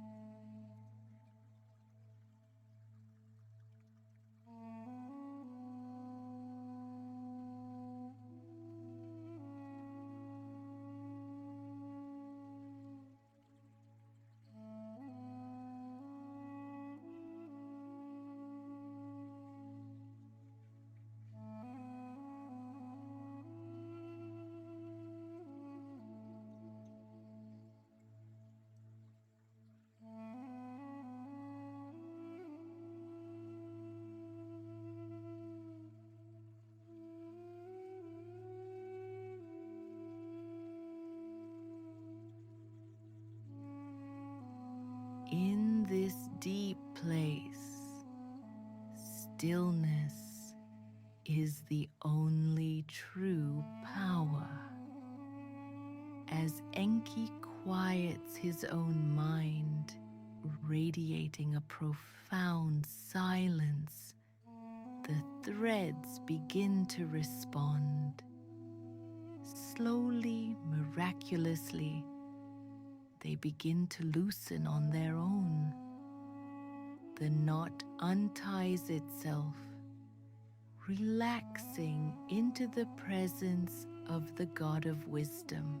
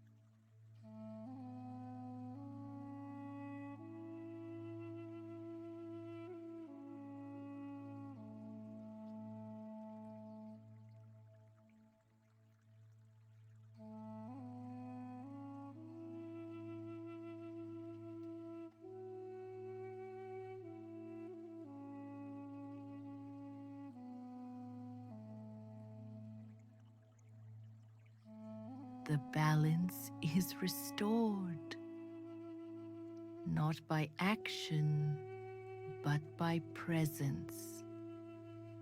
The cosmic waters begin to flow rhythmically once again. A perfect spiral of energy moving from the deep earth up to the stars. The hum of the universe returns to its harmonious key, a lullaby for all living things.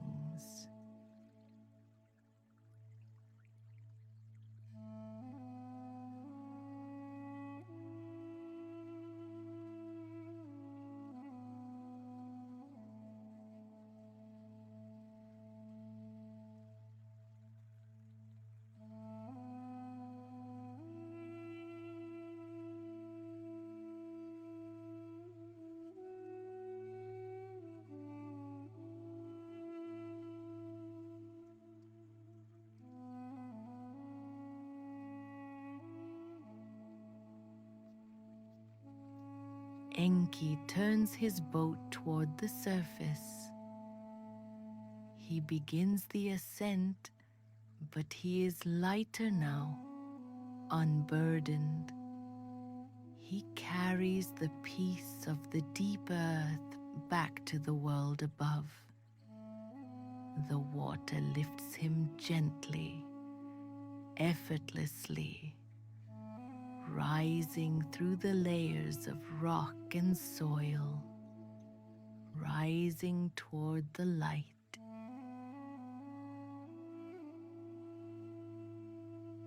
As he breaks the surface of the water, the first golden light of dawn touches his face. The storm has passed. The world is renewed, quiet, whole. The reeds sway gently in the morning breeze, and the birds begin their soft morning songs. Everything is exactly as it should be. You are part of this balance. The wisdom of the water is within you. Your breath is the tide. Your body is the earth. Your mind is the sky. Everything is aligned, deep, calm, and resting in the perfect center of the universe.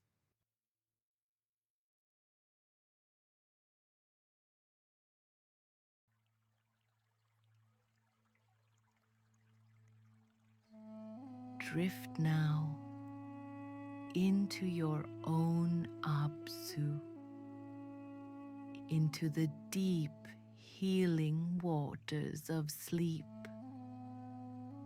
Let the boat carry you into the dream. Good night, traveler. Good night.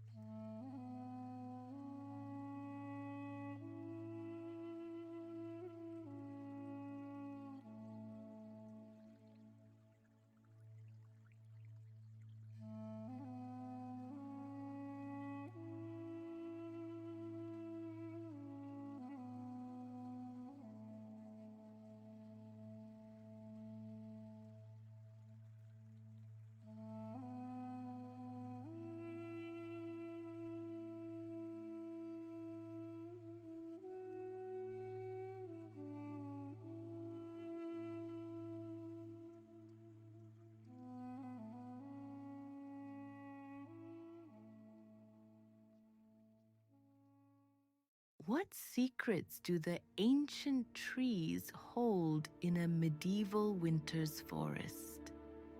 Tonight, you're invited to wander into a landscape where the wind carries hushed narratives and subtle whispers.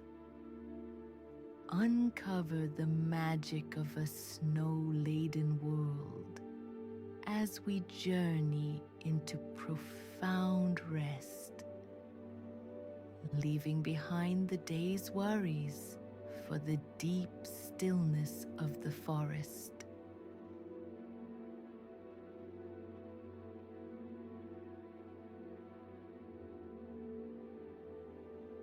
Welcome to the Ancient Dream Narrator.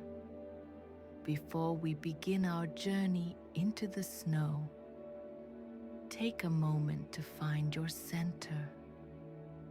Adjust your pillows, pull the blankets up to your chin, and let your body sink into the mattress.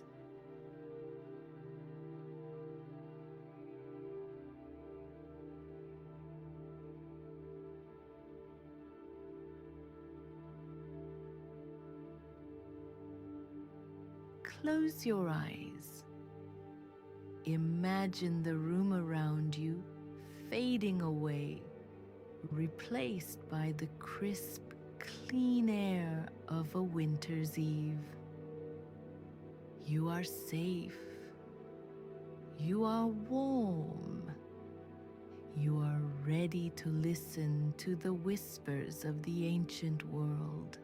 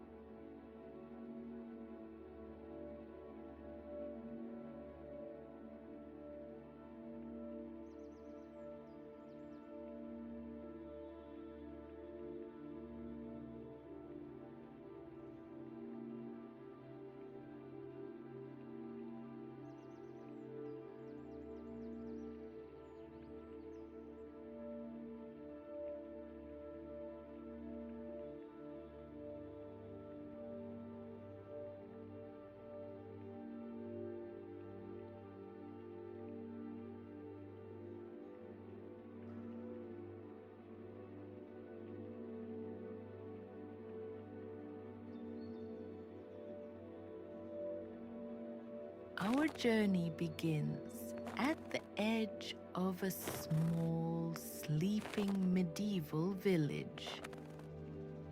The timber-framed houses are dark, their thatched roofs heavy with pillows of fresh white snow.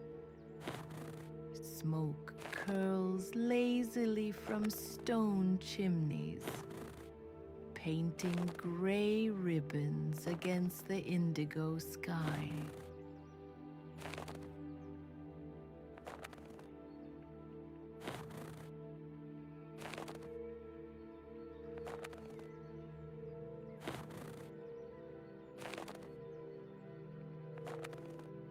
You are dressed in layers of soft wool and heavy velvet.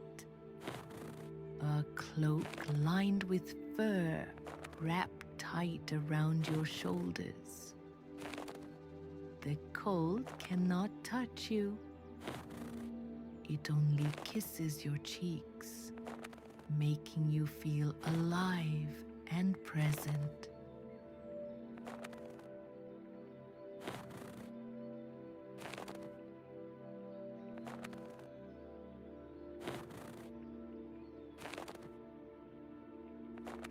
You turn your back on the village and face the tree line. The forest stawns like a great wall of silence. The pines are tall sentinels, dusted with silver frost, waiting to welcome you into their sanctuary.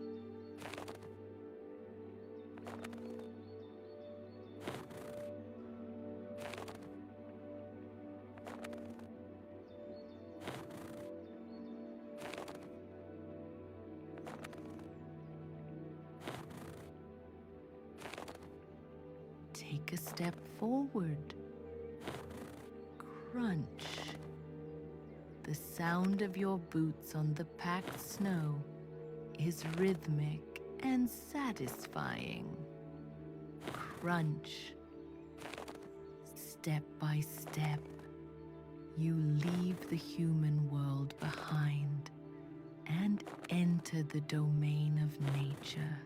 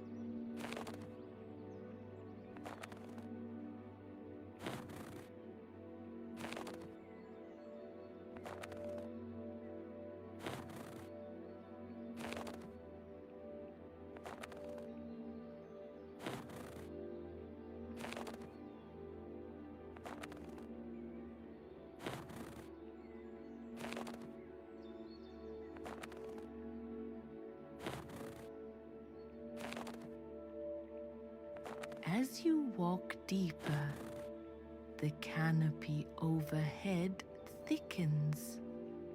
The moonlight filters through the pine needles in beams of pale blue light, illuminating the dancing dust motes in the air.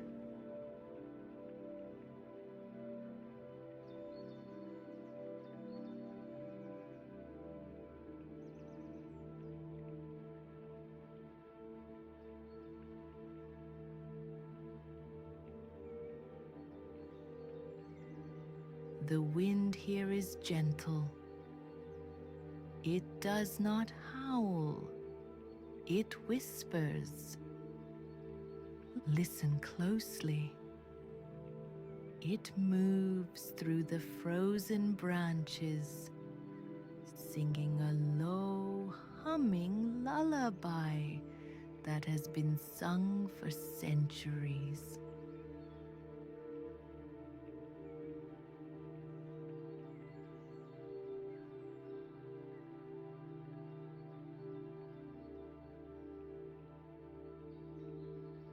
You come to a clearing, a frozen glade bathed in starlight. In the center stands an ancient oak tree, its bark gnarled and thick. It feels wise. It feels eternal.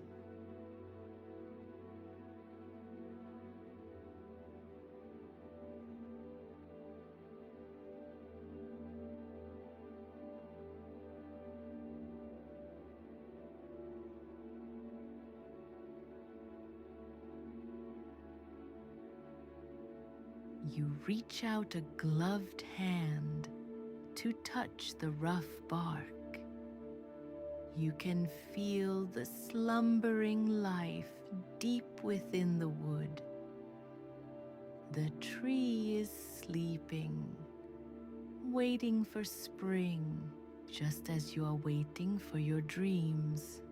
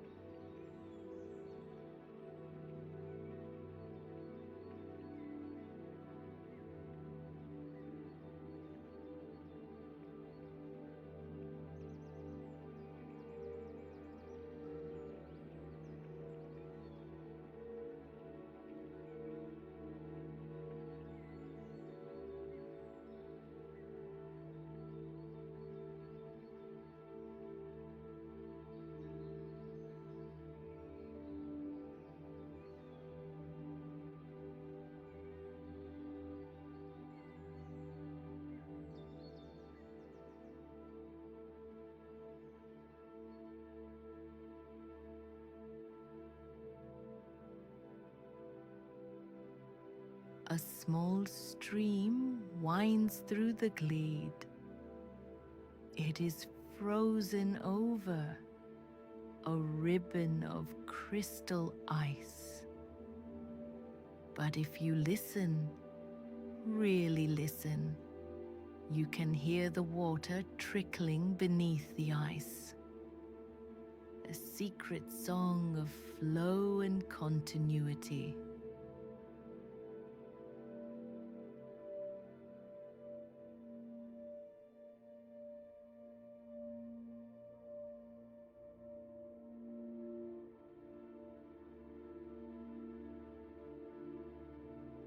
Snow begins to fall again. Large, soft flakes drift down in slow motion. They spiral and dance, landing on your eyelashes, on your shoulders, adding to the blanket of silence.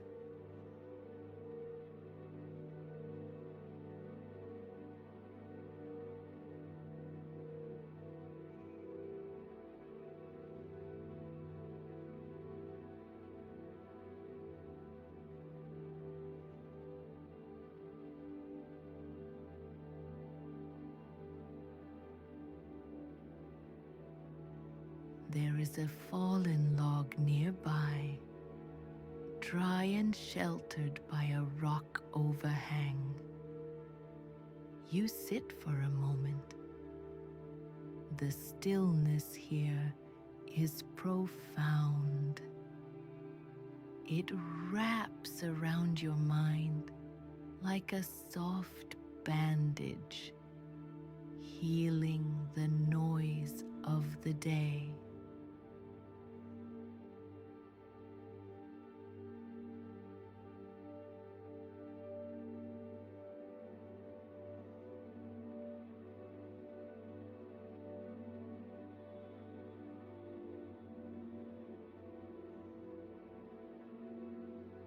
Breathe in the cold, pure air. Breathe out a cloud of warmth. With every exhale, your body becomes heavier. The forest floor supports you. The trees guard you.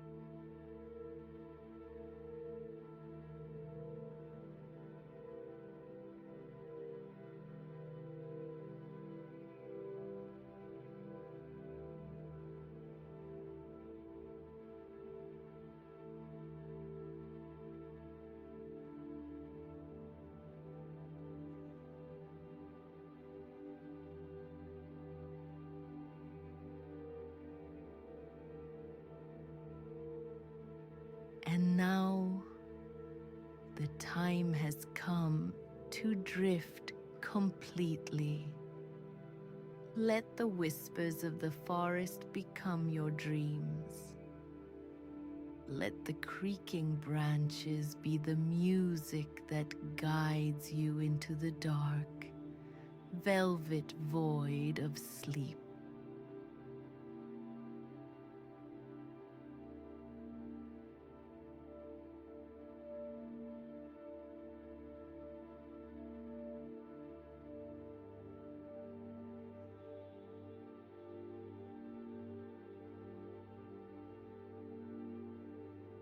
You are perfectly relaxed. Your limbs are heavy, sinking into the earth, sinking into your bed. There is nowhere else you need to be. The forest will hold you safe through the night.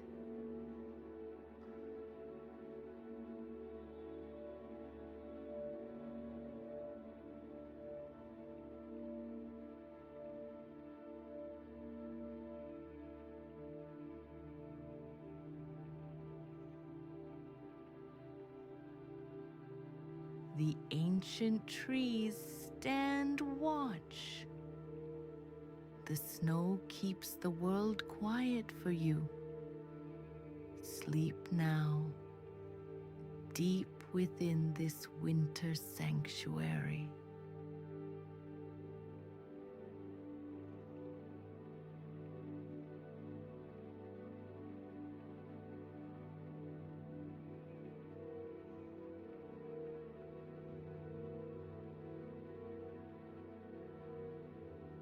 And when you wake, when the sun rises to melt the frost, you will feel a renewed energy flowing through you. You will be as strong as the oak, as fresh as the snow.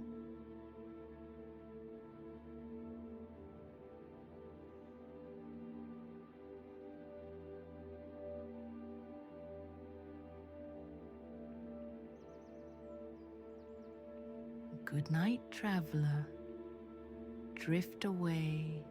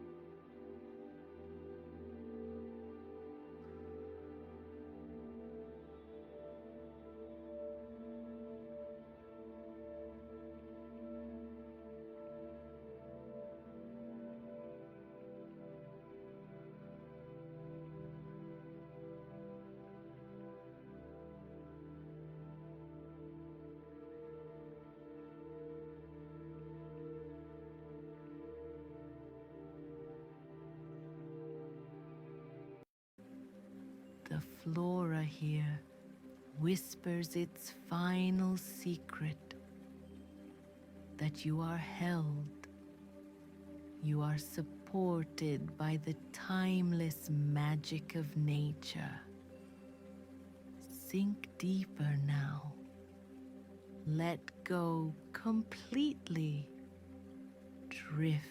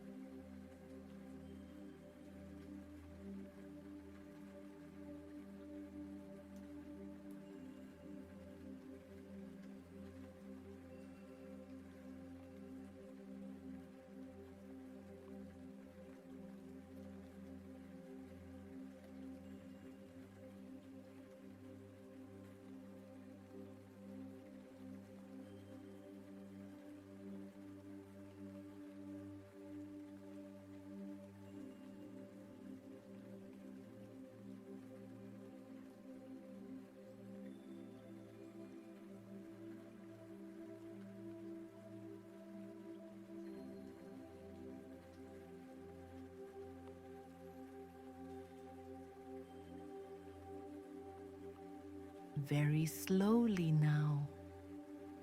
The journey is complete. The garden has done its work. Feel the tranquility in your bones.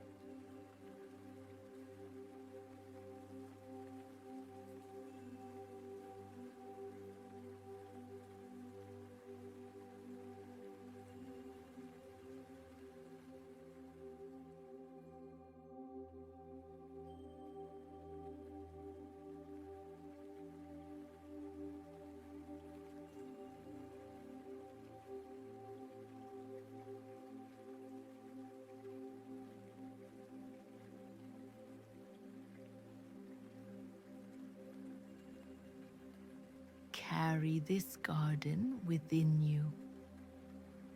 The gate is always open when you close your eyes. Rest well.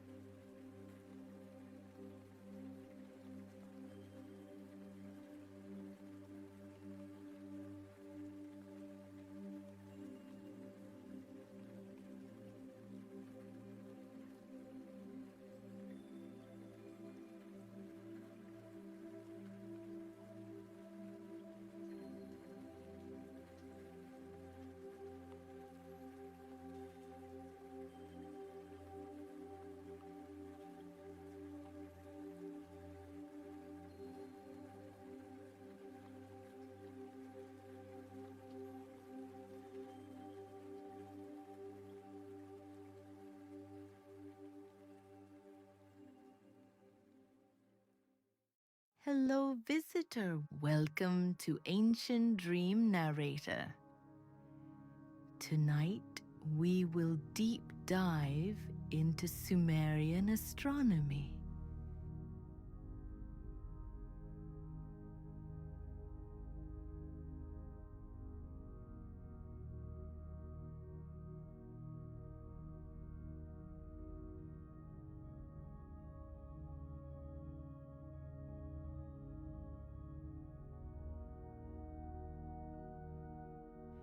We unravel the earliest known astronomical observations, charting how cuneiform tablets mapped constellations and planetary movements.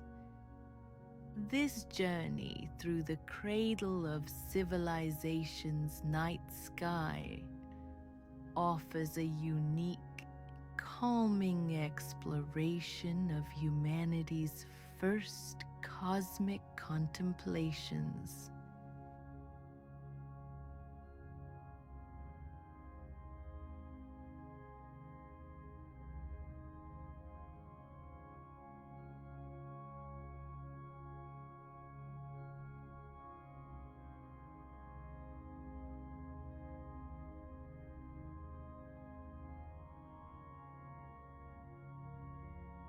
What if the constellations you know today, those familiar patterns of light you glimpse before sleep, were first charted on clay tablets by a civilization that vanished millennia ago?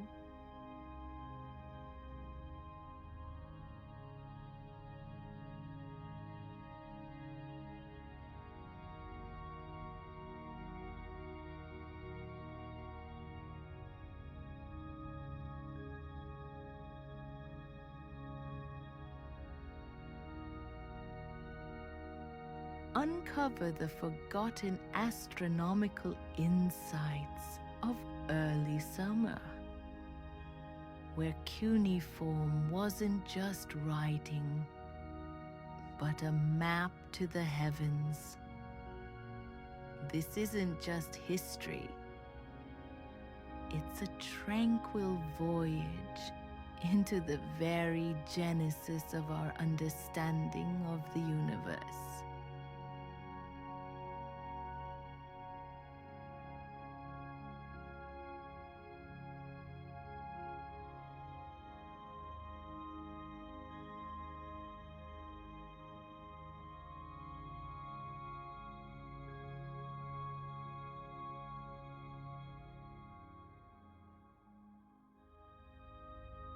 Let go of your day. Let go of the modern world and its bright lights. Feel the weight of your body sinking into comfort. We are drifting now.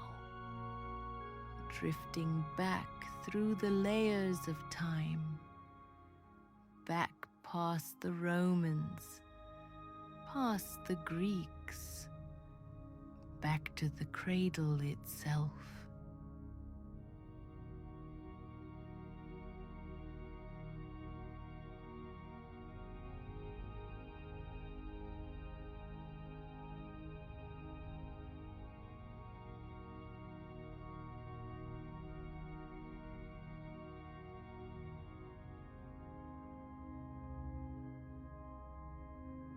Welcome to Sumer, the land between the rivers. It is night here, a night deeper and darker than any you have known. There are no electric lights to dull the glory above.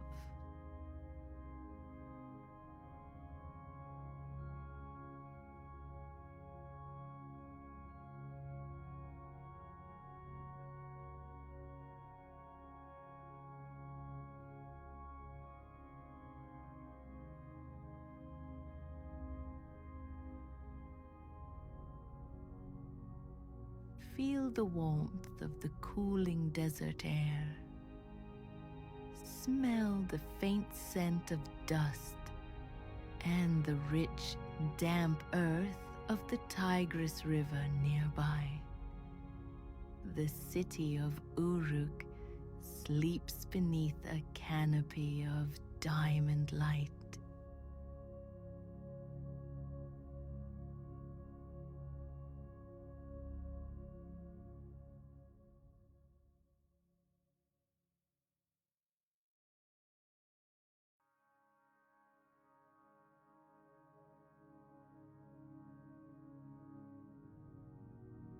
High atop the ziggurat, closer to the gods, the Dubsar, the scribe, sits in quiet contemplation. He is the watcher of the night.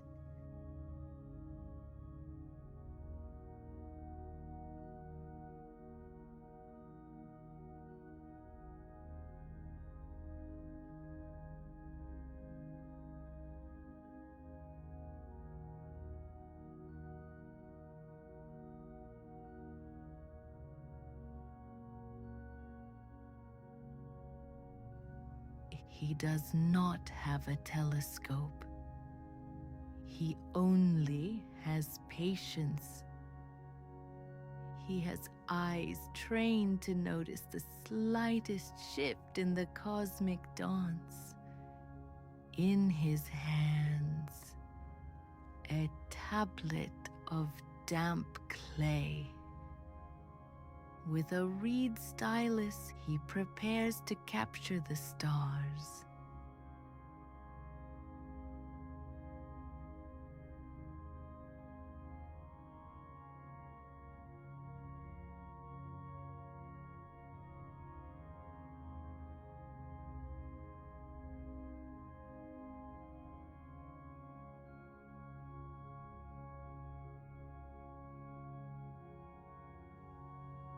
Look up with him now. What do you see? You might see a ram, or perhaps a bull. But the Sumerian scribe, looking through eyes conditioned by a different world, saw something else.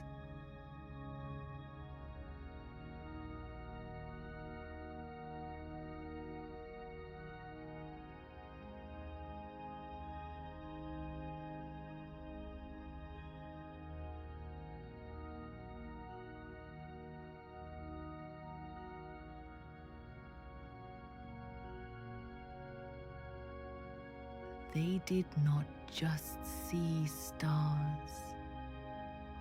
They saw a celestial script written by the gods Enlil and Anu. They saw the Shittir Shem, the writing of heaven.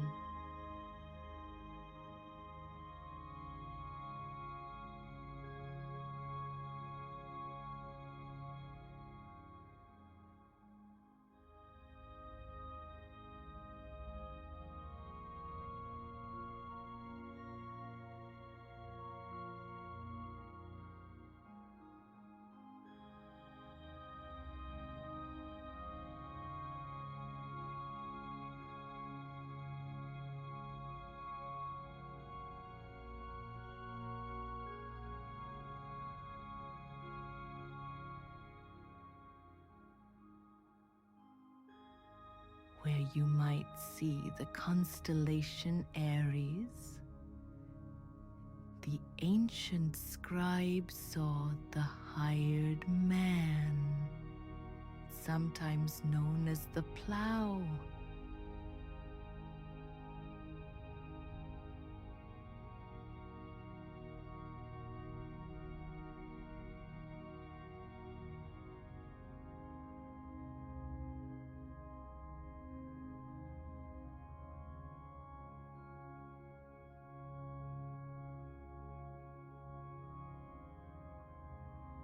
visualize that shape in the darkness.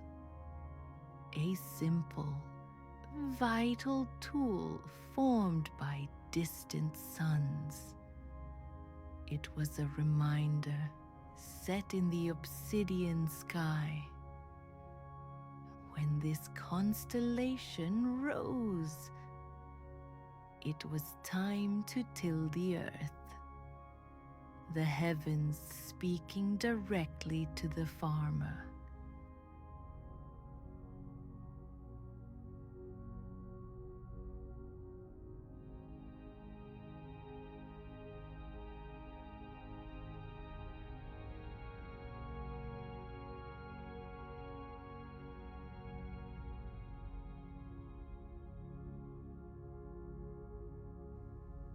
Drifting further across the velvet dome, we find the stars you know as Gemini.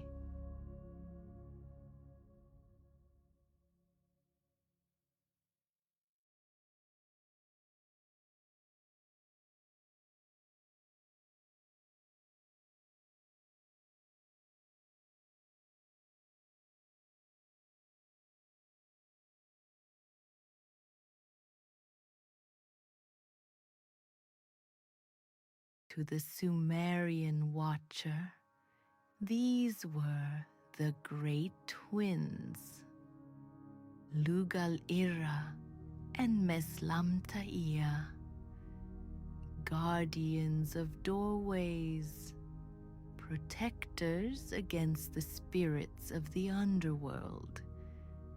They stand together in the silent expanse, eternal sentinels watching over the sleeping city below.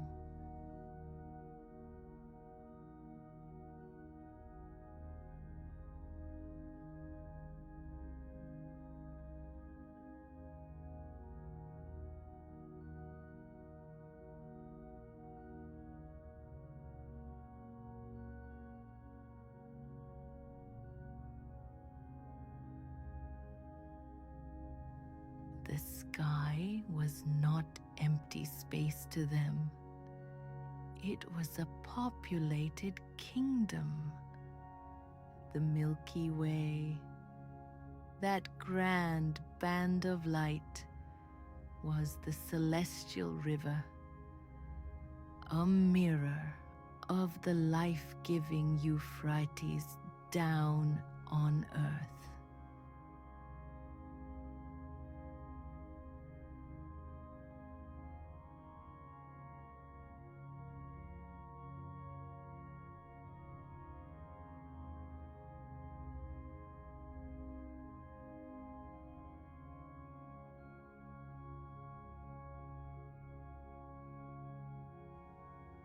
And along its banks, mythical beasts roamed.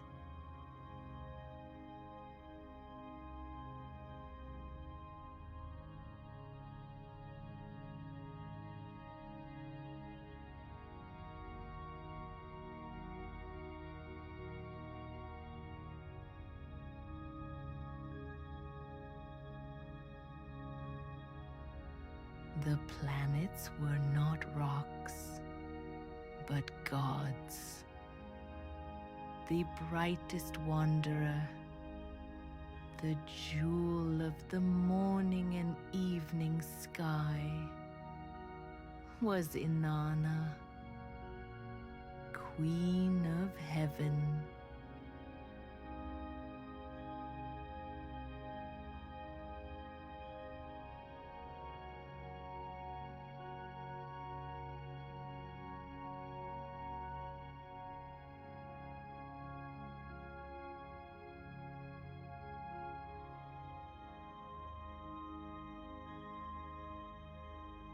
When the scribe tracked Venus, he was tracking the mood of the goddess herself. Her movements dictated times of war and times of love. The heavens were alive with divine intent. Everything was connected.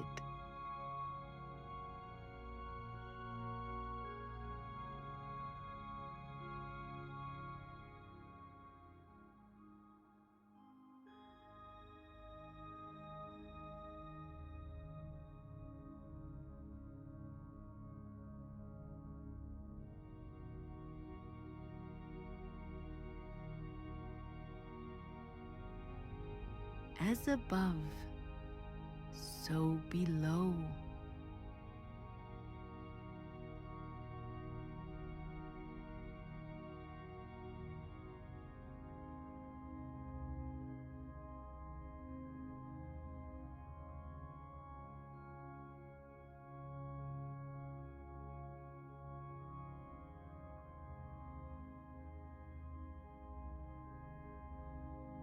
This observation was not just for curiosity.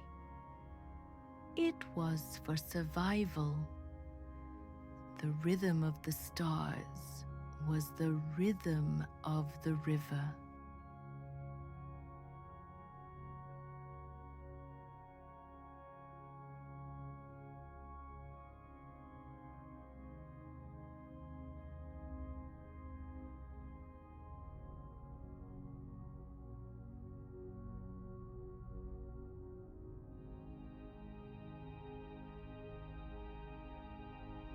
By reading the cuneiform of the sky, they knew when the floods would arrive.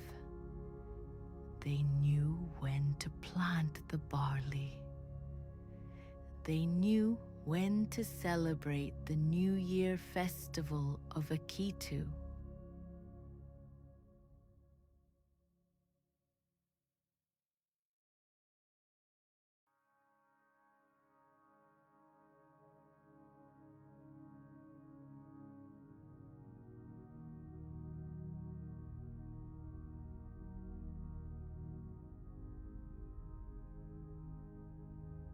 The stars brought order to chaos.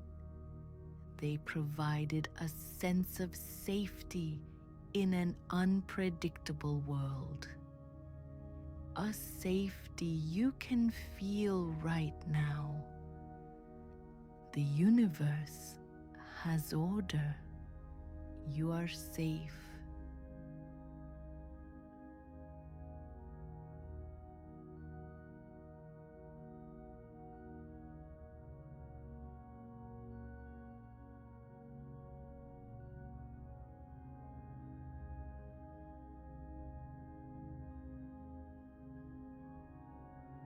Let the names of the constellations fade. Let the history dissolve. There is only the comforting dark and the gentle light.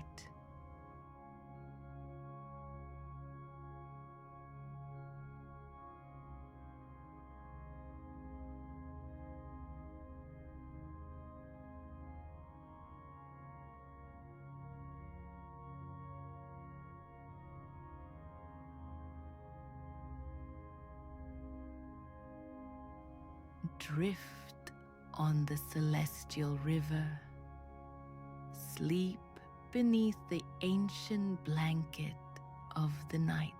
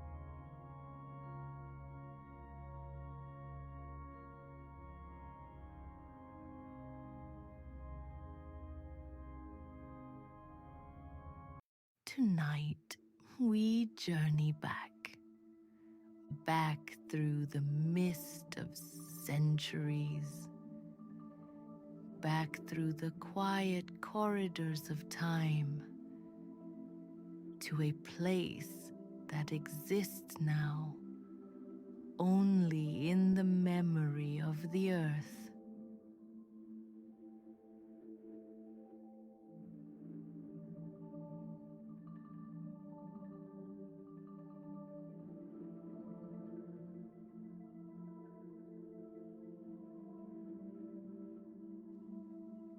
Let your body sink down into your bed. Feel the support beneath you, holding you up just as the earth holds up the great monuments of the past. Allow your eyes to close, and as they close, imagine the darkness behind your eyelids is not empty space, but a velvet curtain waiting to rise.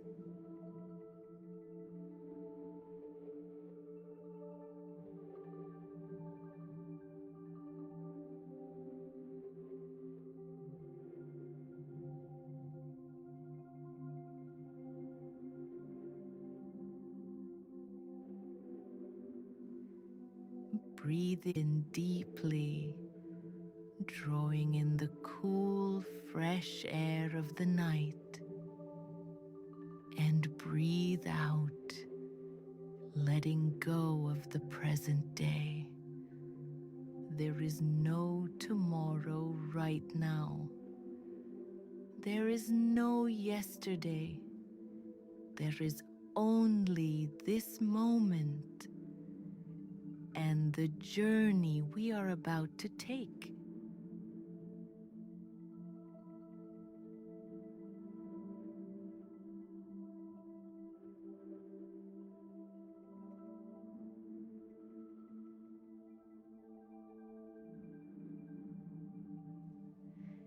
Imagine you are standing on a shoreline.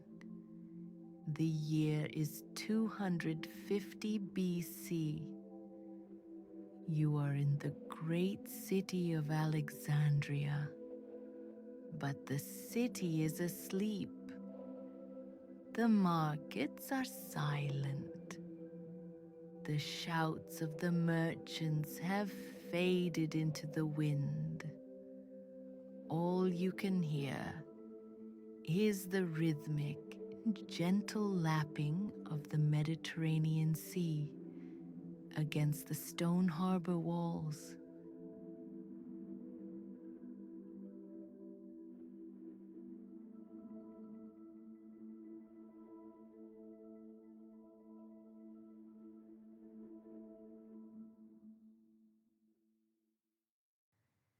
Listen to the water, in and out.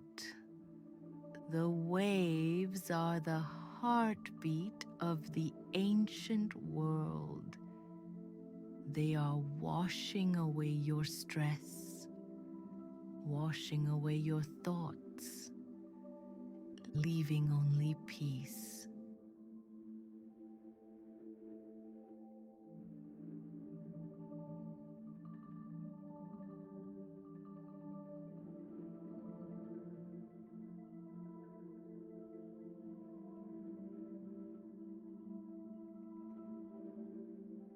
You begin to walk. Beneath your feet, you feel the smooth, cool surface of polished white marble. It feels solid. It feels grounding. The stone has absorbed the heat of the day, and now, under the moonlight, it radiates a gentle, comforting warmth against the soles of your feet.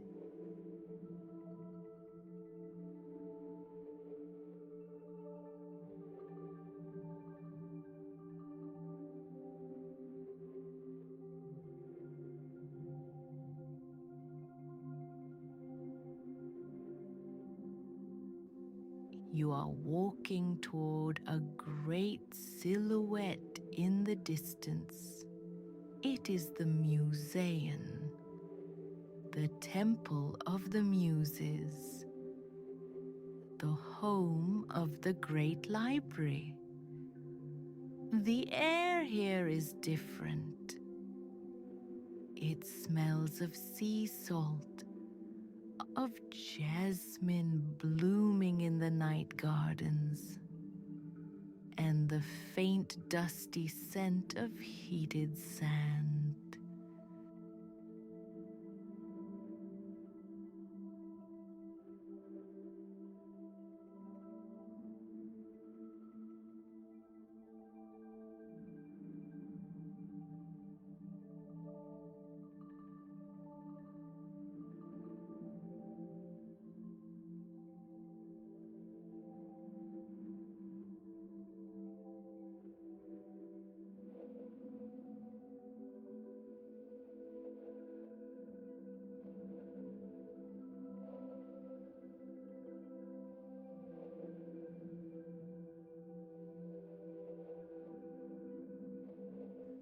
Look up. Above you, the sky is a tapestry of diamonds. The constellations of the ancients, Orion, Cassiopeia, the Great Bear, shine with a brilliance we have forgotten in the modern world. They are your guides. They are watching over you, blinking slowly, like the heavy eyelids of a sleeper drifting off.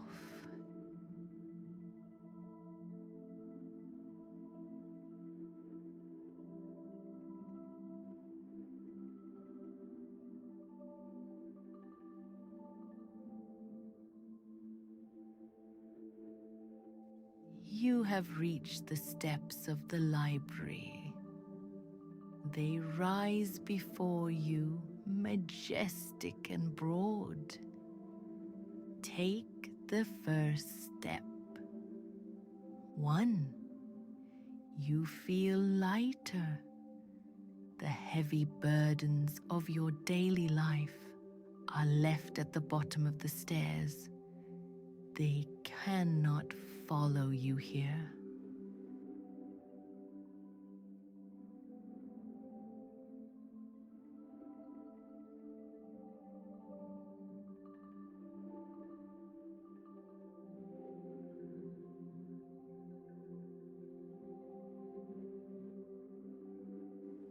Take the next step. 2. Your breathing slows down. You're ascending toward wisdom, ascending toward rest.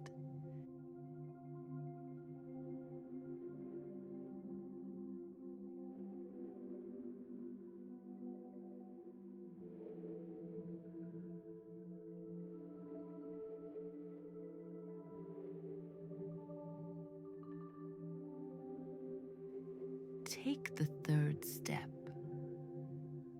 3. You are standing before the great doors. They are carved from ancient cedar of Lebanon, dark and fragrant. They are taller than any doors you have ever seen, adorned with bronze that glints softly in the starlight.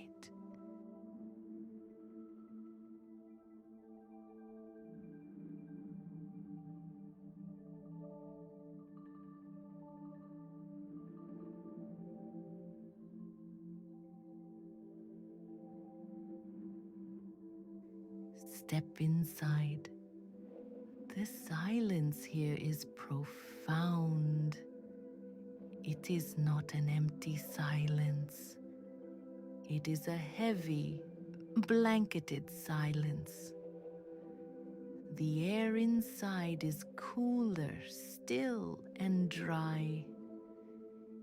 It carries a very specific perfume, the scent of old parchment, of drying ink, of beeswax candles, and the sweet woody aroma of papyrus scrolls.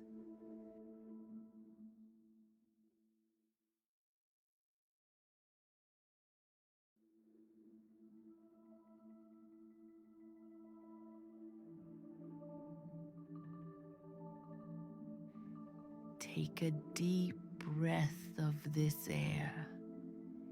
It is the scent of knowledge. It is the scent of eternity. As your eyes adjust to the dim light, you see the scale of this place.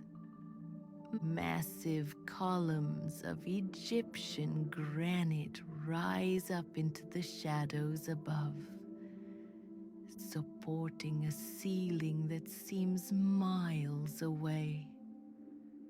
Golden oil lamps hang from chains, casting a warm, flickering amber glow. The light dances on the walls, creating soft shadows that sway back and forth, hypnotic and calm.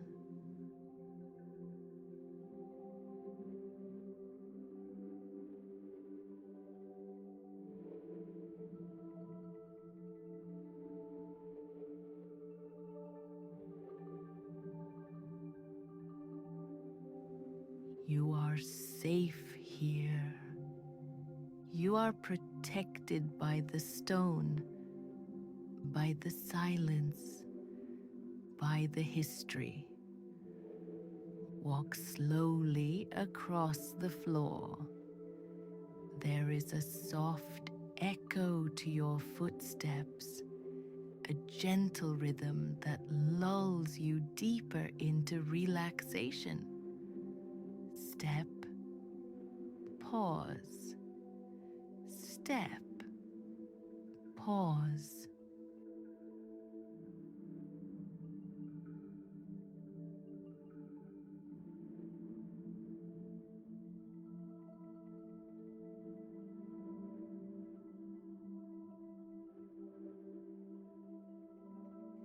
You are moving toward the shelves, the heart of the library, the place where the stories sleep.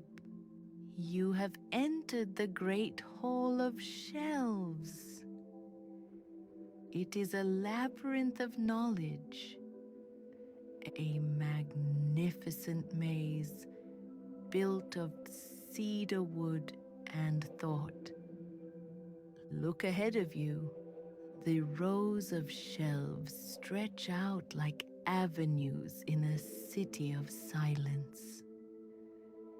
They seem to have no end, fading into the warm, velvety darkness in the distance. Row after row, shelf after shelf. It is a comforting sight. There is so much here that you do not need to know anything right now. You can just be present.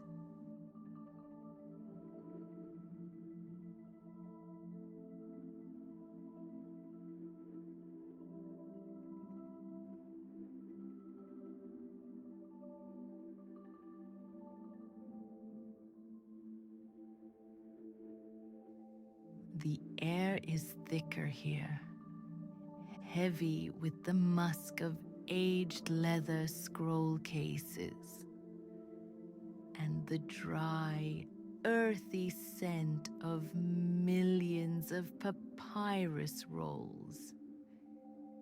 It is the smell of time itself, captured and stored.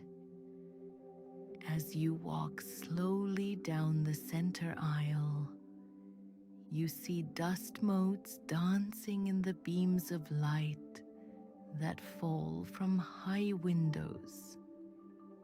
They drift lazily, slowly twisting and turning, catching the golden light for a moment before vanishing back into the shadows. Watch them dance, drifting up, drifting down. They are in no rush, and neither are you.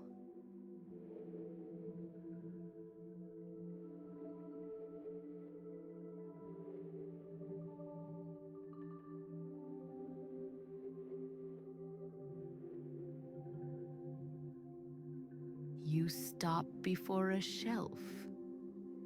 You reach out a hand. Your fingertips graze the surface of a scroll case. It is made of old, cured leather, cool and smooth to the touch.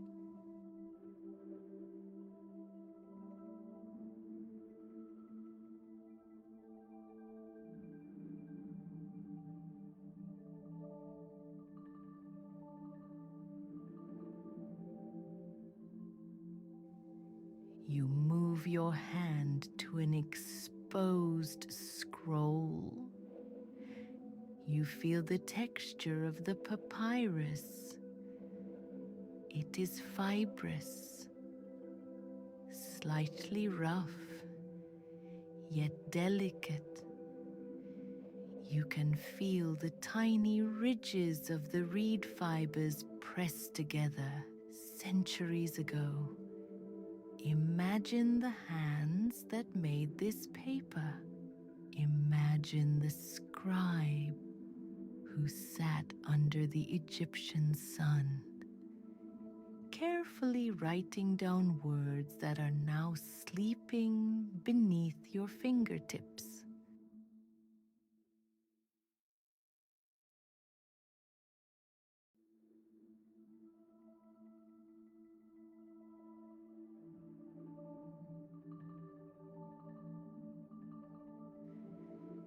You do not need to read it. The knowledge is there, resting. Just touching it connects you to that deep, ancient stillness. Your own thoughts are becoming like these scrolls, rolled up, tucked away, safe and silent.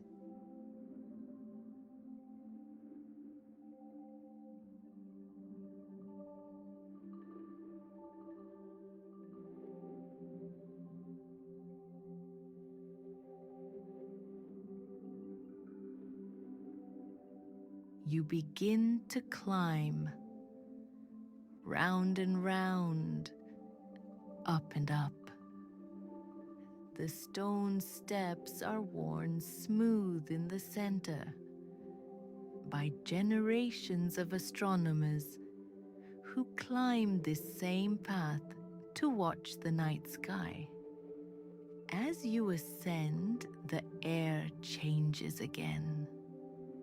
It becomes cooler, crisper.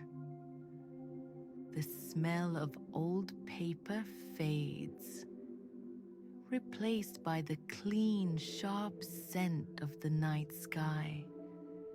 The sounds of the library below, the faint echoes, the rustling, fall away entirely. There is only the sound of your breath, steady and slow, and the soft scuff of your sandals on the stone, climbing higher, leaving the earth behind.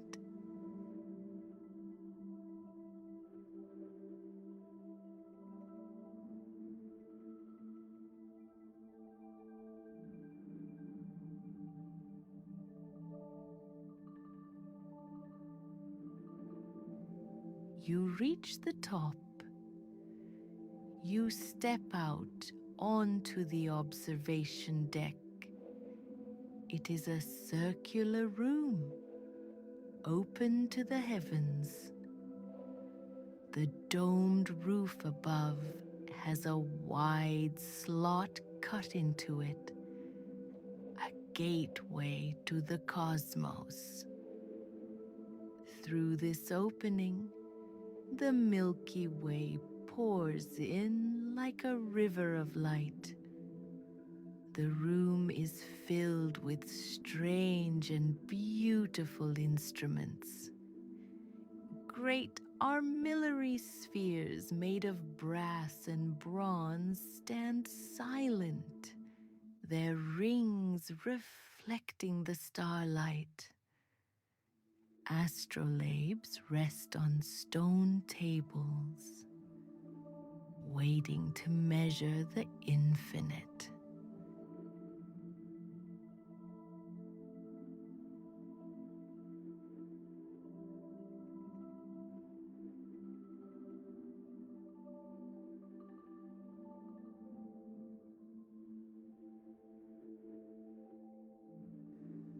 Walk to the edge of the balcony.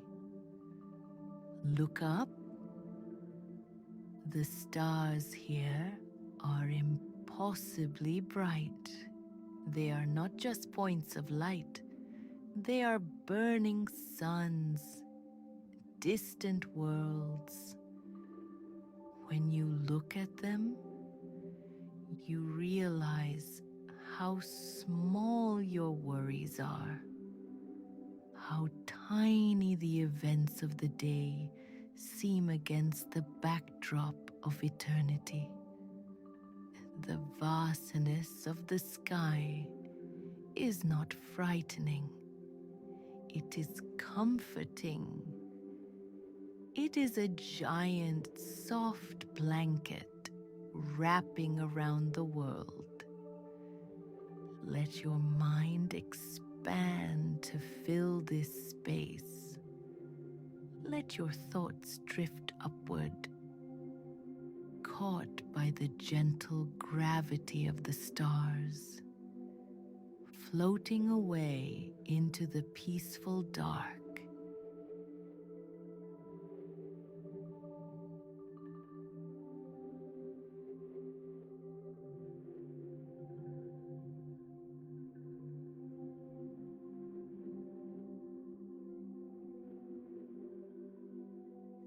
From the star-filled heights of the observatory, you feel a gentle pull, guiding you back down, not to the main halls, but to a quieter, more intimate part of the library. You descend a different set of steps, softer, carpeted with thick woven rugs that muffle all sound. Each step down takes you deeper into a feeling of profound rest. Down, down, deeper down.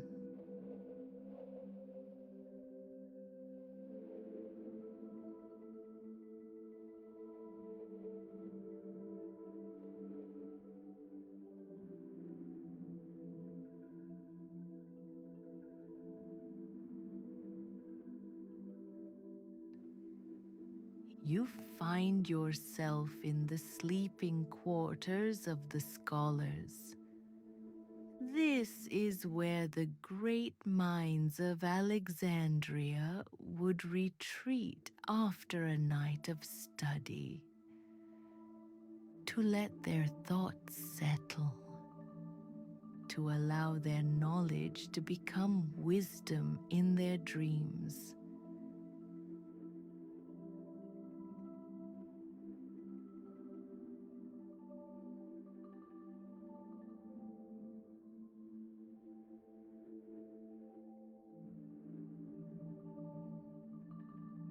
The room is simple, yet elegant. Small, narrow beds line the walls, each one perfectly made with crisp, white linen sheets. The air here is clean and cool, carrying a subtle scent of dried herbs and pure, undisturbed sleep.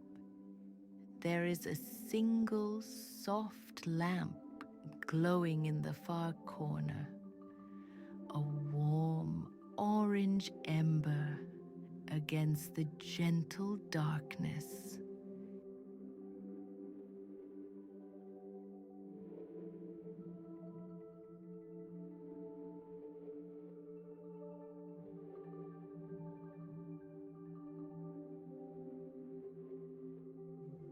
You approach one of the beds. It seems to have been prepared just for you. The pillow is plump and soft, inviting your head to rest. The blankets are folded neatly, promising warmth and comfort.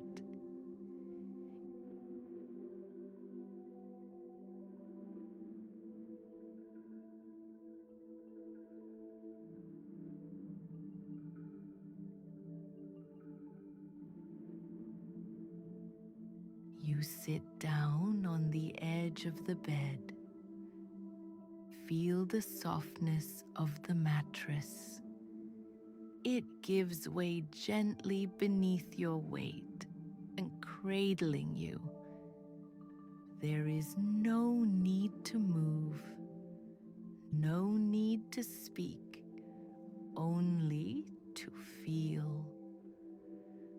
Allow your entire body to become heavy now.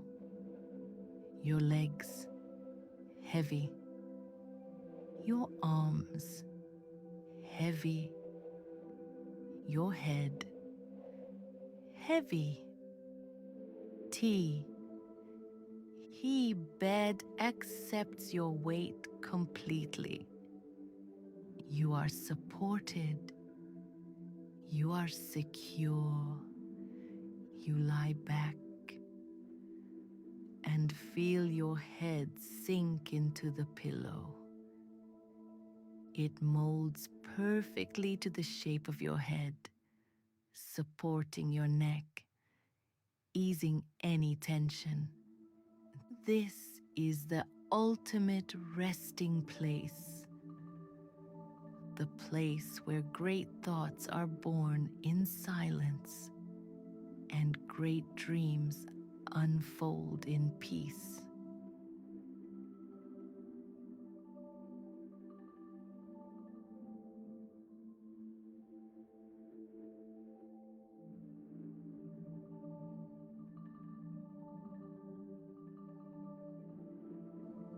As you lie here, safe and warm, you notice a subtle shift in your surroundings. The walls of the room begin to soften, to become fluid. The wooden floor beneath you gently transforms into a surface of calm, dark water. It is not cold. It is perfectly temperate. It feels like a warm, supportive embrace. You are no longer in a room. You are floating, gently rocking on a vast, tranquil ocean. But this is not an ordinary ocean. This is the dreaming ocean, the deep reservoir of all knowledge and all possibility. Above you, this ceiling has opened up again, not to the stars this time, but to an endless, shimmering curtain of deep blues and purples. It is the color of deep sleep, the color of profound dreams.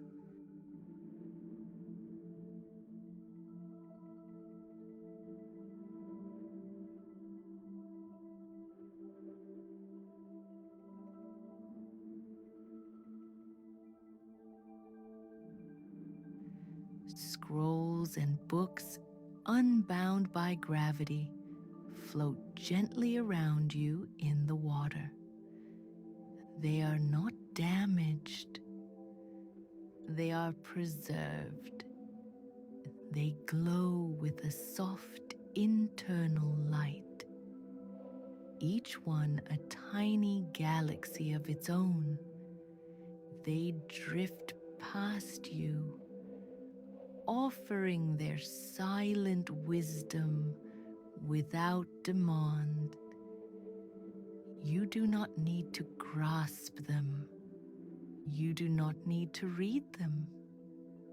Their presence alone is enough to fill you with a deep sense of knowing, of peace.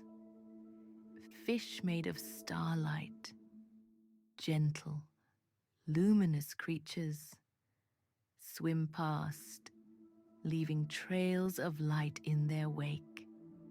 They are the thoughts and ideas that dance in the mind during sleep, beautiful and fleeting.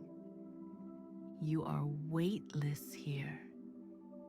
You are completely free. There are no edges to this space, no beginning, no end. Only the gentle sway, the soft glow, the profound quiet. Allow yourself to drift deeper now into this dreaming ocean. Let its calm waters carry you far, far away into the most beautiful, restorative sleep.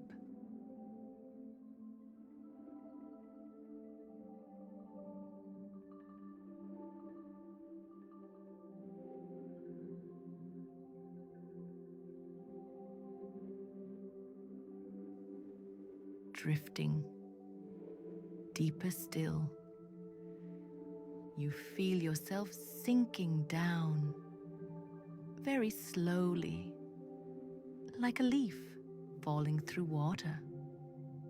You are moving past the floating scrolls, past the swimming lights, down toward the very foundation of this dream world. Below you, a soft purple glow emanates from the ocean floor. It is the chamber of silence, the hidden heart of the library. Down and down, you settle gently onto the sandy floor. It is soft as velvet.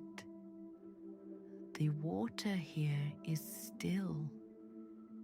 There are no currents, no movement, just absolute, perfect stillness. Around you, the walls of this deep chamber rise up, formed from ancient crystal and stone. They glow with a faint rhythmic pulse, like the slow beating of a great calm heart. Thump, thump, thump, thump. It matches the rhythm of your own heart. Slow, steady, peaceful.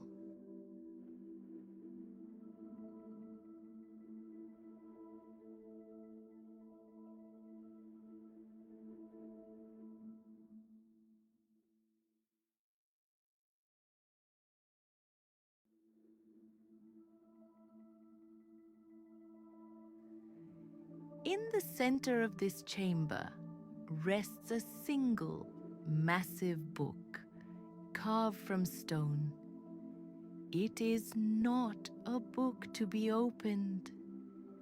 It is the book of the earth itself. It holds the weight of the mountains, the depth of the oceans, the quiet of the stones. You rest beside it. You feel its ancient stability. It anchors you. It tells you that you do not need to think anymore. You do not need to dream anymore.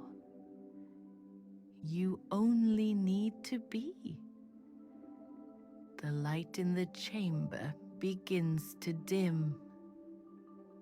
The purple glow softens to a deep midnight blue.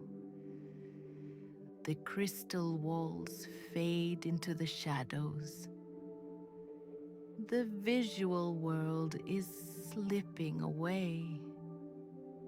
There is only the feeling of being held, of being safe, of being deep, deep down in the quiet.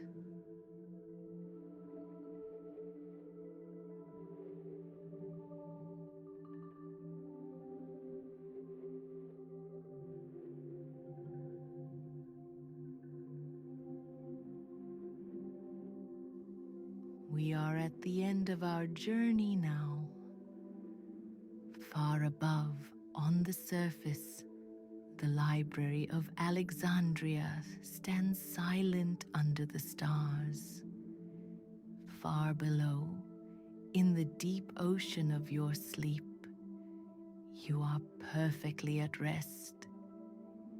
Imagine a single candle flame burning gently in the dark. Watch the flame. It is small. It is golden. It flickers once. Breathe in. It flickers twice. Breathe out. The flame is getting smaller. The day is done. The story is told. The work is finished. Watch as the flame becomes a tiny point of light. Smaller, smaller, until it gently vanishes into the smoke.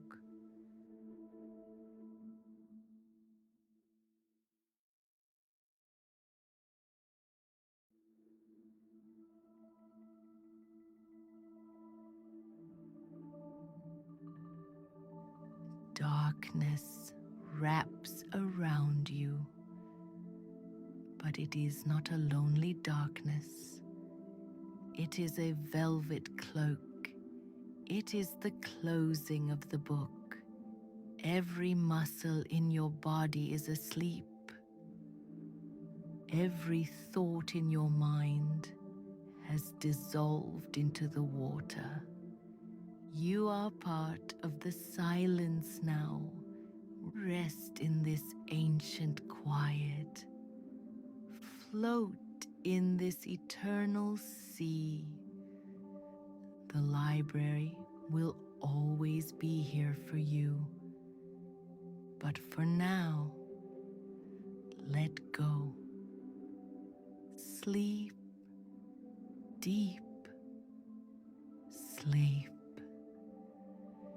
Good night.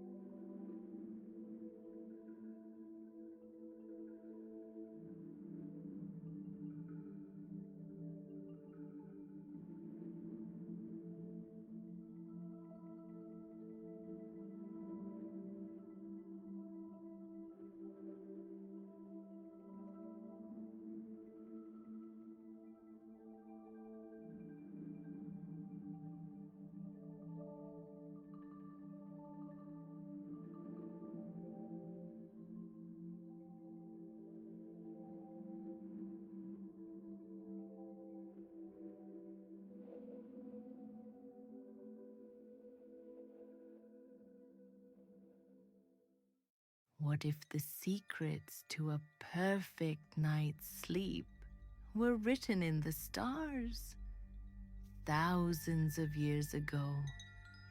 Join us on a unique journey back in time to the heart of ancient civilizations and their celestial wisdom. Discover how the mesmerizing patterns of their astronomical calendars can lull you into the deepest, most restorative sleep you've ever experienced.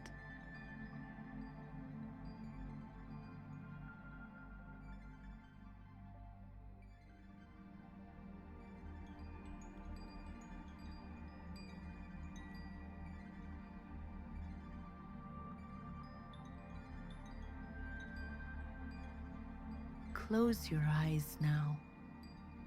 Let the noise of the modern world fade away.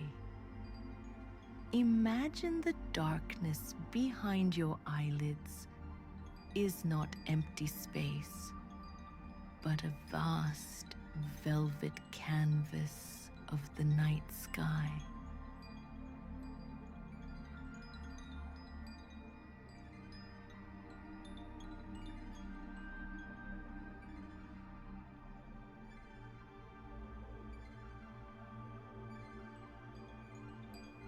We are going to listen to the whispers of forgotten timekeepers. Before clocks, before phones, before the rush of minutes, there was only the slow, grand rotation of the heavens.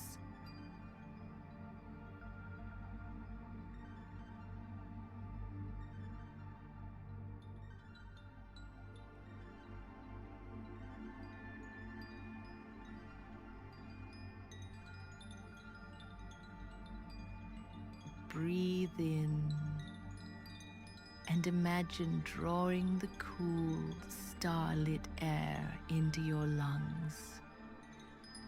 Breathe out and release the day into the infinite void.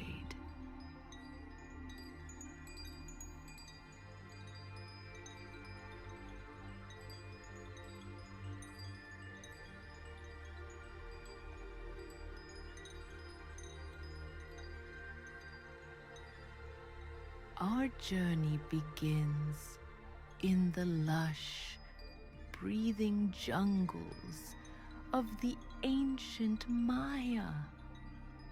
Can you hear the leaves rustling? We are standing before a great stone temple, bathed in moonlight.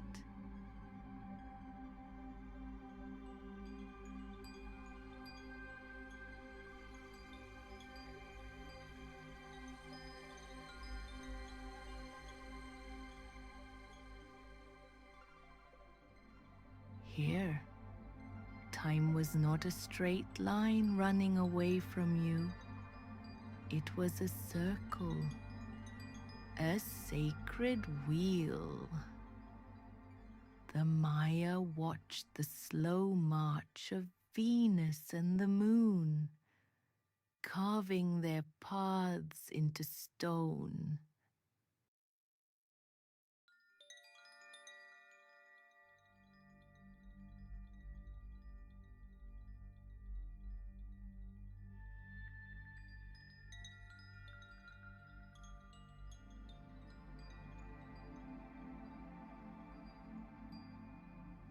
Imagine touching the cold, rough stone of a calendar stele.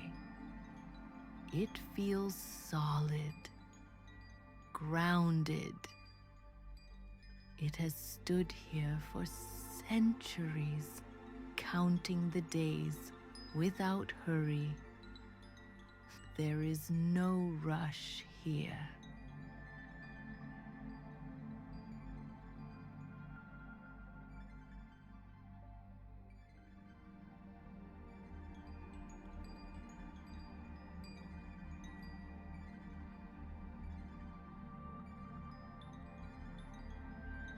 the long count calendar, a cycle of thousands of years. In the face of such vast time, your worries feel small. They drift away like fireflies in the jungle night.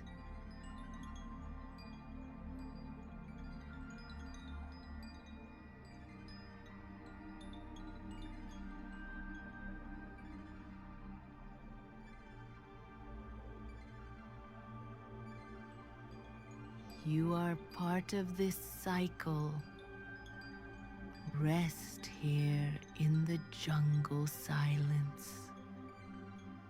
The stars above are the same ones that watched over the kings and priests. You are safe. You are timeless.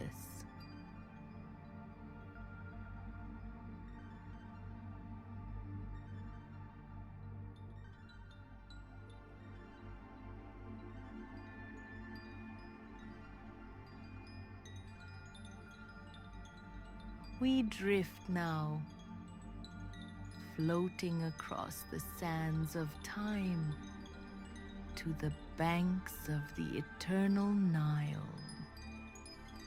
Ancient Egypt. The air here is warm and dry, smelling of lotus flowers and river water.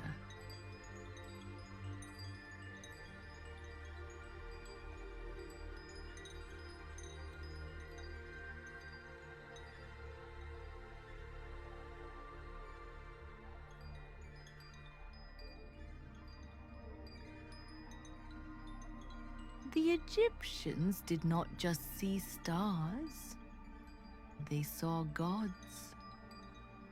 They waited for the rise of Sirius, the star of Isis. Its appearance meant the river would rise, bringing life.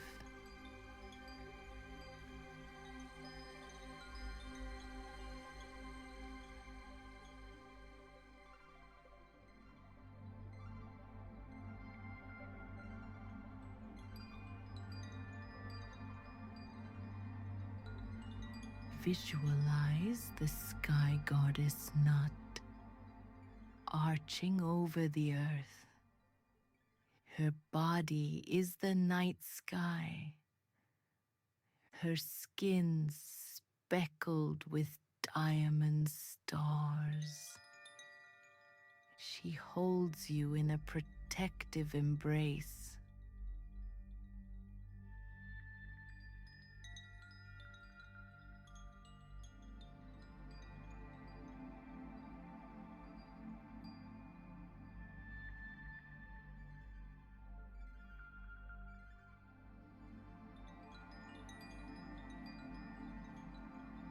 Look at their star maps, painted on papyrus and tomb ceilings.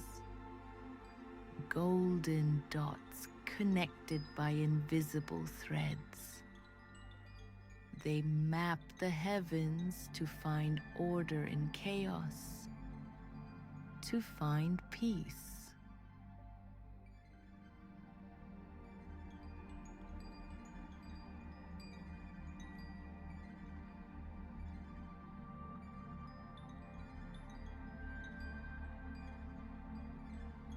Imagine you are lying on a boat, drifting down the Nile. The gentle rocking of the water soothes your muscles. Left and right, left and right. The water flows, and so does time.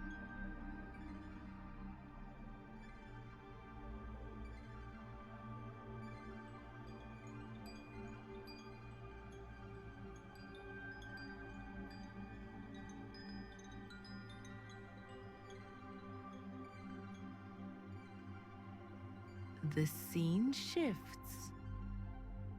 The air turns crisp and cool. We are on the grassy plains of ancient Britain. Through the mist, massive shapes emerge. Stonehenge.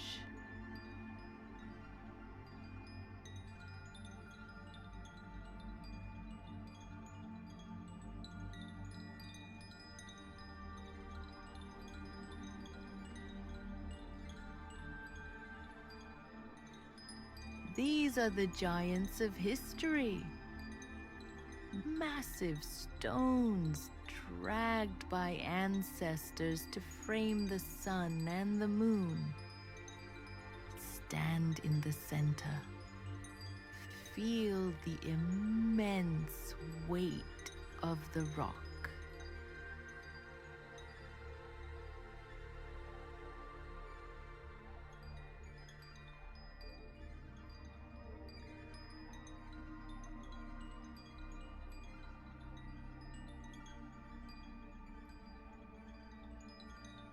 This is a calendar of shadow and light. It reminds us that everything has a season, a time to wake and a time to rest. The stones do not hurry. They simply are.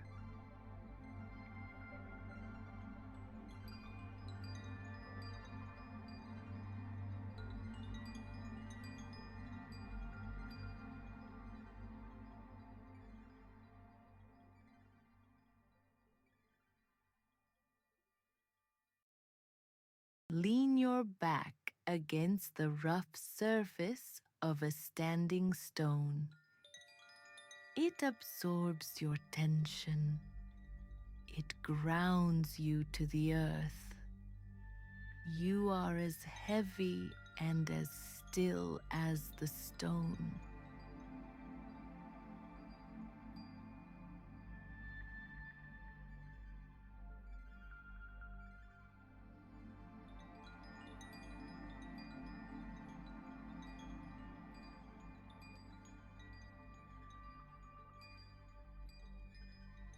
We leave the earth behind now. We float upward, past the temples, past the stones, into the velvet embrace of the cosmos. You are drifting among the gears of the universe.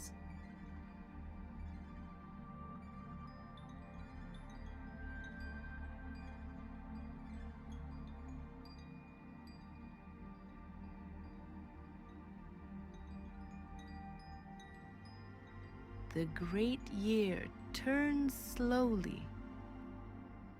A wheel within a wheel. You are at the center of the galaxy, suspended in perfect weightlessness. There is no time here, only now.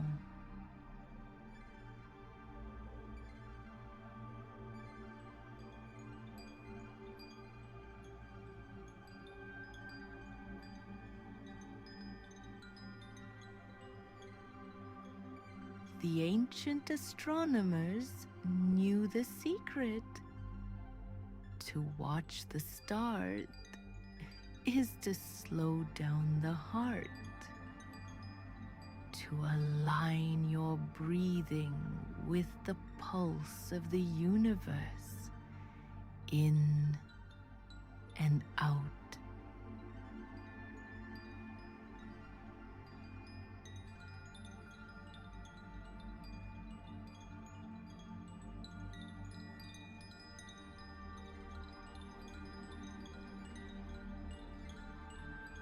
Sleep now, under the watchful gaze of the ancients, under the blanket of the Milky Way. The calendar has turned to the hour of rest. Deep, restful sleep.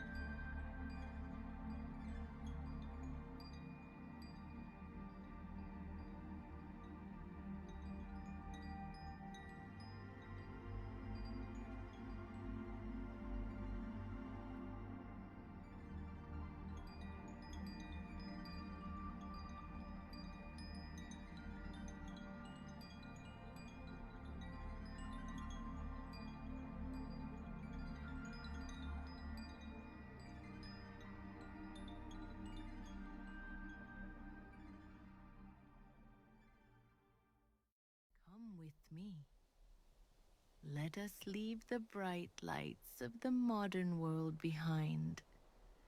Let us turn off the screens, dim the lamps, and step back in time.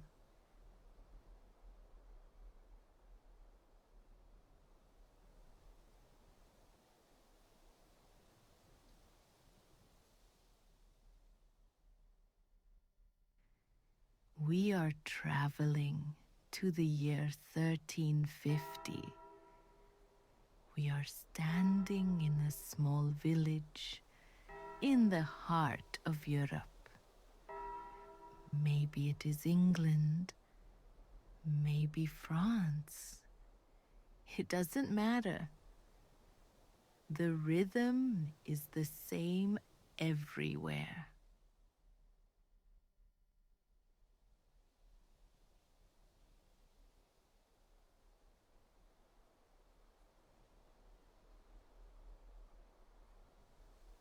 Look around you. The sun has just dipped below the horizon. The sky is a painting of deep purple and bruised orange.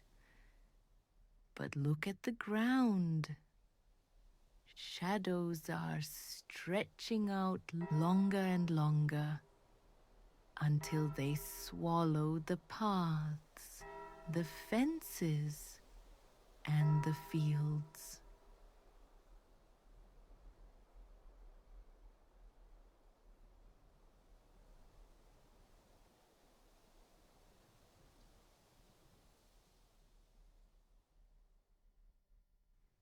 In our world, night is optional. We can flip a switch and push the darkness away. But here, night is an ocean, and the tide is coming in.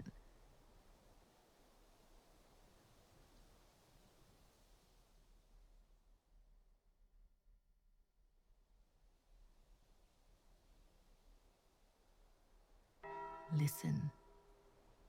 Ding, ding, ding. That is the church bell. It is ringing the curfew.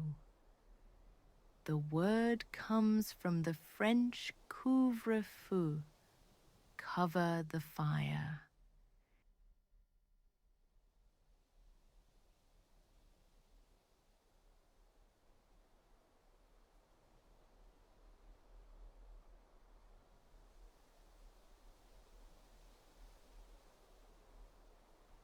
It is a signal. The day is done. Work must stop. It is time to go inside. Time to lock the doors against the cold and the dark.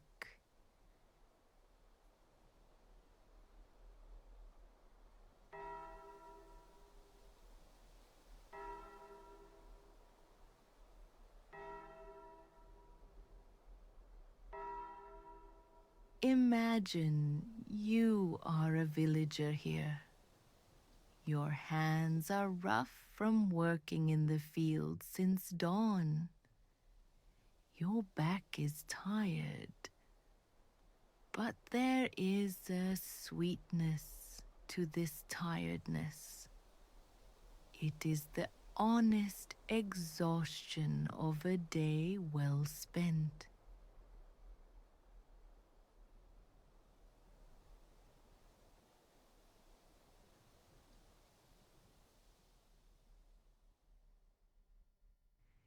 You walk toward your cottage. It is a small house made of timber and wattle, with a thick thatched roof that smells of dried straw and rain. Inside, there is only one room, and in the center of that room is the hearth, the heart of the home.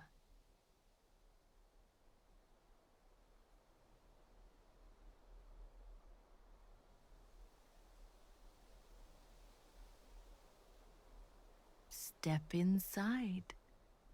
The air here is warm. It smells of wood smoke, of roasted root vegetables, and of drying herbs hanging from the rafters.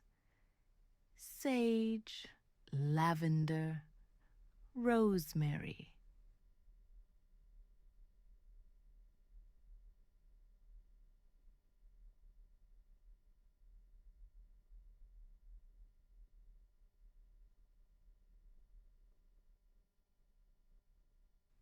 There is no bright light here, just the embers of the fire, glowing like dragon's eyes in the dark. Perhaps there is a single tallow candle burning on the table, casting a soft golden circle of light.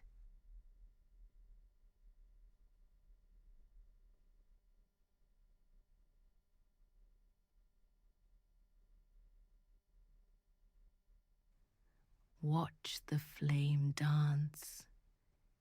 It is the only television you have. It is mesmerizing.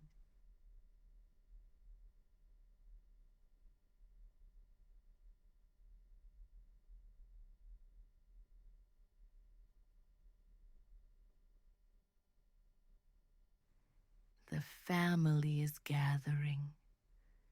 There is no privacy in the Middle Ages, but there is deep companionship.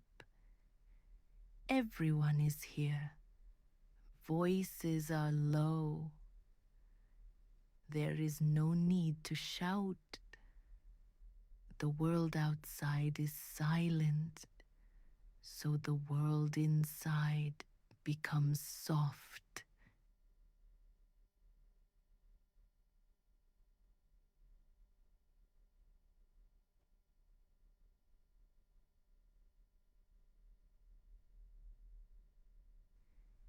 You sit on a wooden bench, taking off your heavy leather boots. The relief is instant. You feel the warmth of the fire on your face, contrasting with the chill of the night air creeping in through the cracks in the walls.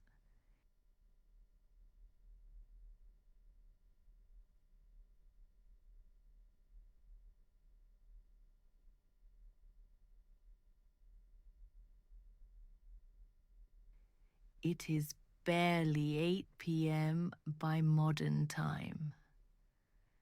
But here, it is bedtime.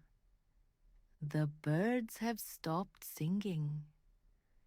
The chickens are roosting. And so must you.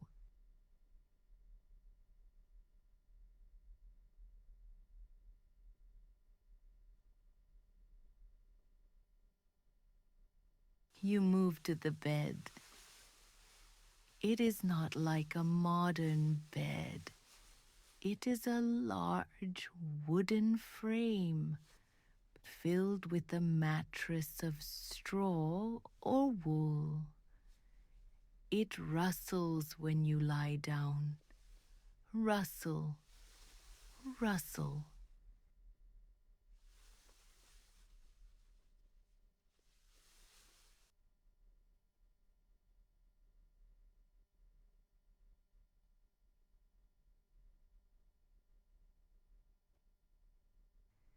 It is firm, but it holds you. You pull the heavy wool blanket up to your chin. It is coarse, heavy, and incredibly warm. The weight of the blanket feels like a hug. It grounds you.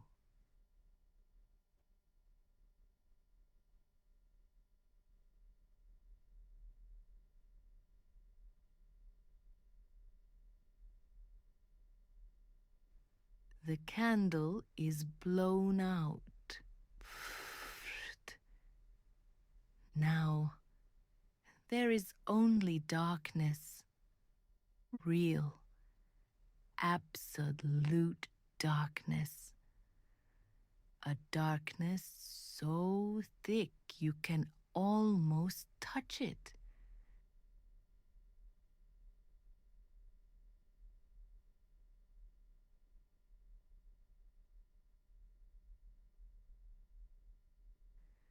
But you are not afraid. You are safe in your home. You close your eyes because you have worked hard physically all day. Sleep does not wait. It comes like a heavy wave.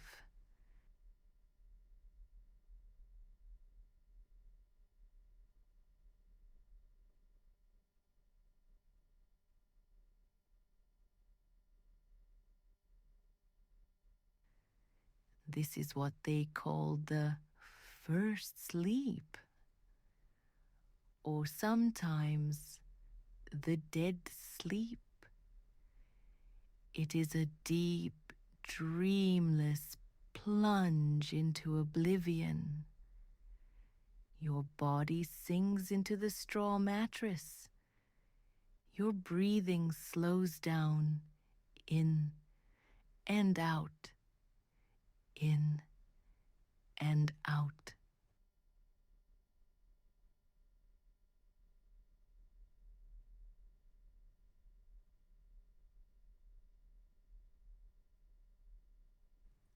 The fire pops quietly one last time. The village is asleep. The world has stopped turning. You are drifting, drifting into the velvet black.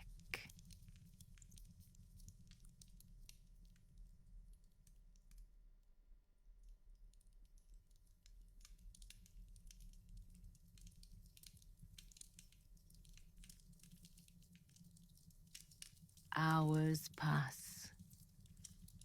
The moon climbs high into the sky.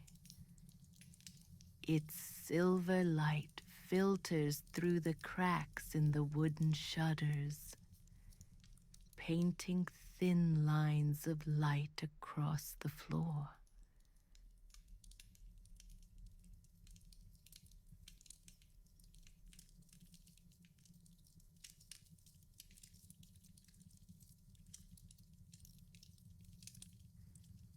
Suddenly, you stir. Your eyes open. You are awake.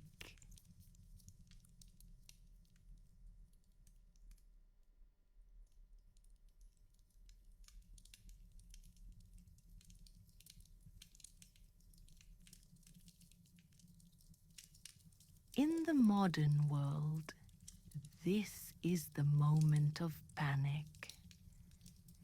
You might reach for a phone. You might check the time. You might calculate how many hours you have left before the alarm screams. But here, in the year 1350, there is no alarm. There is no panic.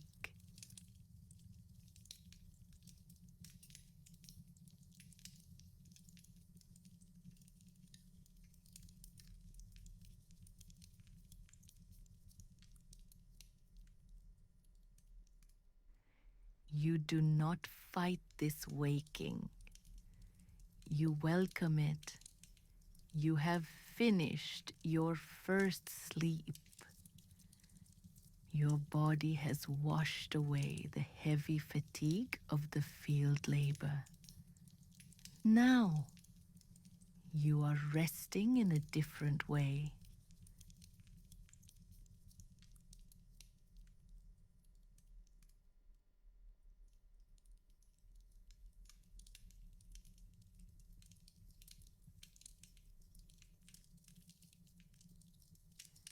This is the time known as the watch, or in Old French, dorveille.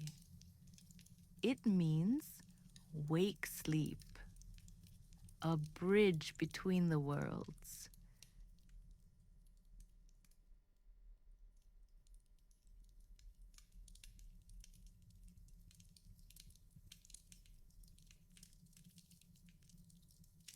The house is quiet, but it is not empty of life.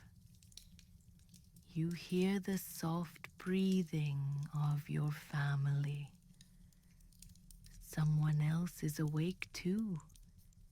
You hear a gentle shift in the straw, a soft whisper in the dark.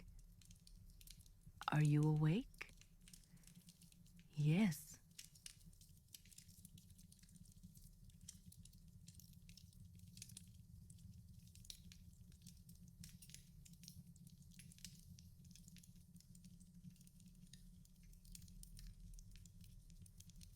There is a profound intimacy in this hour. No one is rushing. The darkness hides your faces, leaving only voices and spirits.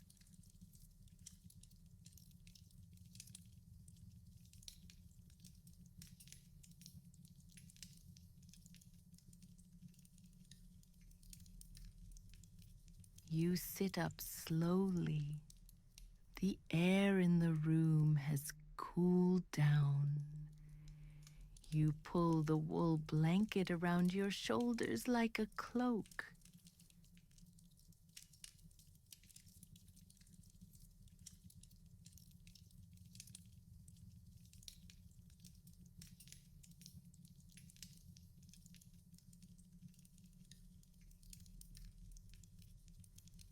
You lean forward toward the hearth.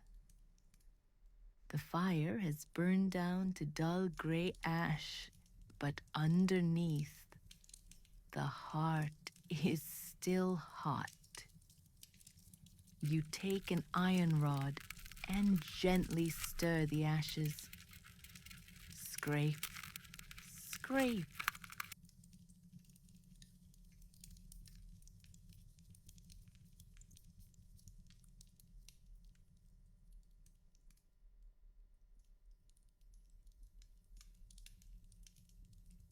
A hidden ember glows bright orange.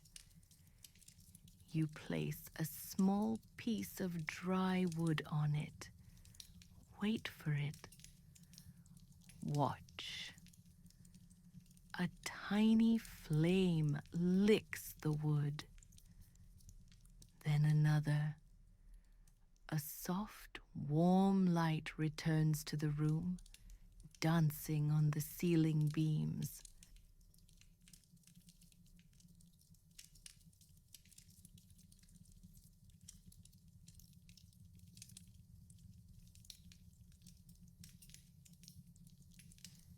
This hour, this dorveille, was considered sacred. The monks in the abbey down the valley are waking up now too, to sing their midnight prayers. Matins. They believed that at this hour, the veil between the earth and the heavens was thinnest.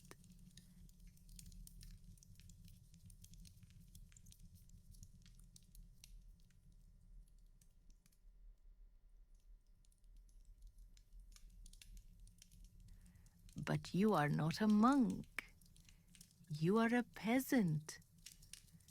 For you, this is a time to just be, to think about the day past, to think about the planting tomorrow, to pray quietly for a good harvest, or simply to listen to the wind.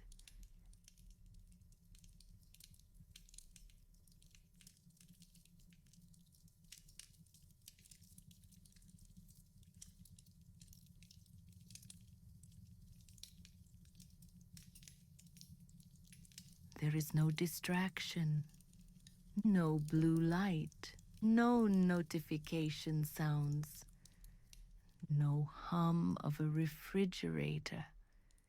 Just you, the fire, and the vast silent night.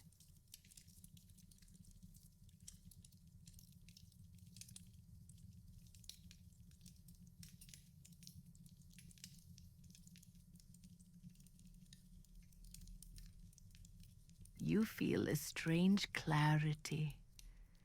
Your mind is not foggy.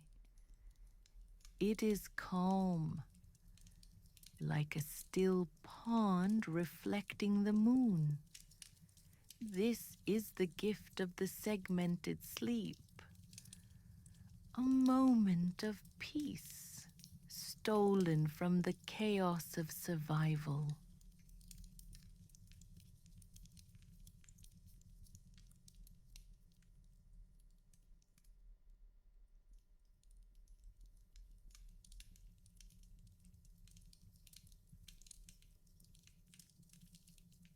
You have been awake for perhaps an hour. You have watched the fire. You have listened to the owl. You have found your center.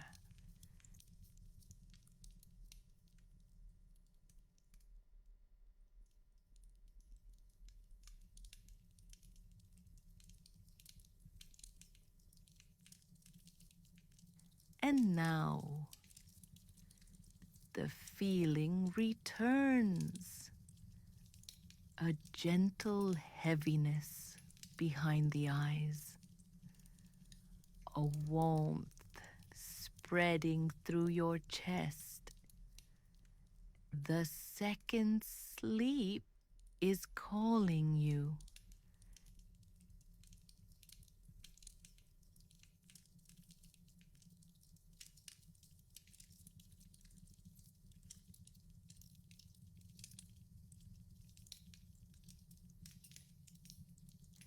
This sleep is different from the first. The first sleep was for the body, deep and heavy. The second sleep is for the mind, light, sweet, and filled with dreams. It is often called the morning sleep.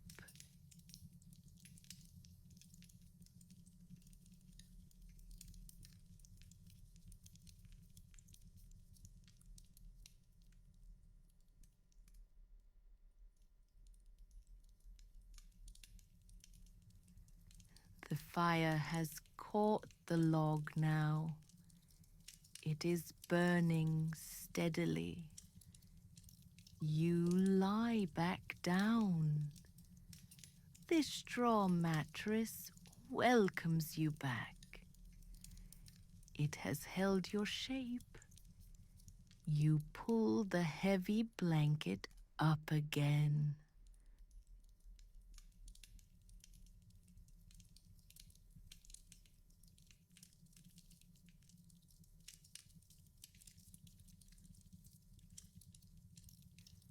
The transition is effortless. You do not try to sleep. You simply let go. You let go of the fire. You let go of the room. You let go of the waking world. Drifting, drifting back down into the warm, soft dark.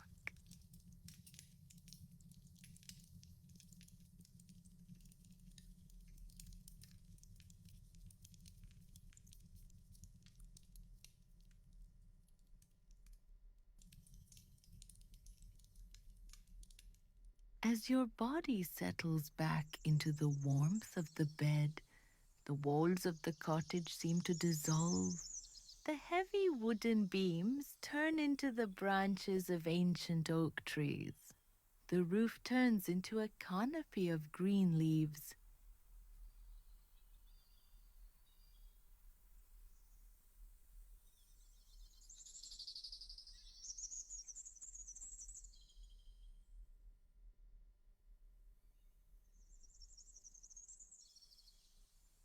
You are drifting into the second sleep, and in this sleep, you are walking, not with tired feet, but with a spirit that is light as a feather.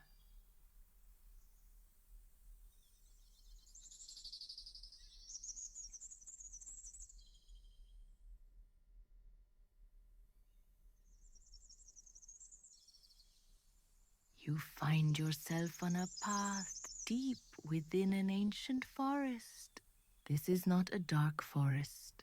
It is a forest filled with the golden light of a perpetual afternoon. The air smells of damp moss, of pine needles warmed by the sun, and of wild strawberries.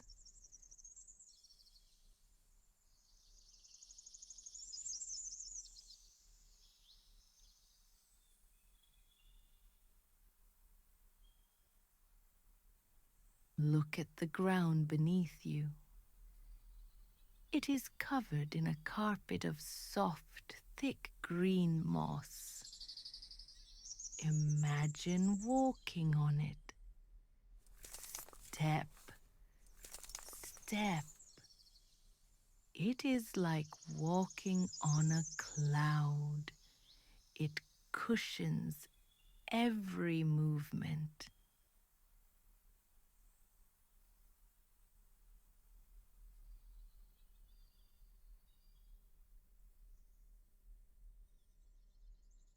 To your left, there is a stream. The water is crystal clear, flowing over smooth gray stones. Listen to it. Burble, splash, flow.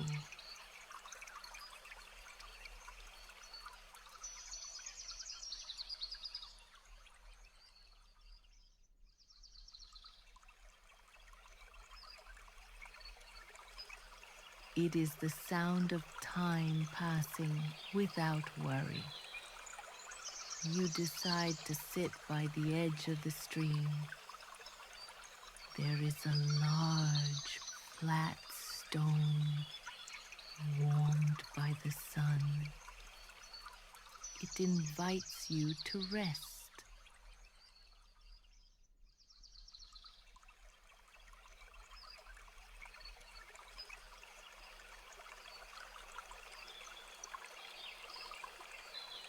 You dip your hand into the water.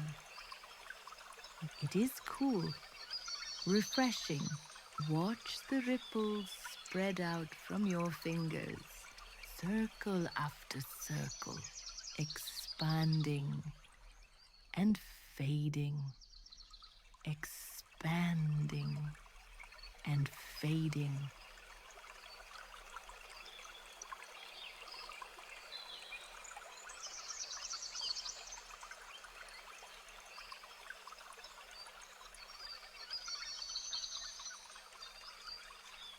Just like your thoughts. Any worry you had yesterday is carried away by the current. Watch it float downstream like a fallen leaf, drifting away around the bend. Gone.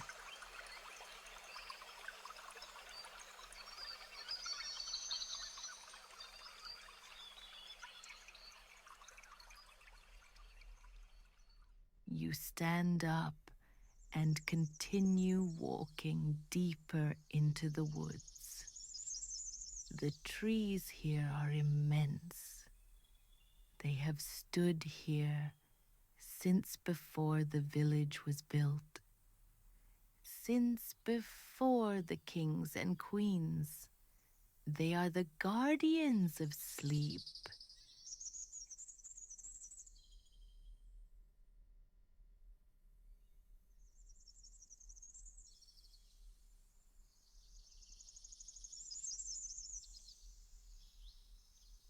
Their bark is rough and textured.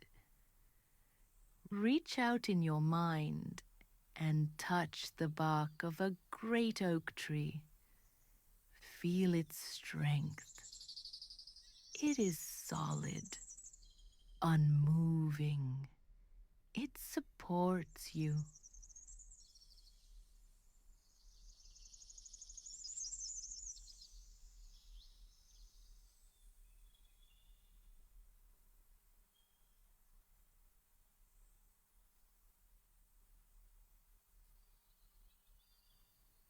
Shafts of sunlight pierce through the leaves above. They create dancing patterns on the forest floor. Light and shadow. Light and shadow, swaying gently with the wind.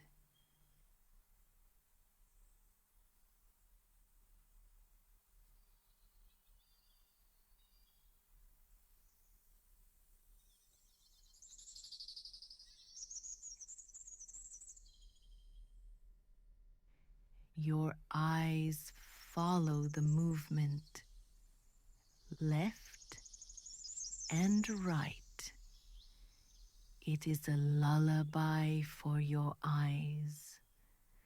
Your eyelids feel heavier with every step, but it is a delicious heaviness, a feeling of total surrender.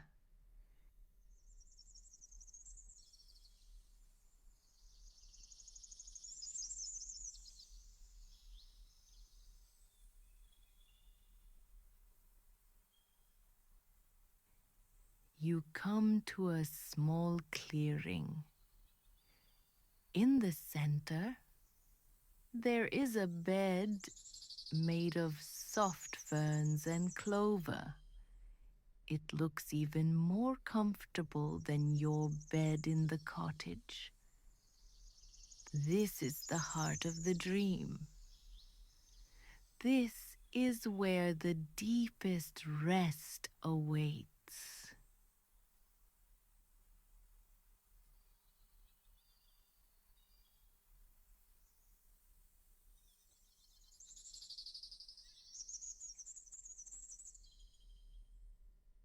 You lie down in the clover.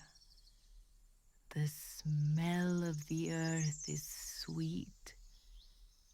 The sky above is a gentle pale blue.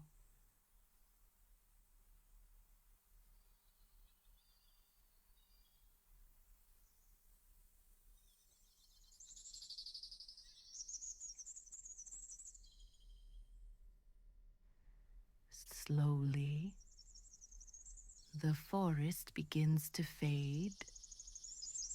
The green leaves become the shadows of the room again. The sound of the stream becomes the rhythm of your own breath.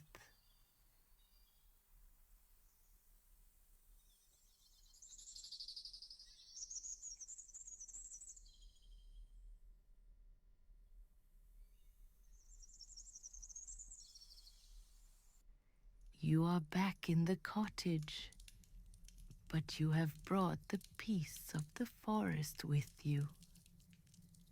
You are deep in the second sleep now, safe, warm, protected.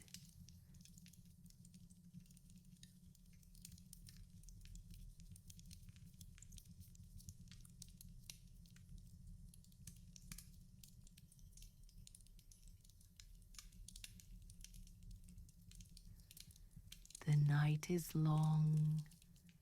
There is no rush to wake up. The sun is hours away, The village is wrapped in silence. The animals are sleeping in the barn. The birds are sleeping in the trees. The monks in the valley are sleeping.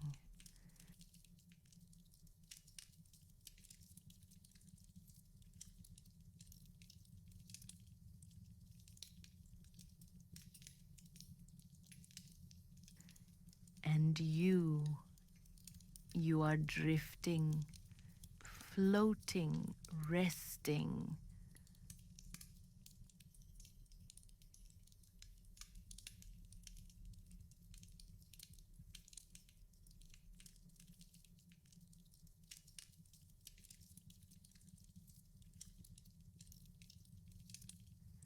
Nothing matters now. Only this moment, only this breath.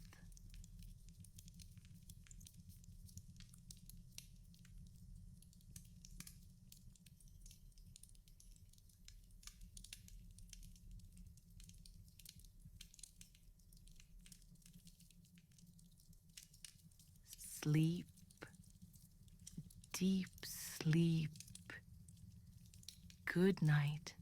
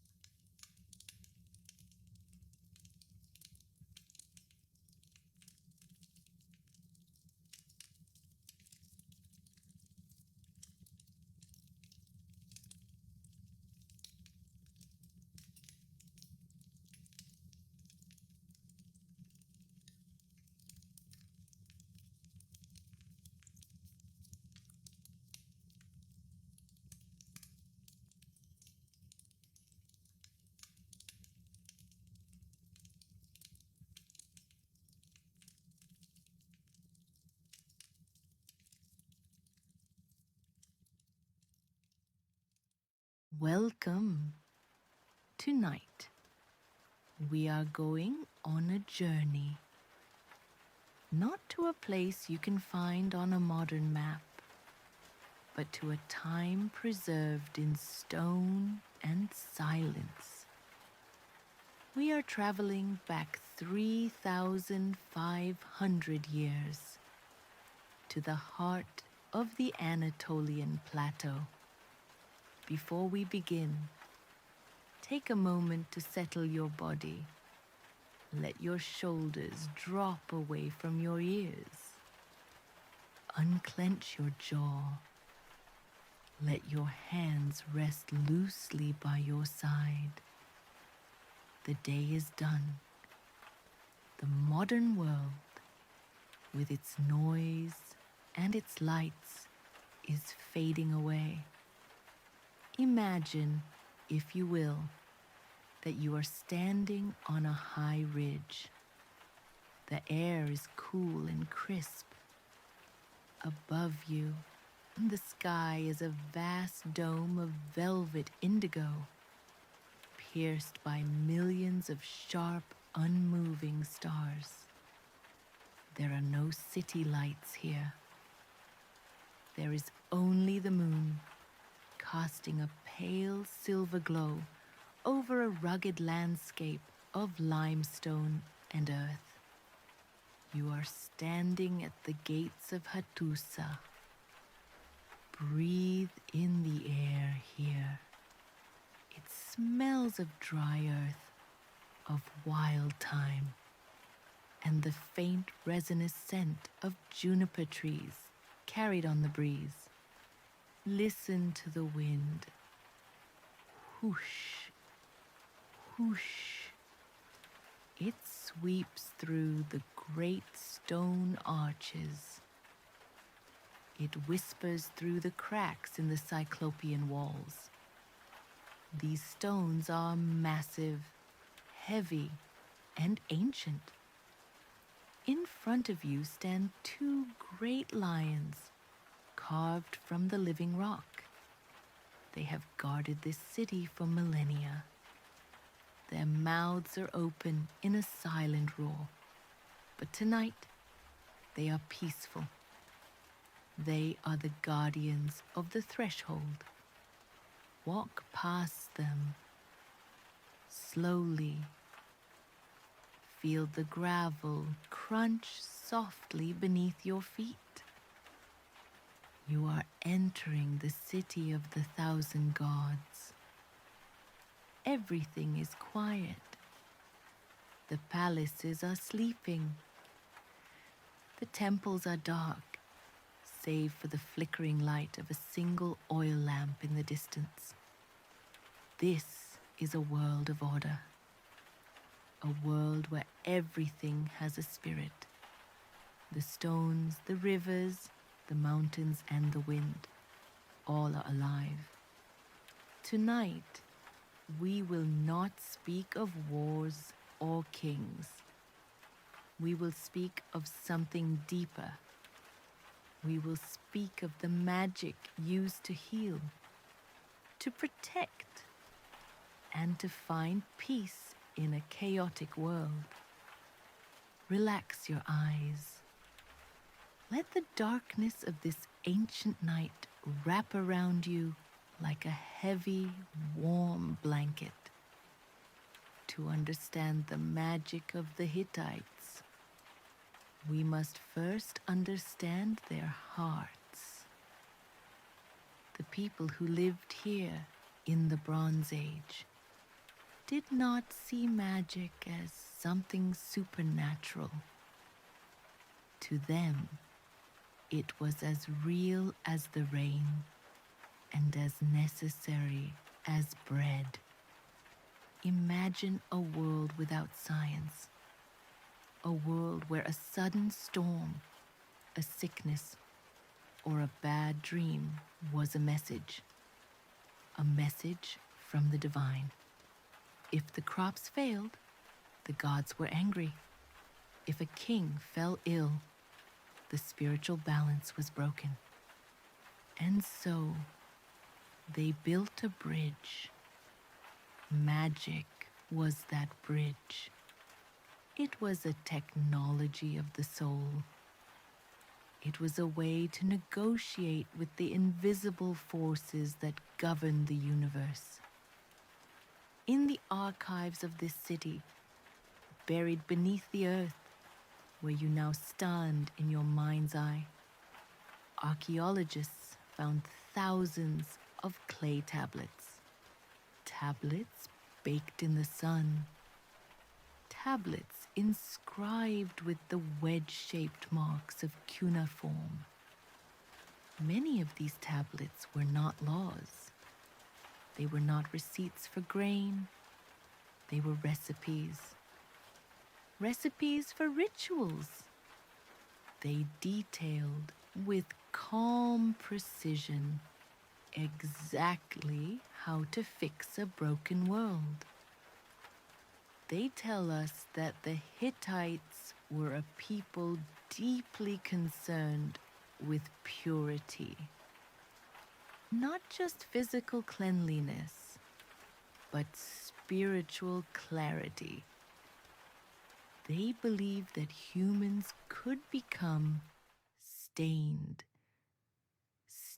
by a lie told in anger, stained by walking on forbidden ground, stained by the jealousy of a neighbor. This stain was called papratar. It felt like a heaviness, a blockage. Just as you might feel stress accumulating in your neck or back after a long week, they felt this spiritual weight. And tonight, we will learn how they removed it. The logic was beautiful in its simplicity. It was the logic of analogy. Just as this water cleanses the hands, they would say, so let it cleanse the soul. Just as this fire burns the wood, so let it burn away the evil. It was a language of symbols, a conversation spoken with objects. Imagine a room in the lower temple. The walls are thick stone, keeping the room cool during the day and warm at night. The floor is beaten earth, covered in woven mats. In the center of the room, there is a small hearth. The fire is low. The embers glow deep orange and red. Listen to the crackle of the wood. Snap, hiss. The shadows dance on the walls. In this room, a ritual is about to begin. It is not a dark or scary ceremony. It is a healing one. It is designed to soothe anxiety, to unbind what is stuck. The Hittites believed that a troubled mind was bound. They used the word hamink, to bind. When you are anxious, do you not feel tight, constricted? They understood this feeling 3,000 years ago. So, the ritual was an act of unbinding, releasing the knots, letting the flow return. As we move deeper into this night, we are going to meet the person who performs these rituals. She is not a sorcerer in a high tower. She is a wise woman, an elder. They called her the Hasawa, the old woman. She is the grandmother of the village. She is the keeper of the old ways. She knows which herbs soothe the fever and which words soothe the worried heart. Imagine her now. She is sitting by the hearth. Her hands are weathered and strong. Her clothes are made of simple, rough wool, dyed in earthy reds and browns. She is arranging her tools. She moves with infinite patience. There is no rush here. In the Hittite world, time is measured by the movement of the sun, not by the ticking of a clock. She places a bowl of water on the ground. She places a ball of red wool next to it. She places a small figurine made of clay. And she places a jar of olive oil. These are simple things, common things. But in her hands, under the starlight, they become powerful instruments of change. Watch the flame reflect in the bowl of water. The water is still. Your mind is becoming like that water, still, reflecting only the peace of the night. Let us return to the room.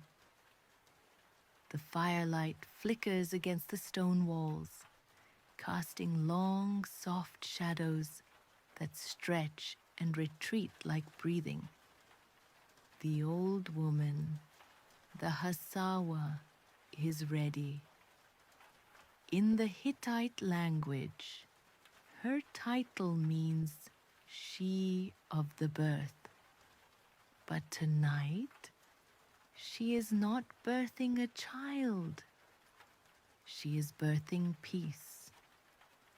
She is here to separate the person from their pain. Imagine you are the one sitting across from her. You are sitting on a thick, woven rug. The wool is rough against your fingertips. It feels grounding, real. You watch her hands. They are working with a piece of raw clay. Squish, pat, squish, pat. The sound is rhythmic. Wet earth being molded. She is shaping the clay into a small tongue. To the Hittites, the tongue was the source of many troubles. An evil tongue, a gossip, a curse spoken in anger. She believes that the heaviness you feel, the stress in your shoulders, the worry in your chest, is caused by these invisible words. She places the clay piece gently on the ground. She looks at you. Her eyes are dark and kind, holding the wisdom of the Anatolian earth. She picks up a thread of wool. One strand is red. One strand is blue. She begins to twist them together. Watch the motion of her fingers. Over and under. Over and under. Twisting the colors together. It is hypnotic. She speaks softly, her voice barely rising above the crackle of the fire. She says, whatever is binding you, whatever holds your knees tight, whatever holds your chest tight, let it be unwound. She winds the wool around her own hand, then slowly unwinds it. With every loop she releases, feel a knot in your own body loosen. Now, she picks up a small piece of dough, just simple mixture of flour and water. She performs the ritual of waving. She waves the dough over you, slowly, back and forth. The movement is like a pendulum, left to right, left to right. The Hittites believed in the principle of transfer, the impurity, the stress, the bad energy. It needs somewhere to go. It cannot just vanish. It must be moved. She touches the dough gently to your shoulder. Imagine that contact, cool and soft. She is drawing the tension out of your muscle, like a magnet pulling iron.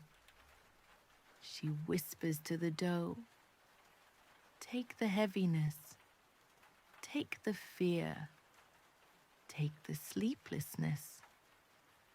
She moves the dough to your other shoulder, then to your knees, then to your head. With each touch, you feel lighter. It is as if a heavy coat is being lifted off you, inch by inch. The dough is the vessel. It is carrying the burden for you now. You do not have to carry it anymore. She takes the dough and places it far away from you, near the door. It is done. The weight is gone. Now she reaches for the water. The water was brought from the river this morning. Not just any river, but a river that flows through the clean high mountains. She sprinkles a few drops on the fire. Hiss. Steam rises. White, twisting smoke curls up toward the ceiling, disappearing into the darkness. Watch the smoke. Follow it with your mind. Up and up and up, dissolving into nothingness. Just as your thoughts are dissolving, the Hasawa begins to recite a prayer. These are words found on the ancient tablets of Hattusa, worn smooth by centuries of use. Listen to the rhythm of the translation. The sun god has gone down to the dark earth. He has taken the day's noise with him. He has taken the day's heat with him. She pours a little oil into the fire. The flame brightens for a second, a golden pulse in the room. As this oil burns and leaves no ash, so let the worry burn and leave no mark. As the night covers the mountains, let peace cover your heart. She picks up a piece of soapwort, a cleaning herb. She rubs her hands together. She is washing away the ritual. She is washing away the past.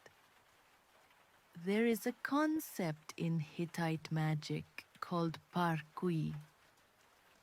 It means pure, but it also means clear, like a sky without clouds, like water without mud. You are becoming parkui, clear, empty, resting. The room seems to be getting darker now. The fire has settled down to a bed of glowing coals, deep, warm red. The heat radiates outward, warming your feet, warming your hands. The stone walls protect you. The lions at the gate protect you. The old woman's presence protects you. There is nothing to do here. No emails to answer. No messages to send. No places to be. There is only the clay, the wool, and the fire. The old woman has finished her work. The wool is unbound. The clay is set aside. Now she sits quietly. She begins to whisper the final prayers to the night sky. These words are ancient. They have been spoken by kings and queens, by farmers and soldiers for thousands of years on this soil. Let the repetition of the words soothe you. Listen to the list of offerings, the list of peace. O sun goddess of Arina, my lady, mistress of the lands, you step down from the sky. You step into the sea. You go to your resting place. Imagine the sun sinking into a vast dark ocean, going down, down, down. Here is bread, she whispers. Here is sweet wine. Here is the essence of cedar. Let the soul be as sweet as this wine. Let the mind be as sturdy as this cedar. Let the body be as soft as this bread. The Hittites believed that the gods loved silence. They believed that sleep was a gift from the stars. There is a prayer for the night found on a broken tablet. It says, "The gatekeeper has locked the gates. The traveler has put down his pack. The ox has laid down in the straw. The fire has eaten the wood, and the noise has eaten itself." Let those words sink in. The noise has eaten itself. There is nothing left to say. The Hasawa pours the last drop of water onto the ground. It is an offering to the earth. The earth absorbs it instantly, just as your mattress absorbs the weight of your body, sinking, settling. The ritual is complete.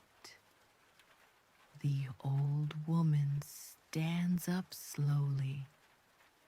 Her movements are silent. She gathers her bowls, her wool, her clay. She fades into the shadows. You are alone in the room now. But you are not lonely. You are safe. You are cleansed. The fire is just a bed of red coals now. A soft, pulsing red light in the darkness. Watch the glow. It fades and brightens and fades like a slow heartbeat. Boom, boom, boom, boom. The stone walls of Hattusa are holding you. These walls have stood for centuries. They are not going anywhere. You can lean on them. You can let go. Outside, the wind has stopped. The Anatolian plateau is holding its breath. The lions at the gate are sleeping. The birds in the juniper trees are sleeping. Now let your mind drift up from the temple. Float up through the stone ceiling, up into the cool night air. Look down at the city of Hattusa one last time. It is just a collection of shadows and sleeping stones. It is peaceful. It is part of the earth. Float higher. The city becomes a speck. The mountains become gentle ripples in the dark. Above you, the Milky Way stretches across the sky like a river of diamond dust. The stars are watching. They have watched this land for millions of years. Your worries are so small from up here. They are dust. They are gone. You are drifting in the river of stars, weightless, timeless. There is no magic anymore. There is only sleep, deep, ancient, restoring sleep. The tablet is broken.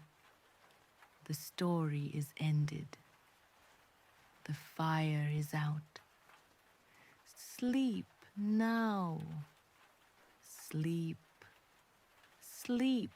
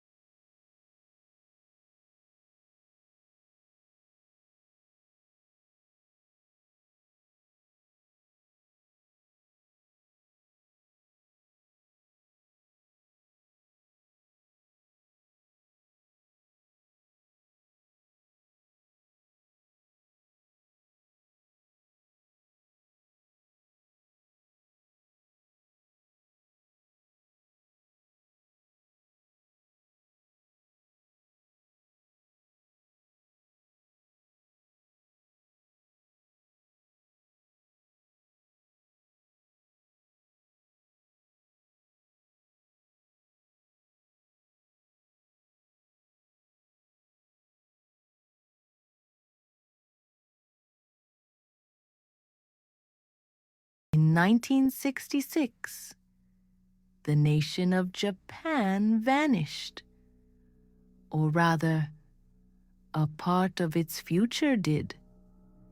Statisticians were baffled.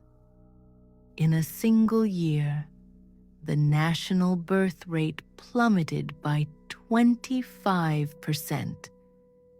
It wasn't a famine, it wasn't a war, and it wasn't a disease.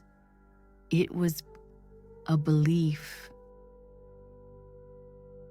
Parents refused to have children.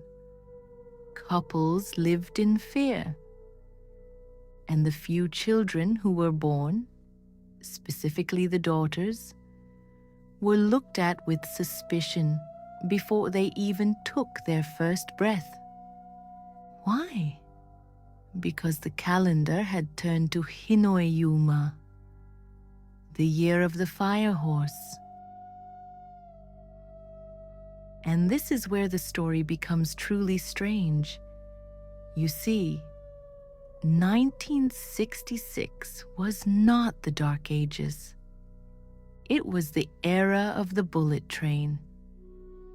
Japan had just hosted the Olympics. Technology was exploding. And yet, when the calendar turned, the entire society reverted to a medieval fear. The government tried to fight it. They issued pamphlets calling the superstition nonsense. They begged couples to have children. But the fear of the nakodo, the matchmakers, was stronger. Families whispered that a daughter born this year would be unmarriageable. They called them husband killers. It is a reminder that no matter how modern we become, the old gods are always waiting in the shadows. It is a cycle that returns only once every 60 years. It is a cosmic alignment associated with chaos, unbridled passion, and the destruction of the family unit. The last time we faced this energy was that empty year of 1966. The time before that was 1906. And now, look at your calendar. It is 2026. The fire horse has returned. If you have felt a strange, restless heat since this year began, a desire to burn down everything you've built just to see what rises from the ashes, you are not crazy. You are simply feeling the heat of the Hinuma. Welcome to the fever dream.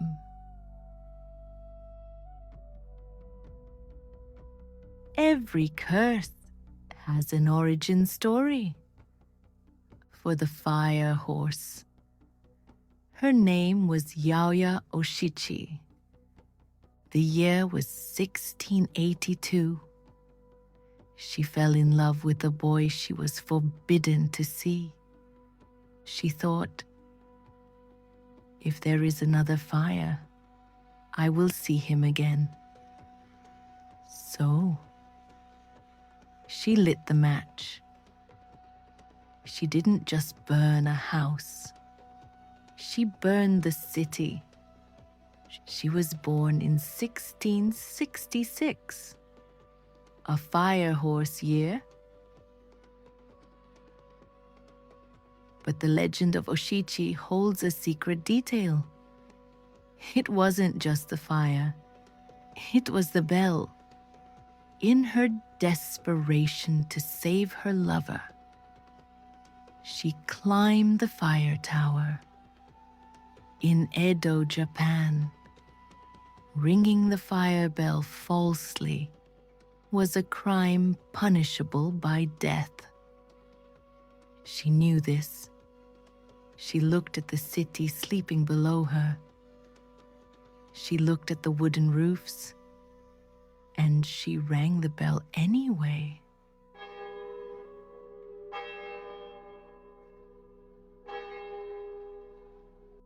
She chose passion over survival. When the magistrates asked her why she did it, she did not beg for mercy. She simply said, "I wanted to wake him up." This is the true spirit of the fire horse.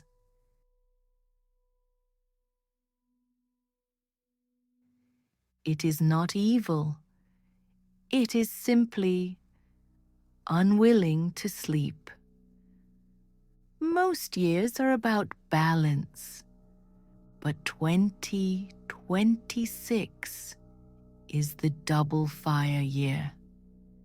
There is no water to cool it down, no earth to ground it.